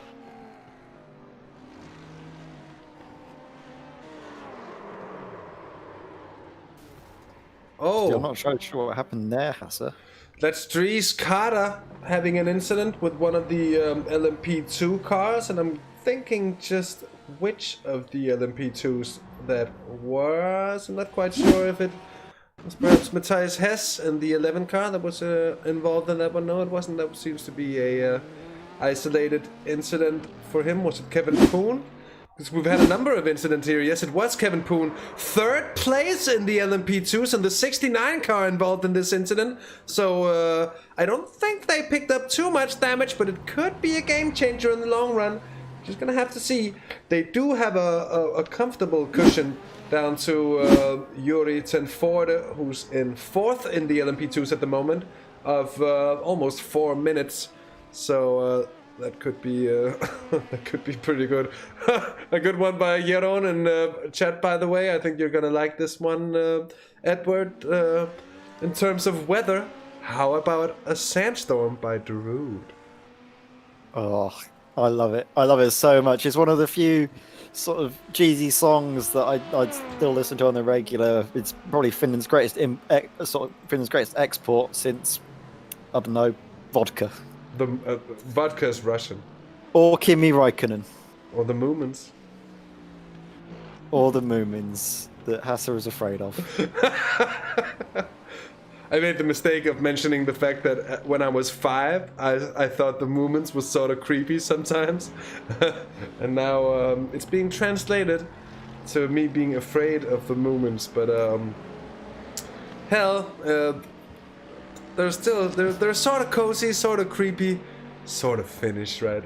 Anyway, back to the racing. Here's Casper Engels in the 269 machine. He's good position, but Bud Boland though. Bud Boland is on a charge for Simracersworld Esports, currently in 6th place. They've gained a position not too long ago in GT3, and they're working on even more, because it's just a few seconds up to Casper Engels. Dries COTA has had a bit of problems there. That might be there where they've got the position from. That's true, he's 15 seconds down now, but it's only 8 seconds up. Last time we checked on that gap, that was 15 seconds, so that might be coming alive. Just checking in, by the way, on that GT3 lead battle. Here is Jemmerin van der Kraats in the 216 Audi, who's doing very, very well of keeping Adam Christodoulou at bay, because Christo, as I think I've picked up that you, or is it Dulu? I don't know. Could be both, but Dulu sounds too much like Doo to me, so I'd go with Christo if any is. But they're 38 seconds behind by now, Edward, so the gap has extended back to the Project Dynamic 2 car, and Jeremy here is doing a very good job of keeping the fight alive. Yeah, he certainly is. He seemed to have good command over his Audi GT3 car, and it's a car that we know in iRacing the Audi GT3 is probably the faster of the GT3 cars, but it's also probably the looser of them. Whereas the sort of the Mercedes, it's renowned for being quite a stable platform. It's one of the most raced cars in the endurance series on iRacing because of just the stable platform it is and how reliable it is over an endurance distance. Whereas if you're thinking of sprint racing, you'd most likely want to have the Audi beneath you. So still a great job for Jeremy van der Kratz to keep it on the road, let alone for him to be leading this race in the fashion he's doing. But we can see the little bit of a close fight still between Marcus Greuler and Kevin De Winter. Christian Furz is also going to be joining the mix a little bit now. He's only about 4 seconds back from this fight, and if these two cars in front keep battling, it could be a three-way fight. Yeah, indeed. Another fight that's actually going on, although I think a little more over the pit stops because I think they might be a little skewered to one another strategy-wise, but Juritin Ford here has been getting past on Gilles Leblanc in the Project Dynamic 1, the Project Dynamic LMP2 car, of course, that is. So Team DRC Orange, the 14 car, is up into 4th place, and we're gonna have to see how that holds out. And with the gap around 12 seconds at the moment, that could turn into something hot and on track, actively speaking, all of a sudden, and we'll be keeping our eyes to it. Kevin De Winter is still trying to chase down that number 10 car, and Christian Furz is there or thereabouts, 6.5 seconds arrears at the moment. He's just behind the 69 machine, who, by the way, seems to be relatively untouched by that incident they had before, which is what I mentioned earlier, that sometimes you find yourself thinking that the Lara LMP2 is surprisingly sturdy, and other times it'll take the smallest of hits and take hefty damage. Still going strong, Jimmy, we are indeed. Although, to be honest with everyone here at this point, after what, just over 4 hours of being in the booth, I do say I feel the first slits of tiredness creep in. I am a little worn by now. And then also all the more because I can't really have coffee. At least not if I have to have any hopes of sleeping, which I'm very much hoping for, because Edward, we're getting up quite early in the morning, and we're going to have to be all fresh and dandy for our morning stint in the booth. Exactly, we're going to have to be bright-eyed and bushy-tailed because we're, or at least in UK time, I think we're going to be getting up at 6 o'clock in the morning. At least I am. So that's going to be something that I'll be looking forward to, shall we say. And I'm sure you will be too, Asa, once you've had your your cup of morning brown, as I like to refer to coffee as, a nice bit of morning brown. I'm afraid to say that when I think of morning brown, I get a little bit of a different connotation to something a little more firm, and let's just leave it there. So morning brown, not the most of appetizing terms in my mind, but a good cup of coffee it is indeed in the morning. The first one is always the best. It doesn't mean that a late cup of coffee can't serve you well in order to keep you awake and keep you flying and going. But oh, look at this here. Marcus Greuler has the very close company of Kevin De Winter all of a sudden. I don't know if Greuler has made a kind of small mistake. I think he has, because he's lost a relatively substantial amount of time in a close matter of it. It didn't take long for him to throw away that 1.5 lead that he'd built up. And Kevin De Winter now right back on it. The problem is that he's sort of within that zone where it, due to the dirty air, it's a little difficult often to really creep in there. Often if you come from further behind, And if you're able to get a really good run onto the straights, it'll maybe even bring you closer than having to exit a corner in that sort of dirty air zone there, where you can't really get the tires to grip in the same way. Of course, if it's a slow corner, it's not as bad, but anything mid to higher speed, you're going to suffer. Let's see how this one develops. I think Marcus Goyle getting held up by traffic here yet again, and it's the Adam Talsma, I think. It is indeed. It's the third place GT, the 117, if I recall correctly. Indeed, it is. I think it's second place actually for Adam Talsma at the moment, so he's been doing quite well, and he's been able to get out of the way of Marcus Groyler finally. Going to be seeing a replay of what's happening to Adam Talsma. I think that's a pass through the pit lane, so it's a strategy battle going in the Digital Apex Racing drivers' favour as we see Marcus Groyler navigating the Simracersworld GT3 car, getting through nice and cleanly, and that slipstream that he was able to get managed to keep Kevin De Winter at bay for now, and then they come through this next sector and Kevin De Winter's closing right back up again. Yeah, very much so. It seems to be the order of the day that it swings back and forth here and there, and it's difficult to navigate at times with all the traffic. We've seen some drivers being better than others at coping with it here. Kevin De Winter coming very a strong return for himself. He looked to be in a tough spot before. Last round went to the .exe number 10 car, if you will, and they're about to go for round 2 here. I think, oh, with the 5th place GT3 there getting involved on the outside, going a little wide. I think having a scary moment there as well, because a heated battle like this, having to go through traffic, sometimes it just gets that little bit more aggressive, because you know you cannot leave any gaps, cannot give the opposition any opportunities to get past. And we are, by the way, into the second third of the race with just over 8 hours done by now. The clock keeps on ticking. Oh, that's a big clip of the sausage curb, and I'm afraid for the 72 car that might be costly indeed. And look at this, Christian Furs is right on the tail of these cars as well. So Christian De Winter, and Ed, I think if he's unlucky enough, he might have sustained a bit of damage to his car with that bump there. Yeah, it did come back to earth with a mighty crunch by the sounds of it, so that could be something to worry about. He's very fortunate though that he's not in the old LMP2 car, because I remember driving that machine. I did I think I was doing a 24-hour race in that car, and as I was coming out of the 4 chicanes, I hit the curbs a little bit too savagely. There was a crunching sound, and I thought, oh, that's not great, but carried on going, and then 3 laps later my engine blew up down the Mulsanne. So it's not something you want to be doing in the old LMP2 car, and definitely not something you want to be doing in the new model, because these cars are, as we mentioned, very sensitive to underfloor damage. If you sort of damage the undercarriage, you're not going to be getting the same performance through the corners, the same downforce being generated, and that's really going to be hampering you, because these cars rely so much on their downforce, and it's very difficult, I think, to get it repaired in the pit lane. In fact, I don't think iRacing actually repairs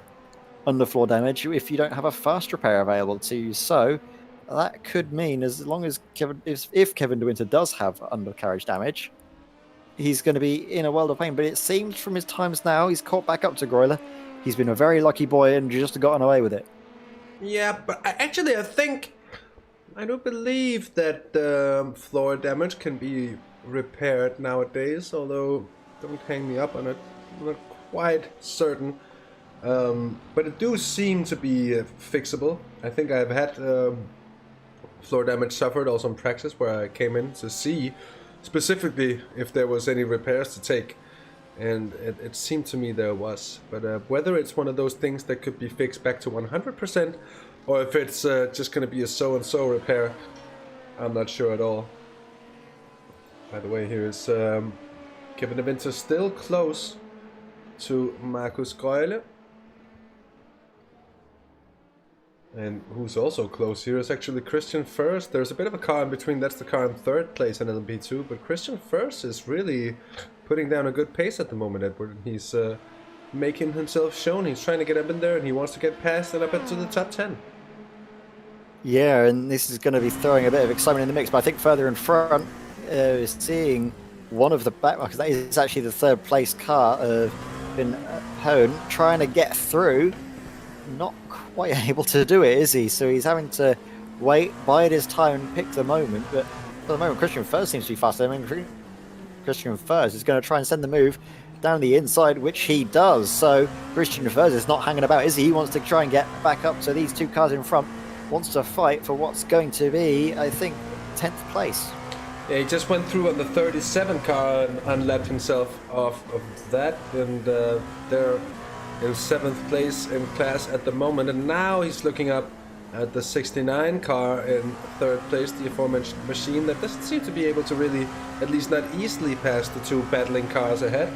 They're still going at it, as you can see up ahead as well. We're having a pretty good view. If it gets a little closer, it'll be a panoramic one indeed. Oh, that's the 72 going wide, and it's allowed the 3rd place 69 machine at Next Level Racing by SJS Esports to go past, and it's also allowed the 10.exe machine to really gain a bit of time back here. That's one of the iRacing Netherlands GT3s is on the inside here. That's a 222 machine that was well up in the running for so long, still is. I think Christian Furs there with a bit of a blink, but we're back with him, and that's nice to see. And I'm just checking the 222 is indeed still 3rd in the GT3 class, so good rating for them as well. Christian Furs here on the tail of Kevin De Winter now, just by 0.3 of a second, and as he went wide, he lost a lot of time there, because Marcus Goyder now 2 seconds up the road. This might be his chance to really to get it on here. And oh, Matthew Briggs has had a problem here. Edward, that's the purple raccoon from 2nd place. Oh, that's a huge, that's a big old impact with the LMP2. That was Got some airtime from that one. That was not what you want to be having, but look at this impact hazard. It's a massive crash. That is, he comes in much too hot there. The 18 car completely gets it wrong, I have to say.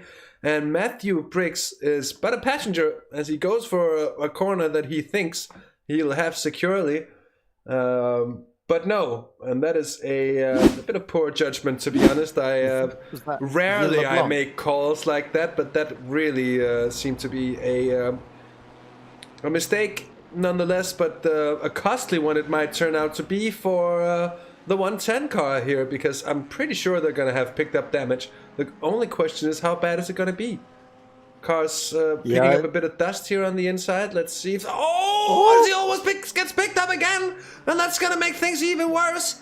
And the question is, are they pitting in? Is it crabbing sideways? A bit of flashing going on here. You could understand if Matthew Briggs is a little shaken by this experience there, and having another one of what I also said yesterday, the French would call it a côte marron, or we'd call it a cold brown in English indeed, but a big old hit, and he seems to be pulling off the racing line a little bit to me. Doesn't seem like a car that's really on it, and if so, if they picked up damage that'll result in them pitting in and spending a lot of time in the pits for repairs, that's going to be a huge shame for him. Just seeing it go through that turn, it did look a little bit unsure on turn entry. It kind of took a couple of stabs at trying to get the car turning in, and this is a GT3 car passing a GTE, so he definitely does have some form of issue, does Matthew Briggs, so he's going to be coming into the pit surely to try and get it fixed, but that is absolutely gutting for the car that is in 3rd place, was doing so well, and now has unfortunately been caught up in an incident that realistically wasn't their fault. The second one might be looked at by the stewards in their sort of, maybe not in their favour, but the first one definitely, I think that they were just sort of innocent bystanders, and I'm not sure which of the LMP2 cars it was. It may have been the Project Dynamic, but I'm not 100% sure on that. But still, if we can focus back on that incident again, we can try and see when it comes through. It's difficult to see, of course, but I think I can see the sort of the green and yellow of, yes, that is the Project Dynamic one car, Gilles LeBlanc behind the wheel. Unfortunately for him, he might be getting a word with the stewards. Yeah, indeed. A sad situation there to see that unfold. We don't want to see that, of course, but incidents do happen. It happens in real racing as well as in As in sim racing, we've seen that all too many times. As he's coming up to the leading GTE car. Takes a wide entrance here, and that's gonna give him a good run on the GT. But in a twisty section like this, to be fair on the LMPs, it's often difficult to really find your way past here. As Gilles Leblanc skillfully goes around the outside, we have to say, in this circumstance. But it is a tough one to master, and you don't have to get it wrong by a lot to cause a rather big incident like that we just saw. And let's see how it's gone for Matthew Briggs, who's back out running. So I don't know if it was a fast repair that they took there, and in that case they won't have any left. That'll be it for them. Bram van Putten has taken 3rd place for the Team DRC red car, the 1-2-1 machine there, and he's showing his worth here. He's putting in a storming pace, and his last lap was quite a bit faster than the cars ahead. He's gaining, and by the way, we've had a change of driver for the 101 as well. It's Oscar Wilkins in the car now. Adam Talsma still running in 2nd in the 117 car, who's running very steadily and is being very, very consistent. A real endurance effort from them so far, and they're reaping the fruits of that effort. And if they can keep it up, I'm sure they'll be looking at a podium position in the end. Coming through here from what I think is the middle sector. And sometimes it's a little hard to see with the darkness. Yeah, that's the Patron Bridge, the Tequila Bridge with the. That's something with the amount of hand sanitizer that is being used, at least here in Denmark.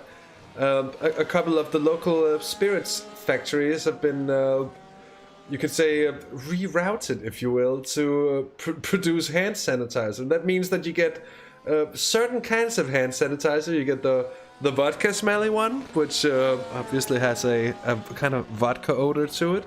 And then there is my personal favorite, that is the tequila odored one, which really, I can only imagine waking up, having a hangover, and having to sanitize your hands with that. It would be rather nauseating, to be honest. And that said, all jokes aside, I'm afraid we've had a problem for Scott Rankin on the 29 machine. Oh, as it goes one way, he overcorrects it a little bit, locks up the brakes though wisely, and he keeps it out of the wall, which is what you want to see. Jeroen Vatlet has had a bit of an issue as well for the Roaring Chicken Nuggets. Oh, and that is a car that just seems very out of shape all of a sudden. And it pulls off into the pits immediately. Yeah. So what's happened there? See, I'm not really sure, and I cannot see any incidents having happened. Has it maybe missed his fuel stop? Has he missed going into the pits and had to tow because he's not got fuel? Yeah, no, I think that is a very feasible explanation. Someone's had a problem here. That's Christian Furs. Christian Furs has had a bit of a spinner here in the number 6 car, as he was chasing, I think, Kevin De Winter. He was ahead of De Winter. He spins, I think, all of his own. De Winter gives him a bit of a kiss there to the nose, and I don't think it's going to cause any damage there as the 37 comes on through. Christian Furs not going to be happy with himself on that behalf there. Let's go on forward and see just what happens. Yeah, see exactly what happens. Yeah, he's already get a little bit loose on the rear, so the car's not too happy with him. And then he just takes a little bit too much speed in, doesn't he? As the rear trying to overtake the front, he manages to stop it from spinning all the way around, potentially helped a bit by the 72 car that gives him a bit of a punch in the right direction on the front of the car. And then we see the 37 car, the PM Esports car, that's Matthias Karjalainen going through the Finnish driver, having to fly on through, just about keeping himself out of trouble. And actually, I think he's... Yeah, where is Matthias Karjalainen? He's up in 6th position at the moment, doing relatively okay lap times. I think his last one was obviously impeded, as we saw earlier. We're seeing an incident between Harry Oosterveer. So what is happening here? Hassad, is he just... Oh, rear of the car again. Seeing that time and time again in the LMP2s. The rear just wanting to overtake the front, just oversteering maybe a little bit upset by the bumps potentially going through the curbing there, and then goes into the pit lane. So maybe that's his tyres cooked, or is that just a scheduled pit stop? To believe that it was a scheduled pit stop. The car's leaving the pits now, and I think that is the most feasible explanation. That it was just a well-timed slide, if you will. Thank you, Martin. We appreciate that. We're doing our best here to keep it interesting. Of course, it is still very much interesting, but you know what I mean. As it's had one of its duller periods over the last 45 minutes to an hour. And then all of a sudden, it's really come to life with a few incidents and a few, actually also a few really good battles. We had that incredible LMP2 situation there not too long ago as well. Really to keep us alive. It's crap time. Oh dear, not crap time. Oh, amazing. if we go on a break at some point and I see a million craps when I come back in chat, yeah, it's gonna have me amazed and happy, heartwarming, and also probably laughing for a long time. I was there on Jimmy Broadbent's chat when the crap thing emerged. When it was all of a sudden there, when he was just, I don't remember which special event it was. It was some special event. I think it was the Nürburgring 24 with all of the Mazdas. They were just getting battered left and right, and they were every single one was crabbing, I think. And I was actually racing in that special event in that year in the MX-5, not in his split, but I was still in the MX-5, and it was a bit of a nightmare, a bit of a messy show of things. And unfortunately, I was in the car when the inevitable happened. The meatball and the dreaded crabbing started to occur. Oh. No one was immune though. No one was immune of the crabs. Crabs always come. Oh, they're going now as well in the Jelle. Oh dear! Oh no! Amazing, the Jelle. Oh, if only we had Chaz here. Yeah, if only we had Chaz for the Jettas. Oh, and look at this here. His British boring cars. That's certainly something to watch if you ever get the chance to. But yeah, we're seeing Ian Roots here in a bit of a battle. Who's that behind him? That's going to be Dree's COTA Arcada in the CXR Project Black car. The Audi you've been seeing that's been stricken for most of this race was doing well, actually in second place earlier in the race. That's just shows how far they have fallen. They were doing a great job nursing the car, but it seems now the damage has just proven too much, at least for the moment. They are still keeping, though, Ian relatively honest at this stage, and they might be seeing a move being made here on the Simracersworld Esports car. It's all about just trying to keep the flow going, as we see as well. One of the GTEs trying to make its way past, and I think that is Adam Talsma, the digital Apex racing car, trying to find their way through. But it's so difficult, especially in a GTE. The speed differential isn't that much when compared to the GT3 cars, and when you're going through that sector where there is really only one racing line, you can't exactly send the move, and you need to wait for a long straight to get into the slipstream and make your move done. That's a good point. Well, Ian just came out the pit, so he might still be suffering from the cold tires. Oh! Whoa! As I'm afraid there's been contact! And Ian Roots has been turned around, just coming out the pits, by the second place GTE, coming a little bit across. Oh, you can just see the Porsche getting squirrely there on the braking. And I think that is the explanation to this bit of a situation there that has arisen for Ian Roots.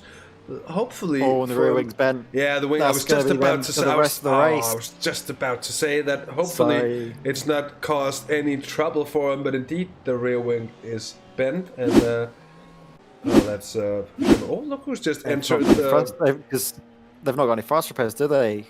We saw earlier that they did take their fast repair, so now that's going to be them till the end of the race, unfortunately. As we see Eric Verley, I think, out on track now.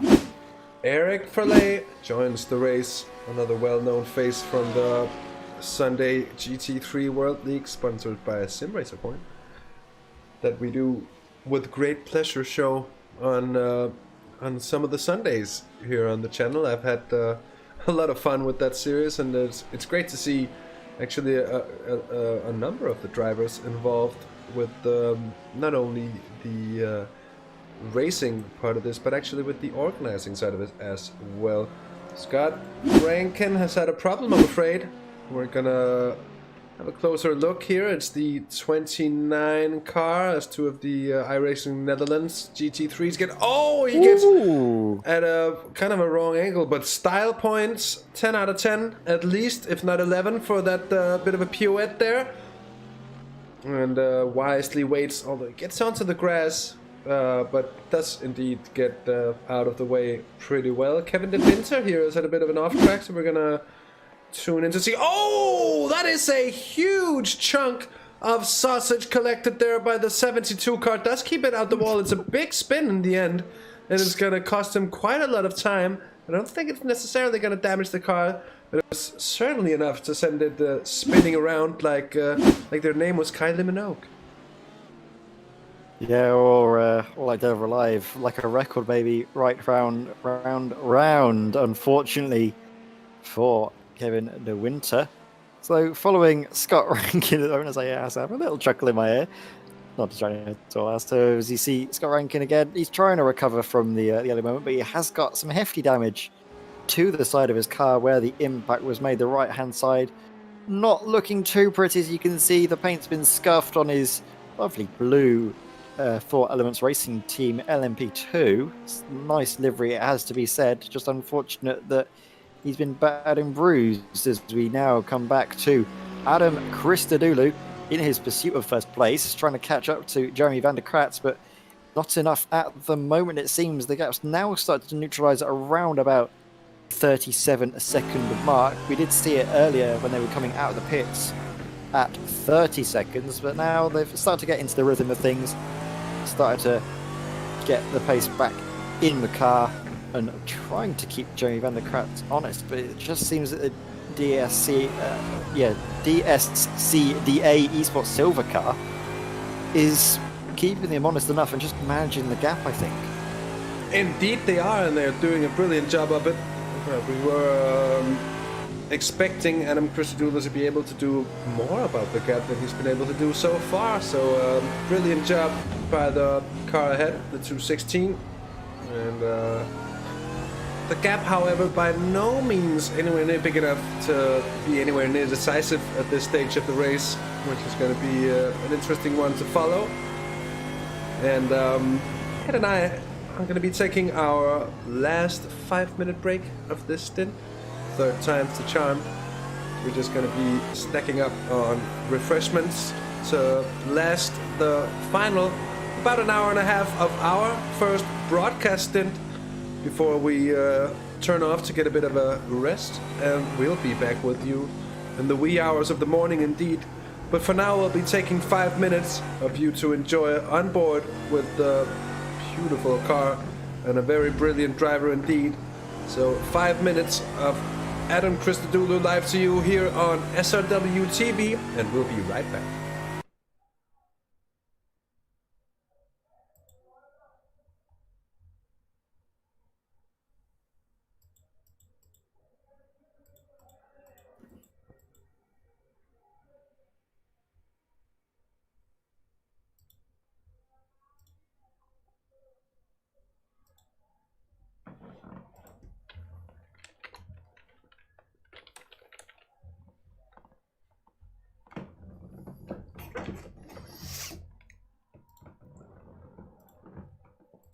Soon here.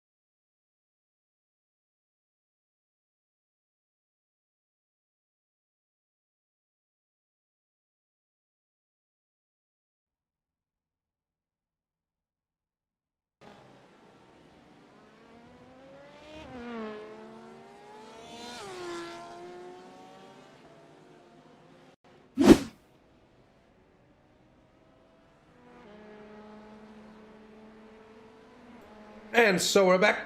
I am deeply sorry about that little hiccup. Seems we had a very, very sudden disconnection from iRacing. My internet was just fine. Otherwise, PC seems to be just fine. So back we are. And the race very much still going. Almost comic timing would say, oh, we're gonna take a break, and poof, just as I try to go off, everything goes to, oh yeah. So, but back we are, and we're still running. I think Edward is here as well. Just about. Just about. That's what we want to hear. And most importantly, as I said, the internet, my internet connection, just fine. So it's not a problem in that sense. It's one of those, when you see a driver just disconnecting and dropping out of the race, and as it happens to the 101 car earlier this race, well, happened to me as well now. So welcome to the club indeed. Exactly, welcome to the club, and we're following now a fight between, this is David Burgess. Oh, he's just having a bit of a spin round, actually. That is David. He's trying to catch up to, who was that he was fighting with? I think that might have been, is that Michael Schreiber there that he just was trying to fight with, but then had a bit of a moment by himself and has to wait outside the track, wait for all the cars to go by. This is absolutely disappointing. He's just waiting and waiting and waiting. They're all coming by. It's like the entire world's decided to go by him at this one moment, and now he has a clear air gap to get through into, but that's cost him so much time. Yeah, indeed it did. That's the 10 machine, and David Burgess has gotten right in and right out into trouble. He hasn't been in for too long, because I think it was about when we had our hiccup there.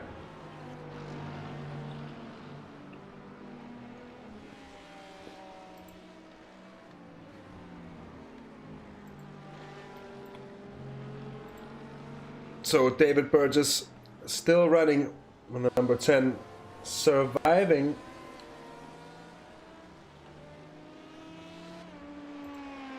I'm sorry about my keyboard sounds. If it's, I'm sorry, I was just trying to fix a few things, but I'm trying to mute whenever I do. It's the Blue Yeti. It's a sensitive mic, and it doesn't really leave a lot of space to actually do well, anything really without being heard. It's like a super sensitive kind of CIA device that's meant to pick up every single always thing listening. you do. Always listening. Always there listening.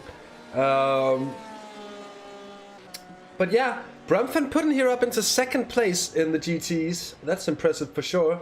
Matthew Briggs is now third, and the Sim Controls Valente Esports car 101 is still ahead, by the way, in first place, and they're doing a sterling job at the moment. Sonny Rosario in the car now again for Digital Apex Racing. They've had a pit stop, and he's out in fourth place, but very much within striking distance of the two cars ahead. Excuse me, he's of course in fifth place. So actually, Ed, the GTE field is very, very close indeed. It certainly is, and that's good to see. That we keep mentioning it's good to see this, whatever stage of the race that the cars are fighting, but it is brilliant to watch on track. All of the battling going on all around us. You can see Matthew Briggs, as you mentioned, is getting rather close to some action on track. So, of course, Willy van Kulik in the Icing Netherlands red car. But this is really brilliant, especially at the podium places. And Matthew Briggs, we did see them earlier have a bit of dramas in the race. Unfortunate that they had some moments, shall we say, earlier on in the race. We saw them as well have a bit of a collision with the Project Dynamic LMP2, Gilles LeBlanc, who is actually down in 8th place now, is Gilles. So I think he may have had to serve a drive-through penalty for that infringement, which you don't want to be seeing any drivers getting penalised. You don't want to be seeing the incidents happen in the first place, but it's good to have race stewards that we have here this evening, making sure that all of the drivers are keeping it clean, and as well that the stewards aren't taking any messing about, out being lenient there, keeping the drivers honest and up to a good high standard, which is what we love to see here, Hasse. Yeah, very much so. So a close battle this is by now here for on track third place in GTE with Matthew Briggs, who had that moment of being collected by traffic indeed. A short updating of paints. That's of course because of the rejoin of the session. I apologize for the immersion breaking moments there. Here is Willy van Koolwijk in the 191 machine, chasing him down. He's doing rather well for himself. The 191 car's been there or thereabouts for a lot of this race actually in GTE, and they're still fighting for those very top spots as well. And it seems to me the only one that at the moment at least is really just a little ahead of the rest of the GTE fields is the Sim Control's Valente car. Although you have to say the pace that Bram van Putten is putting in at the moment, or that the pace that Bram van Putten is putting in at the moment is certainly a devastating one indeed. I'm sorry, Chaz, I copied you from yesterday. He threw that in 1 or 2 times over the course of the 4 hours we spent yesterday commentating, though. Obviously, it's just like in the music biz, you do get inspired. Van Koolwijk comes into the pits, which is gonna leave Matthew Briggs alone for a moment. It's also gonna allow Sonny Rosario to sneak up on past and get up back into his rightful 4th place. Also, you could say, at least when pit stops are counted for. And up ahead here, Ben Cornett is in the car for Apex Hunters United LMP2, but the gap down to Aaron D. Taylor, it is down to 8.3 seconds. And that, of course, also comes down to the fact that we'll have Aaron D. Taylor coming into the pits before long in the 46 car, and we'll see the extend back up. But that gap was substantial for some time, and it seems it's fallen right down. And of course, the big package, if you will, of a pit stop, tires, fuel, driver swap, everything, it's going to cost some time. But that gap was quite a lot bigger before, wasn't it? I don't know if maybe they've had to serve a penalty of some kind, or if there's been anything mentioned of that to us. I'm not entirely sure, but that has been, well, a massive decrease in the gap that the Apex Hunters United team had managed to build up over the course of this first 9 hours of this race. We are approaching the final hour, Hassa, the final countdown of our little stint in the comms box before we go to the midnight midnight watch along for the 6 hours, and then it's obviously us two back in the comms box. But still, the night has been going rather quickly. There's been plenty of action to keep us company, and as you mentioned, there's been fighting all throughout the field. It's still close in the GTE field. It's still close in the GT3 field. There's little on-track battles that are starting to develop, and actually, Aaron Taylor is closing in on Ben Cornett. I've just had a look at the last lap times, and Aaron Taylor was just about 2.5 seconds faster than Ben Cornett. So that is a substantial pace difference. And could this be a swing of the tide of this race? Closing in on the 9-hour mark. Closing in on the real darkness of night settling in.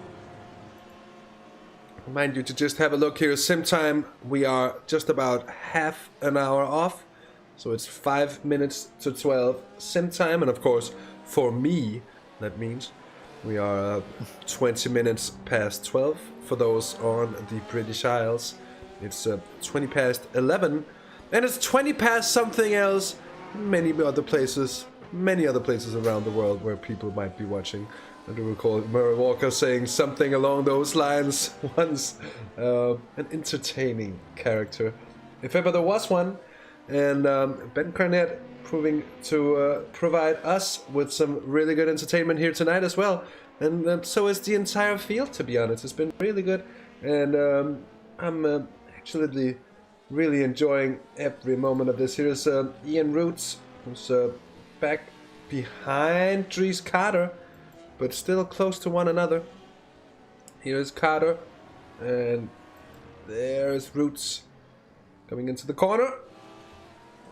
The final corner, we've seen it be a tricky one for the LMP2s in particular. Plenty of spins coming out of that one, and some of them leading to some sketchy and almost comical situations. Of course, not so comical when it leads to a a crash, but luckily we haven't really seen that, at least not in that particular location. What we have seen through this first sector is the sausage curbs there that seems to stick out on the inside of these flowing corners through the first sector has been somewhat of a peril tonight. Or Hasse, there's been some excitement up at the front of the field as well, because I think Robin van Brink has just come out of the pits in the DSCDA Esports Silver car, and Adam Christodoulou, I think, might be not too far behind. In fact, yes, you can see the gap is 9.2 seconds.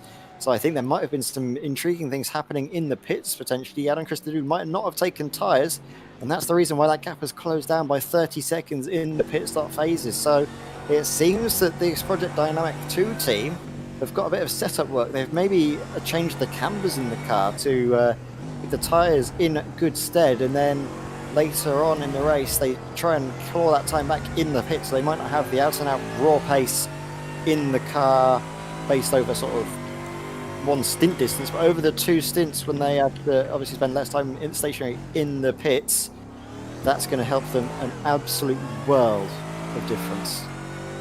Yeah, it's going to make all the difference in the end, and hoping for this to really come alive as we're coming in to the deep night here. It'll certainly provide with great entertainment, and it's great to see that all the classes really are having battles somewhat near the front or all the way at the front that are still alive at this relatively late stage of the race. And I say relatively late because for anything to be alive after 9 hours of racing, things have to be very, very close indeed. Still on board here with Adam Christodoulou, and it's just going to be interesting to see here. We have Fedor Kuhlmann for DRC Orange in the pits at the moment, and that means that it might be a position in the taking here for Matthias Karalainen, the Finn for PM Esports, who's been climbing slowly but steadily indeed. The 37 LMP2 now having brought themselves back up into 5th in class. They were running quite a way down the order for quite some time as well. Last time we saw them, they were in 7th.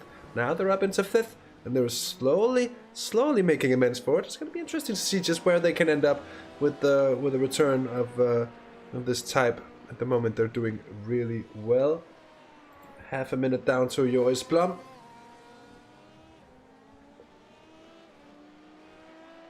And also close between, well, 3rd and 4th between Matthew Briggs here for Didexi and the Digital Apex racing car, who's fallen down to 4th place.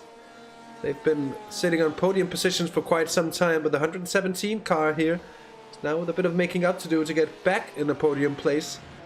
So this is one of the battles that we've been watching for the longest, I think.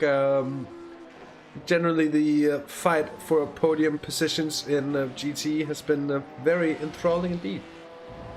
Yeah, it's been, I think it's close as well between Arjan van Krol and Jannes Arnts, who are in the iRacing Netherlands black and orange cars respectively in the GTE field, 7th and 8th, fighting together. Obviously they're teammates, they probably won't fight too hard, but still we do know that there's no love lost between any of the teams. They will always try and fight for their positions, fight for the bragging rights to be the best of the bunch in their little group at the very least. So that could be something to watch as it develops. Arjan van Grol, I think, just came out of the pits, so that could mean that Jannes Arnts might be just about to come in as well. But at the moment, we are following Sonny Rosario, and he is keeping just about in touch with Matthew Briggs. They are doing tit-for-tat lap times. The only difference, I think, was about 0.03 of a second last time around, which shows you just how close the margins are at this stage of the race between the the 911 RSR of Digital Apex Racing and the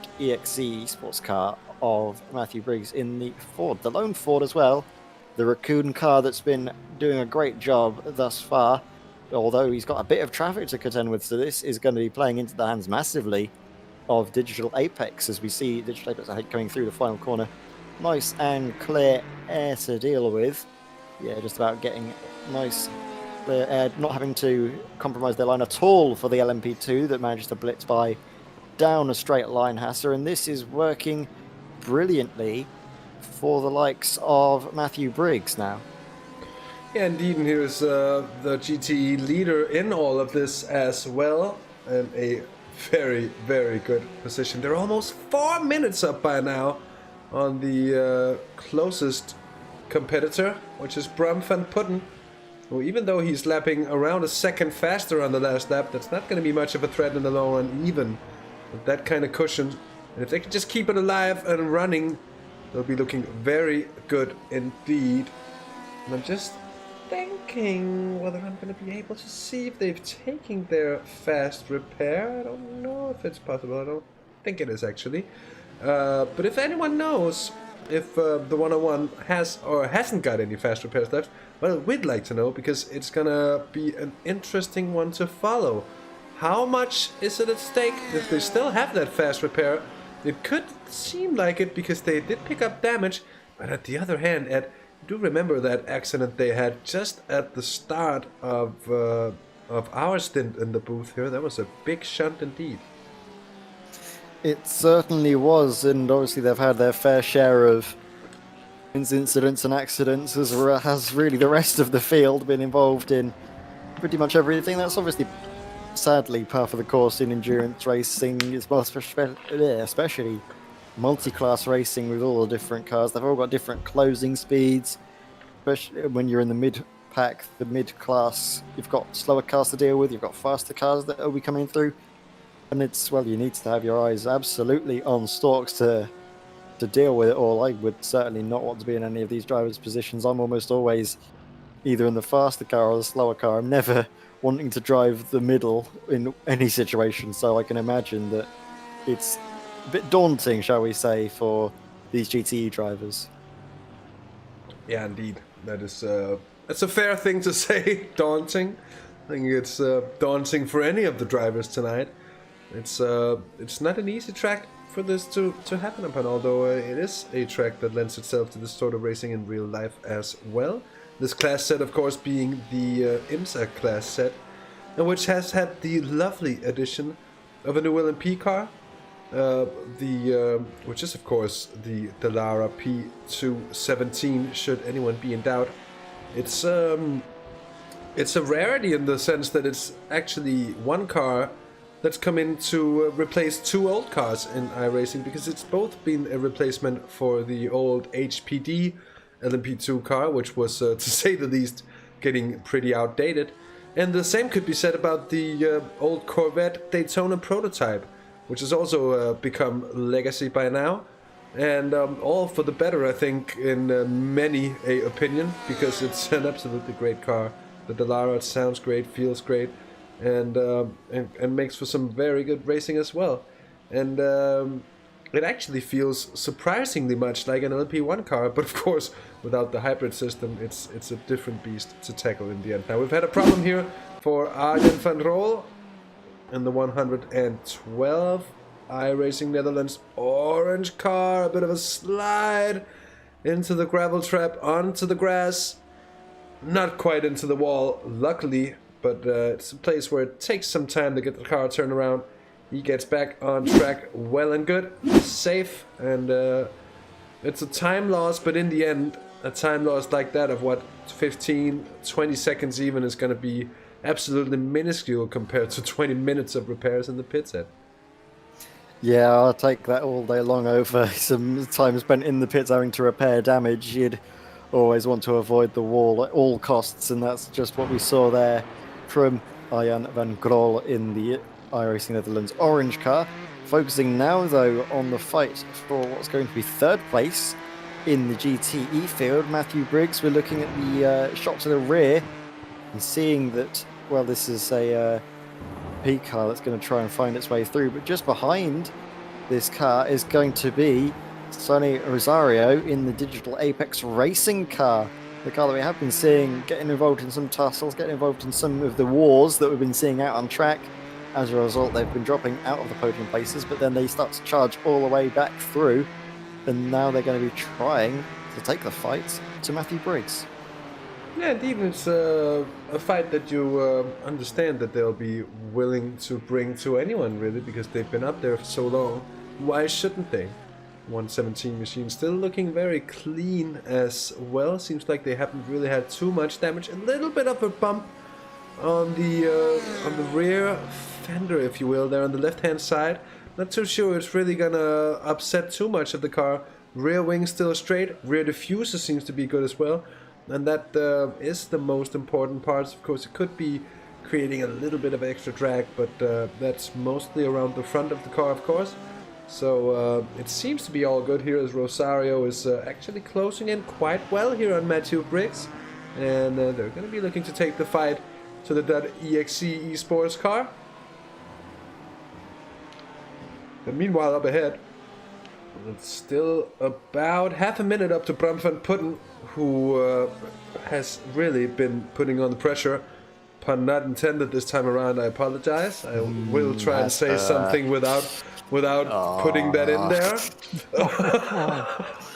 And I just did it again. You're gonna be the death of me. Oh, I can't believe you've done this. I cannot believe you've done this, Hassa. I'm so glad that there's only an hour left before I can have a sleep and try and forget about all this before the next, in 6 hours' time, I'm stuck with you again for 4. Well, I'm sorry, Ed, but if you cannot believe I just did that, if you cannot believe I just did that, you are a naive person indeed, and you need to wake up. I'm sorry. I do apologize. All jokes aside, I actually wasn't trying to put all these putting jokes in there. That just seems to be happening. I wanted to say he was putting on the pressure, which he was doing. He's going fast. He's extending the gap down to the cars behind. It just ever so happens to be that he has a name that's very close to a word that you just happen to use quite a lot when you're commentating. You're not helping yourself, Hassa. You are not pleading your case whatsoever. No, but still, it's very good to see Van Putten doing such a good job in the car, doing such a good job as well to try and keep the gap to third place. As we say, to third place, Matthew Briggs is under pressure from Sonny Rosario, the Digital Apex racing car, getting closer and closer lap after lap. The last lap, Sonny Rosario was actually just about a second quicker than the .exe Esports car in third, but now the traffic might start to play a bit of a role, might start to slow up Sonny. We're going to follow just through this section here. Around the outside, we're going to be seeing the LMP2 car absolutely breezing by, using the downforce to great effect. You can just see the amount of cornering speed that he can take with relative ease, it seems. Sonny Rosario not losing out too much, but potentially we could be seeing Matthew Briggs losing out into the final corner. I think he has actually. Yes, that gap has shrunk down now to underneath a second. So Matthew Briggs has been held up a little bit. That's allowed Sonny Rosario to catch up, but we're seeing Ian Roots himself catching up to Ronnie Heyman in the CCTS Esports Endurance car. And this is a fight for that 5th place that Ian was telling us about earlier, the place that they were hoping to fight back up into, Hassa. Yeah, indeed. Very true indeed here. Oh, we've had a problem for Kevin De Winter in the 72 Stage 1 Racing Junior car. We're going to have a look at just what happens. He's made contact with the 11 machine that is the Apex Racing Team car. I'm afraid, as they've had a bit of a coming together. Here's Gideon Port, who's in the 283 Trackside Esports Orange machine, who has a bit of a solo moment of his own, and he goes hard into the barrier. The steel barrier collects that as well, and that's going to be causing a bit of pain for him. Oh, and as Adam Christodoulou has had a problem. First of all, here, look at this Sonny Rosario up alongside with Matthew Briggs, and he's going to squeeze on past up into 3rd place. So, brilliant. He boxed him in behind the GT3. Brilliant move indeed. It's very, very wise to it. Staying witty here in the middle of the night. And let's have a look at what happened to Adam Christodoulou here in the 218 car of Project Dynamic. Oh, just lighting up the rears ever so slightly. But a slide and keeps it alive in the end. It's nothing majorly game-changing for him. It's just a few seconds lost. Sorry, Haas, that could be as well. The worn tyres come into effect because I don't believe Adam Christodoulou took tyres at the pit stop. So that could be what was the cause of maybe just the rear breaking away, as we see something happening to Ben Edelman there. Oh, and he's reversing onto the track, and that is never really a kind of advisable thing to do unless you're absolutely certain they're not going to come back in front, which nobody did in that particular situation, but it could have gone very wrong indeed. There are PM Esports, who's up into 5th place, by the way, doing very well, slicing through the traffic. Here's Sonny Rosario, as we saw, back up into 3rd place, getting the better of Matthew Briggs here. And all the while, Bram van Putten is still putting in some very good lap times. I didn't say Putten, at least. I actually said pudding. Okay, I'm just gonna. Bram van Putten is putting some very good lap times in. I'm almost into the theory of Margaret Thatcher impressions then. I'm gonna be having nightmares tonight of this. It's gonna just be filling my horrible nightmares throughout the rest of the evening here. But Ian Roots is going to be in dreamland if he can get past Rondy Heyman before the end of his stint. He's going to have a bit of work to do, though, as to be said, because Rondy is around about 3 seconds up the road. Last time, Matt, as well, Rondy was able to increase the margin by about a few tenths of a second, but now this is coming back now that Ian Roots is in there, and it's his turn to try and charge up as we hear contact further up, and I think that could be Rondy Heyman involved in something. He's dropped back a little bit, so did those 2 LMP2 cars that I think collided together. We're going to see exactly what has happened here. So this is Matthias Karjalainen coming up behind the 72 LMP2, and that is Kevin De Winter. Oh, they did have a bit of a moment. They just came a bit sort of close together. They maybe just squeezed on the exit of the corner. Matthias Karjalainen, I think, steps full blame for that and maybe tries to stop to let him through. Oh no, just goes on through anyway. So we're going to see exactly what happens in that. Is maybe if the stewards have a look at it, but it's inevitable impact, sadly, of close racing, especially when you're in the LMP2s and the cars don't like to turn in when you haven't got the speed going through them. Well, that's very true. It's just the slightest of touches turning the 72 car around in that situation. And Routes up into 5th place, I think, at the moment. Yes, indeed. So 6th place. But he's close. 1.6 seconds off the rear of the Mercedes here of Rondy Heyman and the 269 car. And indeed, Ian would like to come up here and say, hey man, and say I'm going past.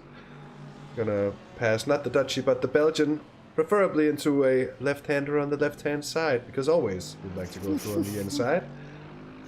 And we're gonna check back with Bram van Putten, and I'm gonna make a challenge not to say a word. So Bram van Putten has really been increasing his pace to put more time in between himself and the cars behind.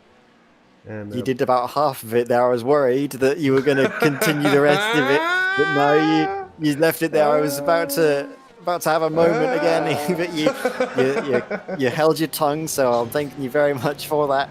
Going back though to Ian Roots, he is closing the gap to Rondy Heyman. He has got some LMP2s for company, so we may need to worry about navigating those a little bit further back.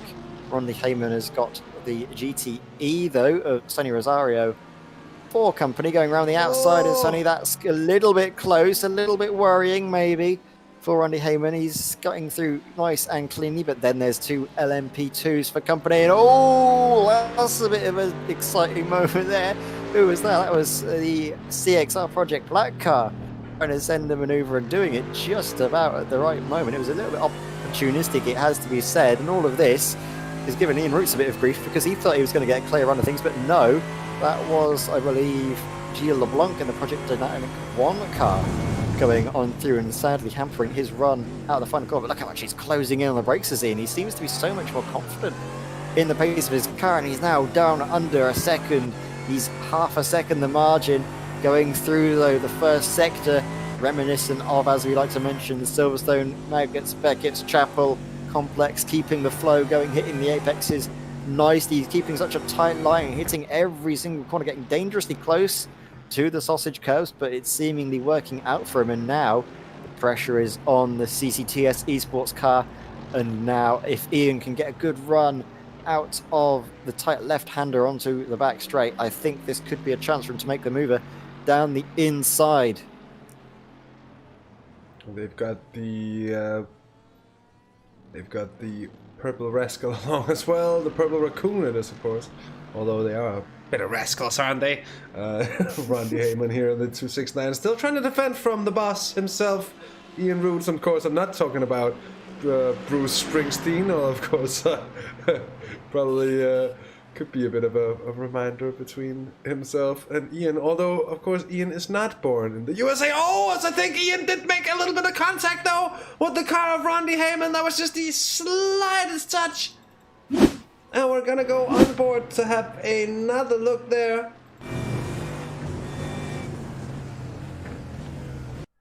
And to just slow it down, see, yeah, that is a tiny wedge there of the rear, but it's enough to, alongside with the downhill there, to make it go around. And that will have been very much unintentional, and I think much to the dismay of Ian not to be able to make the pass in a clean manner in the end, as he would have wanted. But he's gotten past on Randy Heyman, who didn't suffer any heavy damage, I'm sure, from that hit.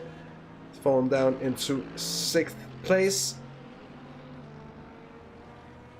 Scott Rankin had a problem before Edward. We're just going to have a look at that. That's the 29 car again, I want to say. We've seen this a multitude of problems today. Again into this corner as well. That was a much more violent, though, swapping of the rear end. It seemed to just snap on him almost going into the corner. So usually we see it sort of bleed into the oversteer moment where the car pitches around, but no, that was instant snap of oversteer on turning. So he was definitely taking a little bit too much into the corner, and Scott Rankin was thoroughly punished for that with a big spin around. Managed to rejoin safely, though, without too much incident after that point. So well done to the Australian driver for keeping his car cool and collected after the spin. Following, though, now Tony Rosario, and he's gotten ahead of Matthew Briggs, and since then he's increased the gap to about 5 seconds, so he's getting a good margin now. Gonna have to focus on getting Bram Van Putten under his grasp and seeing if he can catch up, fight for second place. Whereas Oscar Wilkins seems to have just run away with the lead of the GTE field. Further back, though, on board with the nice purple raccoon car, Matthew Briggs in the .exe Esports car. Great job from him. It's sad that he's been involved in a few incidents. His car's been involved in a little bit of a fracas earlier. We saw him get airtime actually when an LMP2 car sent him into next week, shall we say. But since then he's been able to recover nicely and, well, fairly it seems. At the moment, though, he's just not got the pace behind him. Well, indeed not. Still on board here with the Mr. Briggs. He's lost out on just that crucial bit of time that separated himself from Sonny Rosario. It's now up to 7.1 seconds. It seems they're indeed for the long haul in the .exe 110 car. Although you have to say they've been doing so well of just keeping it on track for so long. And the gap for Oscar Wilkins is actually coming down. It's down to 2 minutes 44 seconds. It sounds like much, but Van Putten is really closing in. And he's doing a sterling job. And as I mentioned earlier, we do all know, everyone who's had a glance of this driver's I rating of plus 7,000, and he's probably not the only one in this race, I would suspect. That doesn't come cheaply, so to say. It's and it doesn't come by itself either. It doesn't come with luck, and it is indeed not enough to be lucky, as Murray Walker once said. You also got to be good, and he is that. A lot of drivers as well make their own luck, don't they? They come through, they manage to pick their moments to make the moves, they manage to see incidents happening before they do. They can just tell the body language of certain other cars around them and know that They could be prone to making a mistake, or they could be prone to sending a diving maneuver. And you might say, oh, it's lucky they avoided that incident, or it's lucky that they broke earlier that time when they might have just taken it normally. But no, I think the drivers are well aware of everything going on and are able just to pick the right time to put themselves in the best position to avoid any of the dramatic moments we've been seeing. As there's a little bit of a lock up there, a bit of a cloud of tyre smoke, as we're seeing Rob Cloquet now closing in on Matthias Karjalainen, PM Esports car, maybe feeling a little bit of pressure, but I think as well their last lap time was a 2:13, so they might have had an incident, Hassa. Yeah, indeed. I was busy writing a comment to the Macarena thing that was going in chat, because once you're singing Macarena, you can't have Macarena without the "ay." So thought I'd put that in there. Rob Cloquet is here, and I'm trying to keep a straight face right now, which is, to be honest, rather challenging. Here's Matthias Karjalainen, the Finn, and the 37 car has done so well. He's lost a single position not too long ago to Gilles Leblanc after having been, I think, involved in a bit of an accident. And oh, this is one of the incidents with a bit of commentators' cars coming into play here for the 37. Next level racing with Rob Cloquet there is right on his tail. He's gonna go for the move now. They got a poor launch, and Rob Cloquet's up the inside into the next left-hander. And I don't think there's going to be much to fight for here for PM, as Next Level Racing, the 77 car, goes through up into 6th place. And that completes a couple of poor laps indeed for Karjalainen, who seems to be having a bit of trouble these times around here. And I'm afraid the boss himself did receive a drive-through for that incident before. And I guess it's fair enough, but it just goes to show that incidents happen even to the most experienced of drivers, Ian Roots, having been on sim racing and iRacing in particular for quite a long time indeed. Yeah, but it's unfortunate, but it seems to have happened, I think, later on in Ian's stint, so maybe the only saving grace I can say is that he can serve the black flag, which would be a stop, which is the sort of a time penalty added on in the pits, and then take sort of a tyre and fuel change so that it's mitigated somewhat. You see a replay. Oh, that's Ben Cornet spinning around. The Apex Hunters Esports LMP2 leader having a little bit of a moment there, but still ahead on the road of R&D Taylor and the CXR Project Black, so there's not been a change. But he's still did well to avoid getting any damage. As you see, oh, that was the LMP2 car. Was that actually collision on the back, or was it just him spinning around? I think that was actually collision between the Kart Academy LMP2 and Jensen Deleu. Yeah, indeed, on board with Jensen here to see what happened as he massively outbrakes himself, locks up, and collects the rear end of the front-running LMP2 car in a very similar fashion to what we saw before. So that might be a bit of a penalty as well coming in for them if they are. They could be in for it, I think. In that situation, we'll see what race control has to say about that. So Jensen Deleu, that 84 car, trying to make amends of the situation here. And Scott ranking in the 29 machine, 13th in LMP2. Karjalainen still with the close company from Rob Cloquet. Actually, he got back past very quickly indeed here. Karjalainen up the inside, and Cloquet is not going to try to defend it this time around. At least he's going to go for the cutback, but it's not going to be anything. I think Karjalainen marches him off the racing line and back up in front, and that's taken the 37 LMP2 back up into 6th place. This battle for 6th place indeed. Rob Cloquet isn't going anywhere. He's going to be looking to get right back past on Matthias.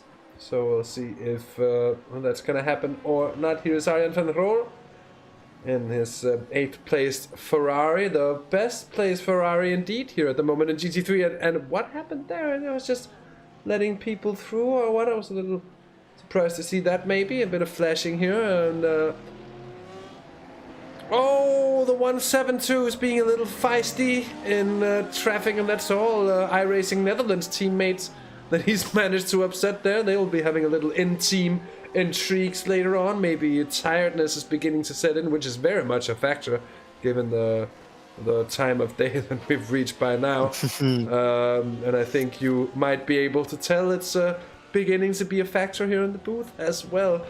We however, it seems we don't get tired in the way that we're sitting here yawning and trying to fall asleep, but it just, at least I, seem to just be getting a little more silly maybe at the level. A little bit wacky. Yeah, the wackiness increases a little bit as the tiredness does so, and especially as the tiredness turns into overtiredness, I believe it just becomes even worse. But getting delirious, yeah.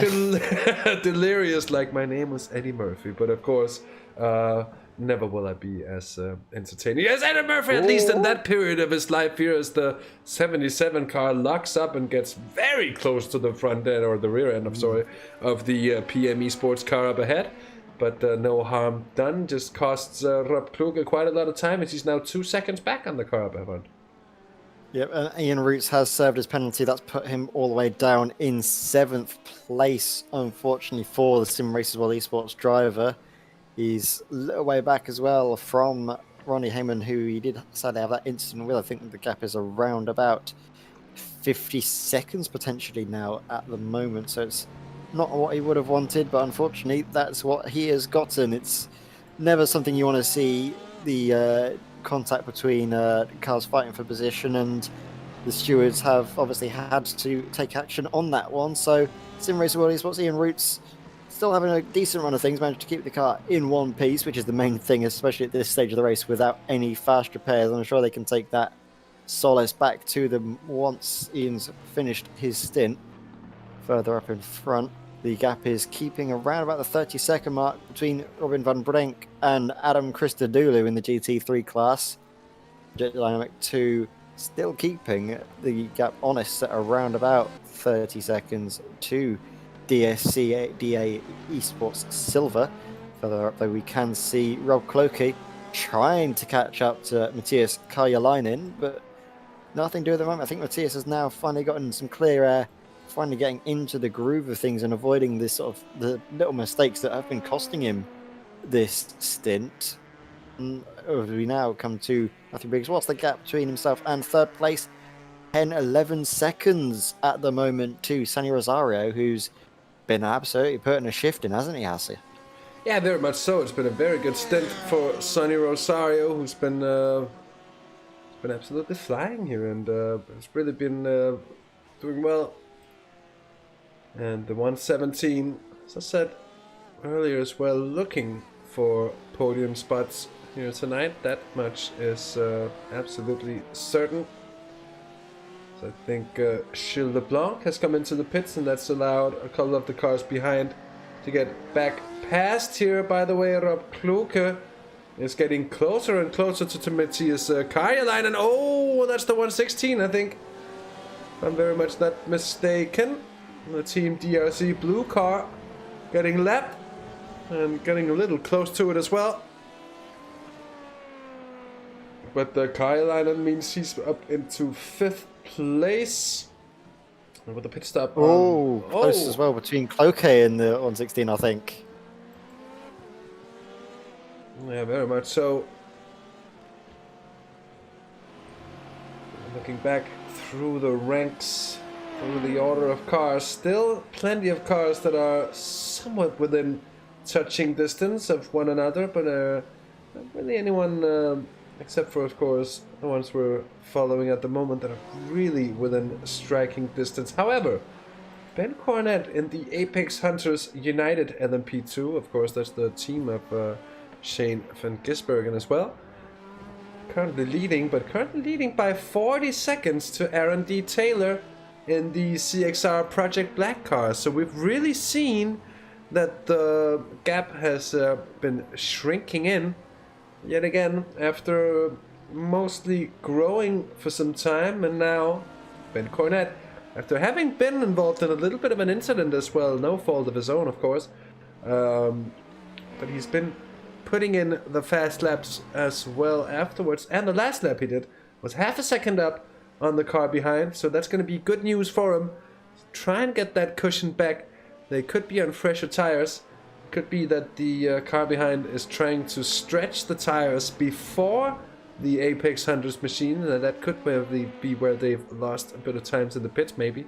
We'll see how that situation unfolds itself over the last 30 minutes of our stint before we go off commentary. And we'll be back with you early in the morning, 6:30 UK time, 7:30 Central European time. And it'll be me and Ed May to take you through the first 4 hours of the morning before we leave it with Jack Werrell and Jack Oliphant, the two Jacks. How much Jack can you get? Well, The Jack attack. the Jack attack it is indeed, and it's going to be awesome. So have him finishing the show there. We're going to have so much closure on so many things and so many battles that are going on around the field that have been going on for a long time by now, as we're seeing this field that's been spreading out.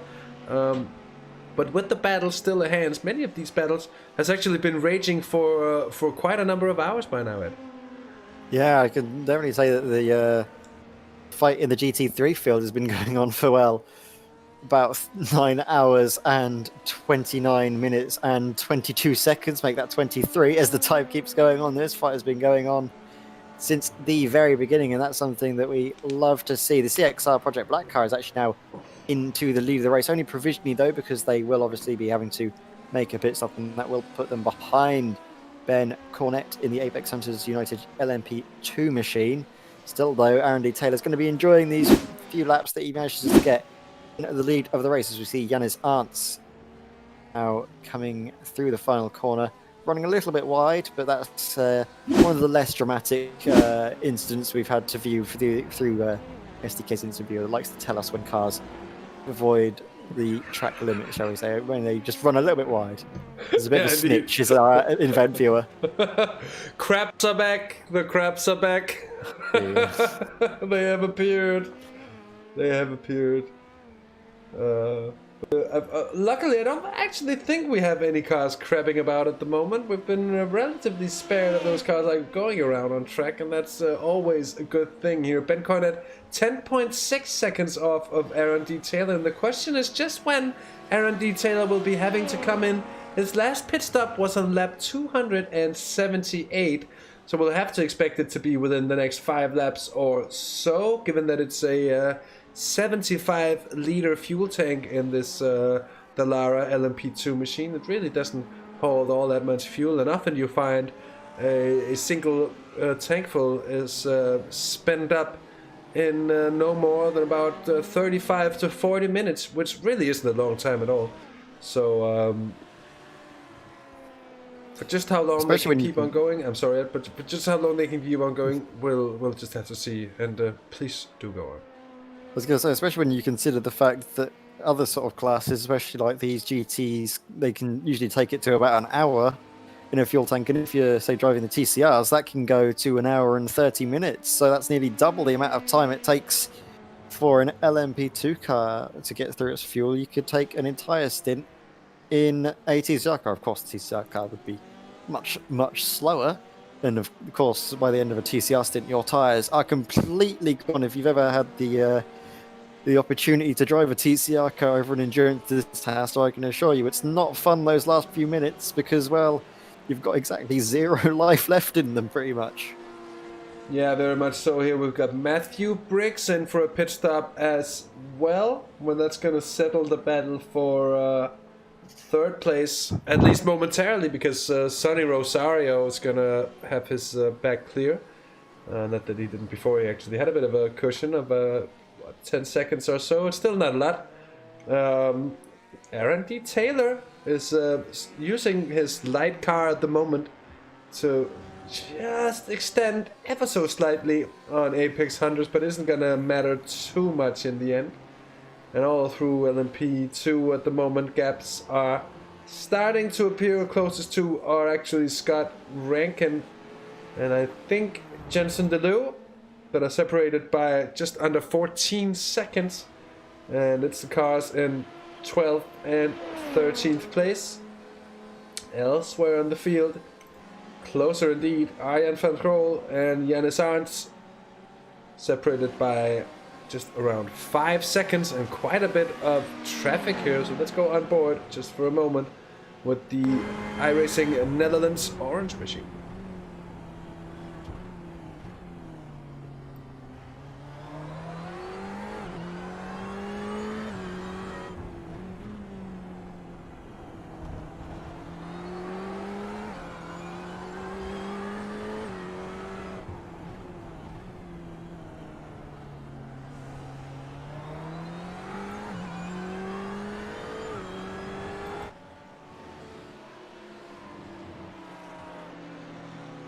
Indeed, Ed, I think for the first time, after 5.5 hours of our little 6-hour stint here, for the first time really in these 6 hours that we're going to be commentating here for tonight, at least until the morning will come, we don't really have anyone really close on track at all.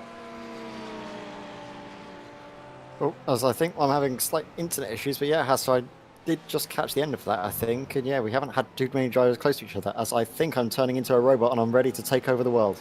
No, no, robot, you were just not present, I think, until you were. Oh dear. And then you were in a very human form, so no worries for tonight.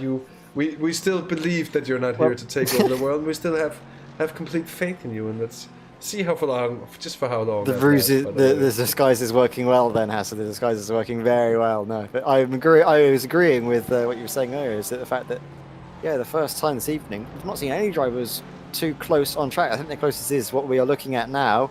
Arjan van Grol right behind Jannes Arndt, but they're not right behind really, because the margin is just about 7 seconds. So all of the drivers have been kind of started to chill now, and this is the point where we get into the midnight stints. The drivers start to think a little bit more about maybe taking things a bit sensibly, maybe thinking more about strategy rather than getting into these close on-track battles, and start racing more the stop clock rather than the cars around them. So it's the phase of the race that's still as exciting when you're on the pit board, when you're thinking of the strategy, but maybe not when you're in the cars, maybe not when you're trackside and actually just watching the cars go around. But I can assure you that there's never a dull moment for the anoraks like me that like to keep watching all the stats, as we see Jannes Arndt having to go a little bit wide actually to allow one of the faster cars in the class to go past. I think that was the Team DRC red car of Bram van Putten coming on through, and it was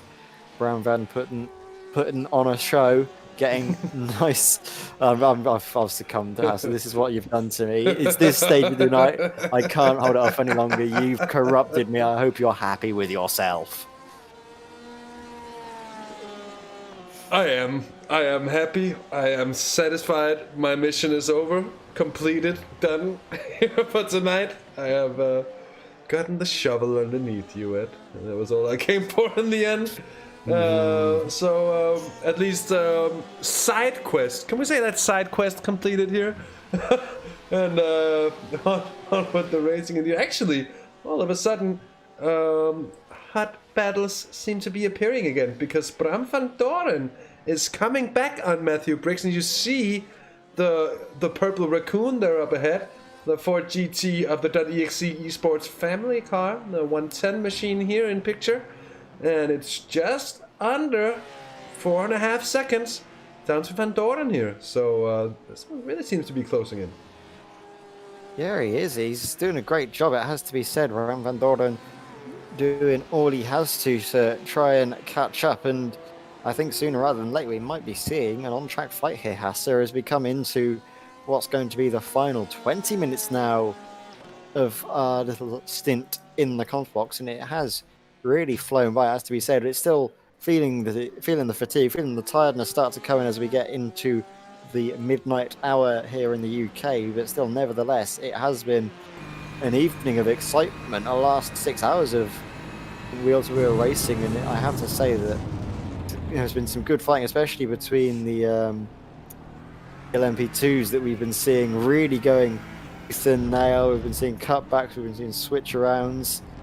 been absolute madness, and especially that moment where we saw them go 3 wide, parting the waters, didn't you? As you said, it was Moses-esque. Yeah, indeed. Indeed, it really was. It was, and in the sense that it was almost incredible in the biblical scenes. Yes, it was biblical scenes. They went around in ways that I didn't really think was going to be possible. One really more or less off track on the left-hand side and making the overtake stick in the end. And that was some proper racing indeed. Very, very good to watch. Still very good to watch here as that gap is coming down quickly. Look at this Van Doren, 3 seconds now. He's flying up on the rear end of the .exe car of Matthew Briggs, who seems to be lacking pace at the moment. He just came out the pits. I don't think he had tires, which means he'll have worn tires by now. He'll be a stint old, although he will have a car that's pretty much brimmed with fuel. So it's hard to find a car that'll be less settled for him to throw around the twisty bits of the track at the moment. And I think that's what's costing him the time to the 191 machine, and all the better for us. It's bringing us a bit of action to watch here at this late stage of our stint. Indeed, of course, a bit of an update there to have the correct graphics Matthew showing. Briggs is much closer now. He's much slowed down, so I'm not sure what happened. I think he might have had a moment there going through the S's house. I'm not sure if it's on our SDK event viewer or not, but he did seem to have a little bit of a moment going through that first sector. So I think that might have been just before turn 7, actually, because I did see a puff of tyre smoke. Brown Van Doren can really see 4th place up ahead of him. He knows that it's his chance as he flashes Ian, who then gives him a flash in return. A nice little bit of friendly flash in between the drivers, keeping themselves entertained in this late stint. That's probably the only car that Ian's seen for a while going past him. He's in his own little bubble, is Ian, but not in the bubble is Bram Van Doren. We're going to see a replay, I think, of David Burgess here, Hassel. What's going on here? He just collects one, that is going to be a big old pile of engine damage, I'm afraid. Look at the smoke instantly from the car. The number 10 machine is going to be suffering big time this time around, I'm afraid. Puffing smoke from the rear, and you can just see why. We're going to have another look at that. Picks up one of the... You can see there on the left-hand side, there's one, and then the big old hit, there it is, 100% airborne. So that's going to be a strike where the car is most vulnerable underneath, sort of like a turtle, if you will. And the only difference is it goes rather like a hare than like a turtle, or like a greyhound, if you will, like a cheetah, this Dallara machine, although not with engine damage. And I'm afraid we're going to see the number 10 car fall down the order of the LMP2 cars now. And this might be a very costly set of repairs in the end for them. So a rather dramatic incident indeed. And another rather dramatic one here as Bram Van Doren, I think, has gotten past. The 37 car goes around on the outside. That's an LMP2, of course. But Bram Van Doren has gotten past on Matthew Briggs. And let's see just what happens here, Ed.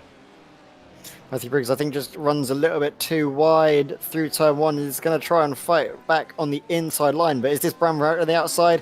Round the outside, round the outside. Yes, it is. He's going to get it sticking, and then he has to worry a little bit about the LMP2 making its way through. That's the 37 car of Matthias Kajalainen, the PM Esports car that eventually edges his way around the outside as well. All these cars going around the outside, round the outside, round the outside. Yeah, indeed. It's sort of like... It's sort of like you gotta drop it like it's hot, like your name was Flintstone. And you got an LMP2 going round the outside, round the outside, round the outside. I'm sorry, I apologize. It's getting late indeed, and well, you gotta say something for a number of hours, and sometimes you just seem to get to a special place in your mind where all the really strange ideas reside, and seems to be I'm well in for a visit to that department this night. It was Paris Oosterweer. Perry, I'm sorry. DCSR.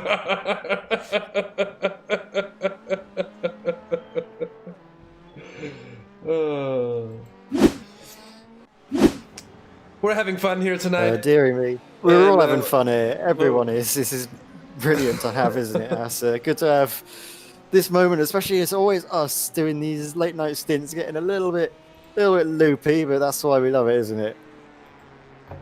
Yeah, indeed. It's one of the things I love the most about these very things. As we see the CXR Project Black number 46 LMP2 is now in the pit. That means the Apex Hunters Unlimited or United. I'm sorry, I don't know why that became unlimited all of a sudden. Probably the LMP2 thing playing tricks on my mind. Indeed, probably just the speed that things are going by my eyesight by now. But anyways, they're in the pits. They're gonna be out in second, of course, and also in the pits, Falco Veerkamp for the Team DRC orange car. They still have a noticeable cushion as well down to the car behind. Rob Kluge is quite close still to Karjalainen in front. They're fighting over 5th place. They've got Gilles Leblanc another 30 seconds up the road, and still going at it here for P6 indeed. And just to update you on the standings in the classes, Apex Hunters United and LMP2 leads CXR Project Black and Next Level Racing SJS Esports in LMP2.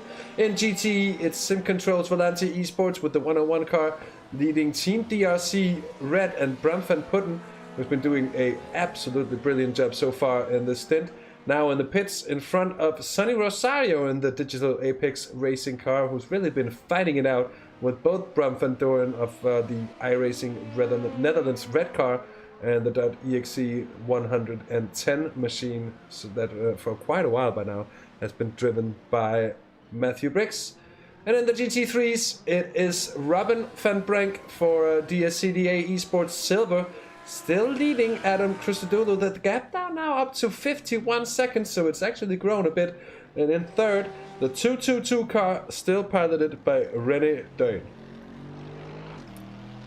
Nicely done, Hasse. Good run through the grid as we are into the final 15 minutes, Hasse. Oh no, it's not got long left. We need to make these last moments count, and hopefully we can see some more on-track fighting before we have to go. Though sadly, I can't see any drivers out fighting, so I think we might need to focus a little bit more on the circuit itself rather than driving in.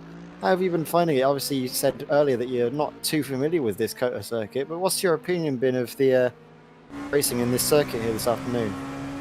I think it's been really good, and it's a track that I can't wait to get out there and try myself at some point soon, because it seems to be one of those tracks that really have it all, and I think I think it's an enjoyment to try, but I also think it's going to be a difficult one to actually set up the car for, because it seems you want to have straight line speed, you want to have a stable car over relatively bumpy bits that it also has, at least with the crests and such, and you want to have a lot of downforce, of course, to take care of the medium and high speed corners that it has as well. So I think it's provided us with some excellent racing so far tonight. I have to say I'm a fan.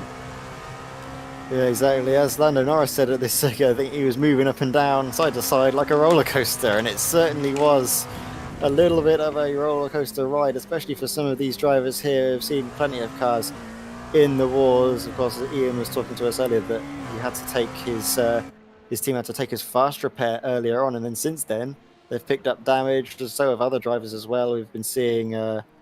We saw the Digital Apex Racing have some moments. We saw Team DRC Red ending up on their roof at one point, which is not the right way up if you're wondering for a GT car to be. You don't really want to be having your car turning turtle on its roof, but still they've been able to fight back from there and up into the podium positions. It's a great job from the Team DRC Red, and actually we're seeing here a bit of moment on track, and this is the Team DRC Red coming out. Are they going to just beat it? No, they're going to be a little bit further behind, but at the moment I think they are just 1 second behind Digital Apex Racing, so we could be seeing a change of position here, Hasse. I might be getting my wish, and we could be seeing some fighting here in the last moments of our little stint. Yeah, indeed, but it's been a long time since Digital Apex Racing was in the pit, so we'd actually expect them to come in soon, which I think they will. And for once, I'm not wrong. For once, the prophecy is right. And in swings Digital Apex Racing for a late night pit stop for Sonny Rosario, who might be hubbing out the car. I'm not quite sure. Could be in for another stint, but we'll have to see about that. It's gonna get Bram van Doren and Matthew Briggs back on past as well. And sorry, Ed, you were saying? I was about to say, you know what they say about stop clock, Hasser? That's probably what you're like with your predictions. You're right at least twice a day, shall we say? Start the stop clock, yes indeed. That's that's a good old Murrayism as well. Actually, only heard that one for the first time not too long ago. Yeah, but it was a brilliant one indeed. In there, along with the Coulthard, is the car that is closest to the car in front of him, and also Coulthard leading Coulthard, which he's also said once. Brilliant stuff. Okay, leading Cloquet then. It's Cloquet leading Cloquet.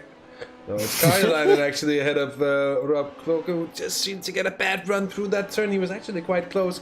That's cost him a second or so for in the 77 here. And Dan van der Ven. Is that just going to be a little bit of a problem under braking here? And he takes to the off track, but that's going to be a relatively innocent incident for him, and he's still running well. Just an incident point picked up, and nothing more really here. Bram van Doren now 6.7 seconds gained on Matthew Briggs, so it's been smooth running here from the 191 machine over the last few minutes, and they're clearly extending the advantage here. As Karjalainen is still with the company of Rob Klook. It's around a second and a half at the moment. And now getting caught up behind one of the iRacing Netherlands Porsche 911 RSRs. It's the 172 machine. So it's the car in... It's the car in 8th in GTE. But look there, it seems to swing a bit back and forth with the traffic indeed for Karjalainen in the pits. Karjalainen and Kloken, very well called there indeed. Matthias Karjalainen comes in. And indeed, PM Esports did do a very good job of gaining places through the night. They've been running up the order, and they were sitting 5th for some time. It seems to be swinging with the pit stops though. And for now, they'll be coming back in here. Oh, and we've had a problem here for Ben Edelman, I'm afraid. So let's just see whatever happened to him. From 4th place, trackside Wolfpack. This seems to be going very slowly here indeed. And what do you think is the reason behind this, Ed? Running out of fuel? Run out of fuel, yeah, had to coast it in, potentially maybe having to clutch in and save a bit of fuel. It's tricky to tell. Yeah, that is a dying engine might indeed. Be what happened. That is running out of fuel, yes. That is exactly it's what happened there. But it's something that can happen, isn't it? It's just a little bit of miscommunication potentially with the driver and the people spotting for him. Maybe the driver's just focusing too much on the fighting, maybe focusing too much on the traffic and not looking at his dashboard, realizing that he needs to come into the pits. Or maybe it's just a bit of a missed call from his engineer saying, oh yeah, you've got enough for one more lap. But then he does that one more lap and then realizes midway through, I don't have enough for this lap, and he has to coast it through for the remainder. But that has benefited Ian Roots up into 6th place now for Simracersworld Esports, and up in front, Morgan Thompson, CXR Project Black, up into 2nd place at one stage in the race, but sadly they've been dropping down like a stone. The damage is proving far too much for them to handle, and that's put them behind Ronnie Heyman, who did have a little bit of a moment with Ian Roots earlier on. We're seeing something happening to Janne's aunts just coming up through the crust. Oh, a bit of a collision with the wall. Is that knocked the suspension now? That seemed to be on the left front tyre, just getting a knock. Don't think his car seems too worse for wear. It seems to be seemingly straight enough. No crabbing going on here, so sheathe your crabs, chat. Do not post them in the chat. He is safe for now. Yeah, indeed. Sheathe your crabs. Oh, Oscar Wilkins have had an off-track, and it could be just a benign short off-track incident. Could be more for the 101. Oh, that's a huge one for the race leader of GT.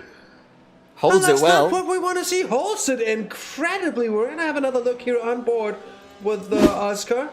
But it's a big knock, and it's, again, those sauces. There it is. Boom, and you can hear it on the bottom of the car as well. That might be the engine, though, I'm afraid, for the 101. And it's, it's a scary moment here for our race leading car in GT. They have the time to go in for a short set of repairs, but it's not going to be long before they start losing positions. In the end, it's around 3 minutes 50 seconds in the vicinity of 4 minutes down to the car behind. We're gonna be trying to figure out the state of the car over the rest of this stint. Seems fine. Seems fine to us, indeed, yeah, but it's sometimes the underlying pins can have taken damage, especially I'm thinking about the engines when it takes such a hefty knock as that one there.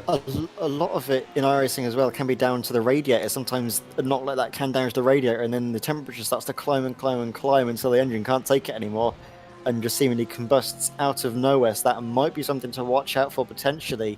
If it's going to happen, it will happen in the next 7 minutes. So if we get to the end of our stint and Oscar Wilkins is still going around, I think he will be safe, but someone might need to tell him that Halloween was about a month ago, because that was a spooky, scary moment that I'm certain that he gave his teammates and all of his fans in the chat. The Volante Esports guys have been cheering him on all the way, and their hats probably would have been in their mouths for a moment. So he did well to hold on to that moment and turn that code brown upside down and keep it going.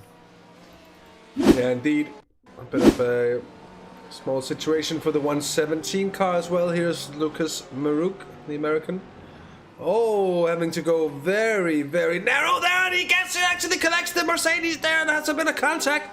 And I don't think he was necessarily really expecting that to happen. Let's have that from another viewpoint here as we're on board with Lucas Maruk.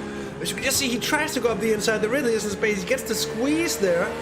And then the Mercedes just comes across, and he has absolutely no chance of getting out of the way and avoiding him, having to get on the brakes in a situation where he really wasn't expecting to. And just sorry, Ed, Hasser. yeah, go on.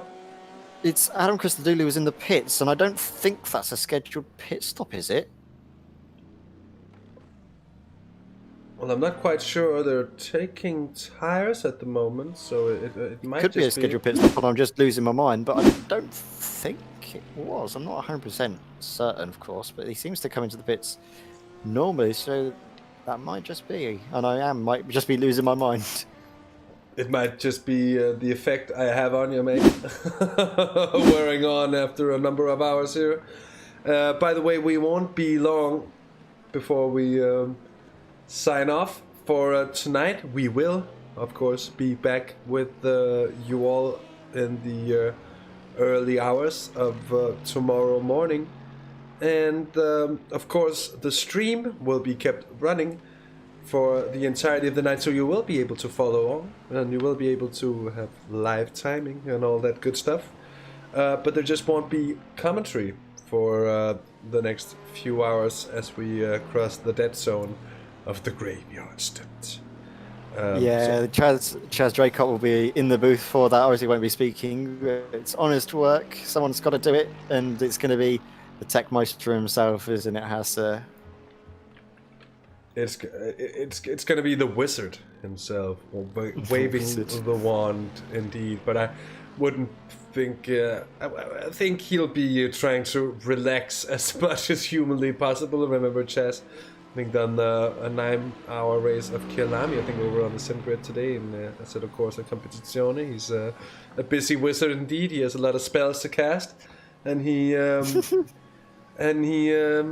he does so with expertise indeed. So I must say I had a huge job as well yesterday with him. It was such a good time commentating on the virtual Belcar Winter Series opening round from Dunnington. And yes, indeed. So I'm not going to read what what Chaz has put in our little chat, because I don't know if that's broadcastable. I don't think. Thank you very much. I don't think that is. Anyways, one thing I want to say to all of you people who's been tuning in with us here tonight on SOW TV is thanks a lot for doing just that. It has been an absolute pleasure having you along for so long of the race already. And if you've enjoyed the last 6 hours at least with Ed and myself, do leave us a like. Either for the serious bits or the wacky bits, indeed. And if you want to see more, feel free to subscribe to Simracersworld for a lot of good sim racing content these days. I feel like we've gotten a pretty good broadcast team together by now. I feel like we've gotten a very nice variation of leagues and special events going on. And it's a lot of fun to be had. If you feel like racing, of course, go and find yourself the SRW website. The Simracersworld website, that is. Google it. It will pop up at the very top of things. It's not hard to do. And get yourself signed up for some really good racing here, as Adam Christodoulou is back out and running. No repairs. So, indeed, Edward, you've lost your mind. I have indeed lost my mind, but what a time to do it with 1 minute to go, Haster, and well, I can finally, and you can finally get some nice, well-earned rest now as Adam Christodoulou takes the car. This is going to be his third stint, actually, so he's been absolutely trooping on. Great job from Adam Christodoulou to stick it out this long, have the fortitude to keep it going along into the night. It is into, well, of half past midnight here in the UK, so he's going to be going a lot later in the evening, and then he's going to have to get up again in the morning. So I would not envy his position whatsoever, having to drive this GT3 car around a circuit which doesn't necessarily favour GTs, it has to be honest. These cars don't have the downforce this track was sort of designed for, with the Formula 1 cars wanting to race around here, but he's doing a good job nevertheless to keep his Mercedes, and he is winning the race of the Mercedes because he is ahead of the likes of Pascal Tiglar. So indeed, it's that time for Ed May and myself, Hazel, to sign off for tonight. As I've mentioned on a multitude of occasions now, we will be back in the early hours of the morning, 6:30 UK time, 7:30 Central European time, and we'll be up with coffee, breakfast, brunch, lunch, whatever you want to go for. We'll eat, we'll drink, we'll have fun. And that sounds like we're going to go out for dinner. We could do that, but we're going to be commentating on some racing early days in the morning. From now, it's rest time, as you can probably hear. And we will be back. Thank you for joining us. And until we'll see you in some hours' time, have a good rest, have a good night, and we'll see you soon.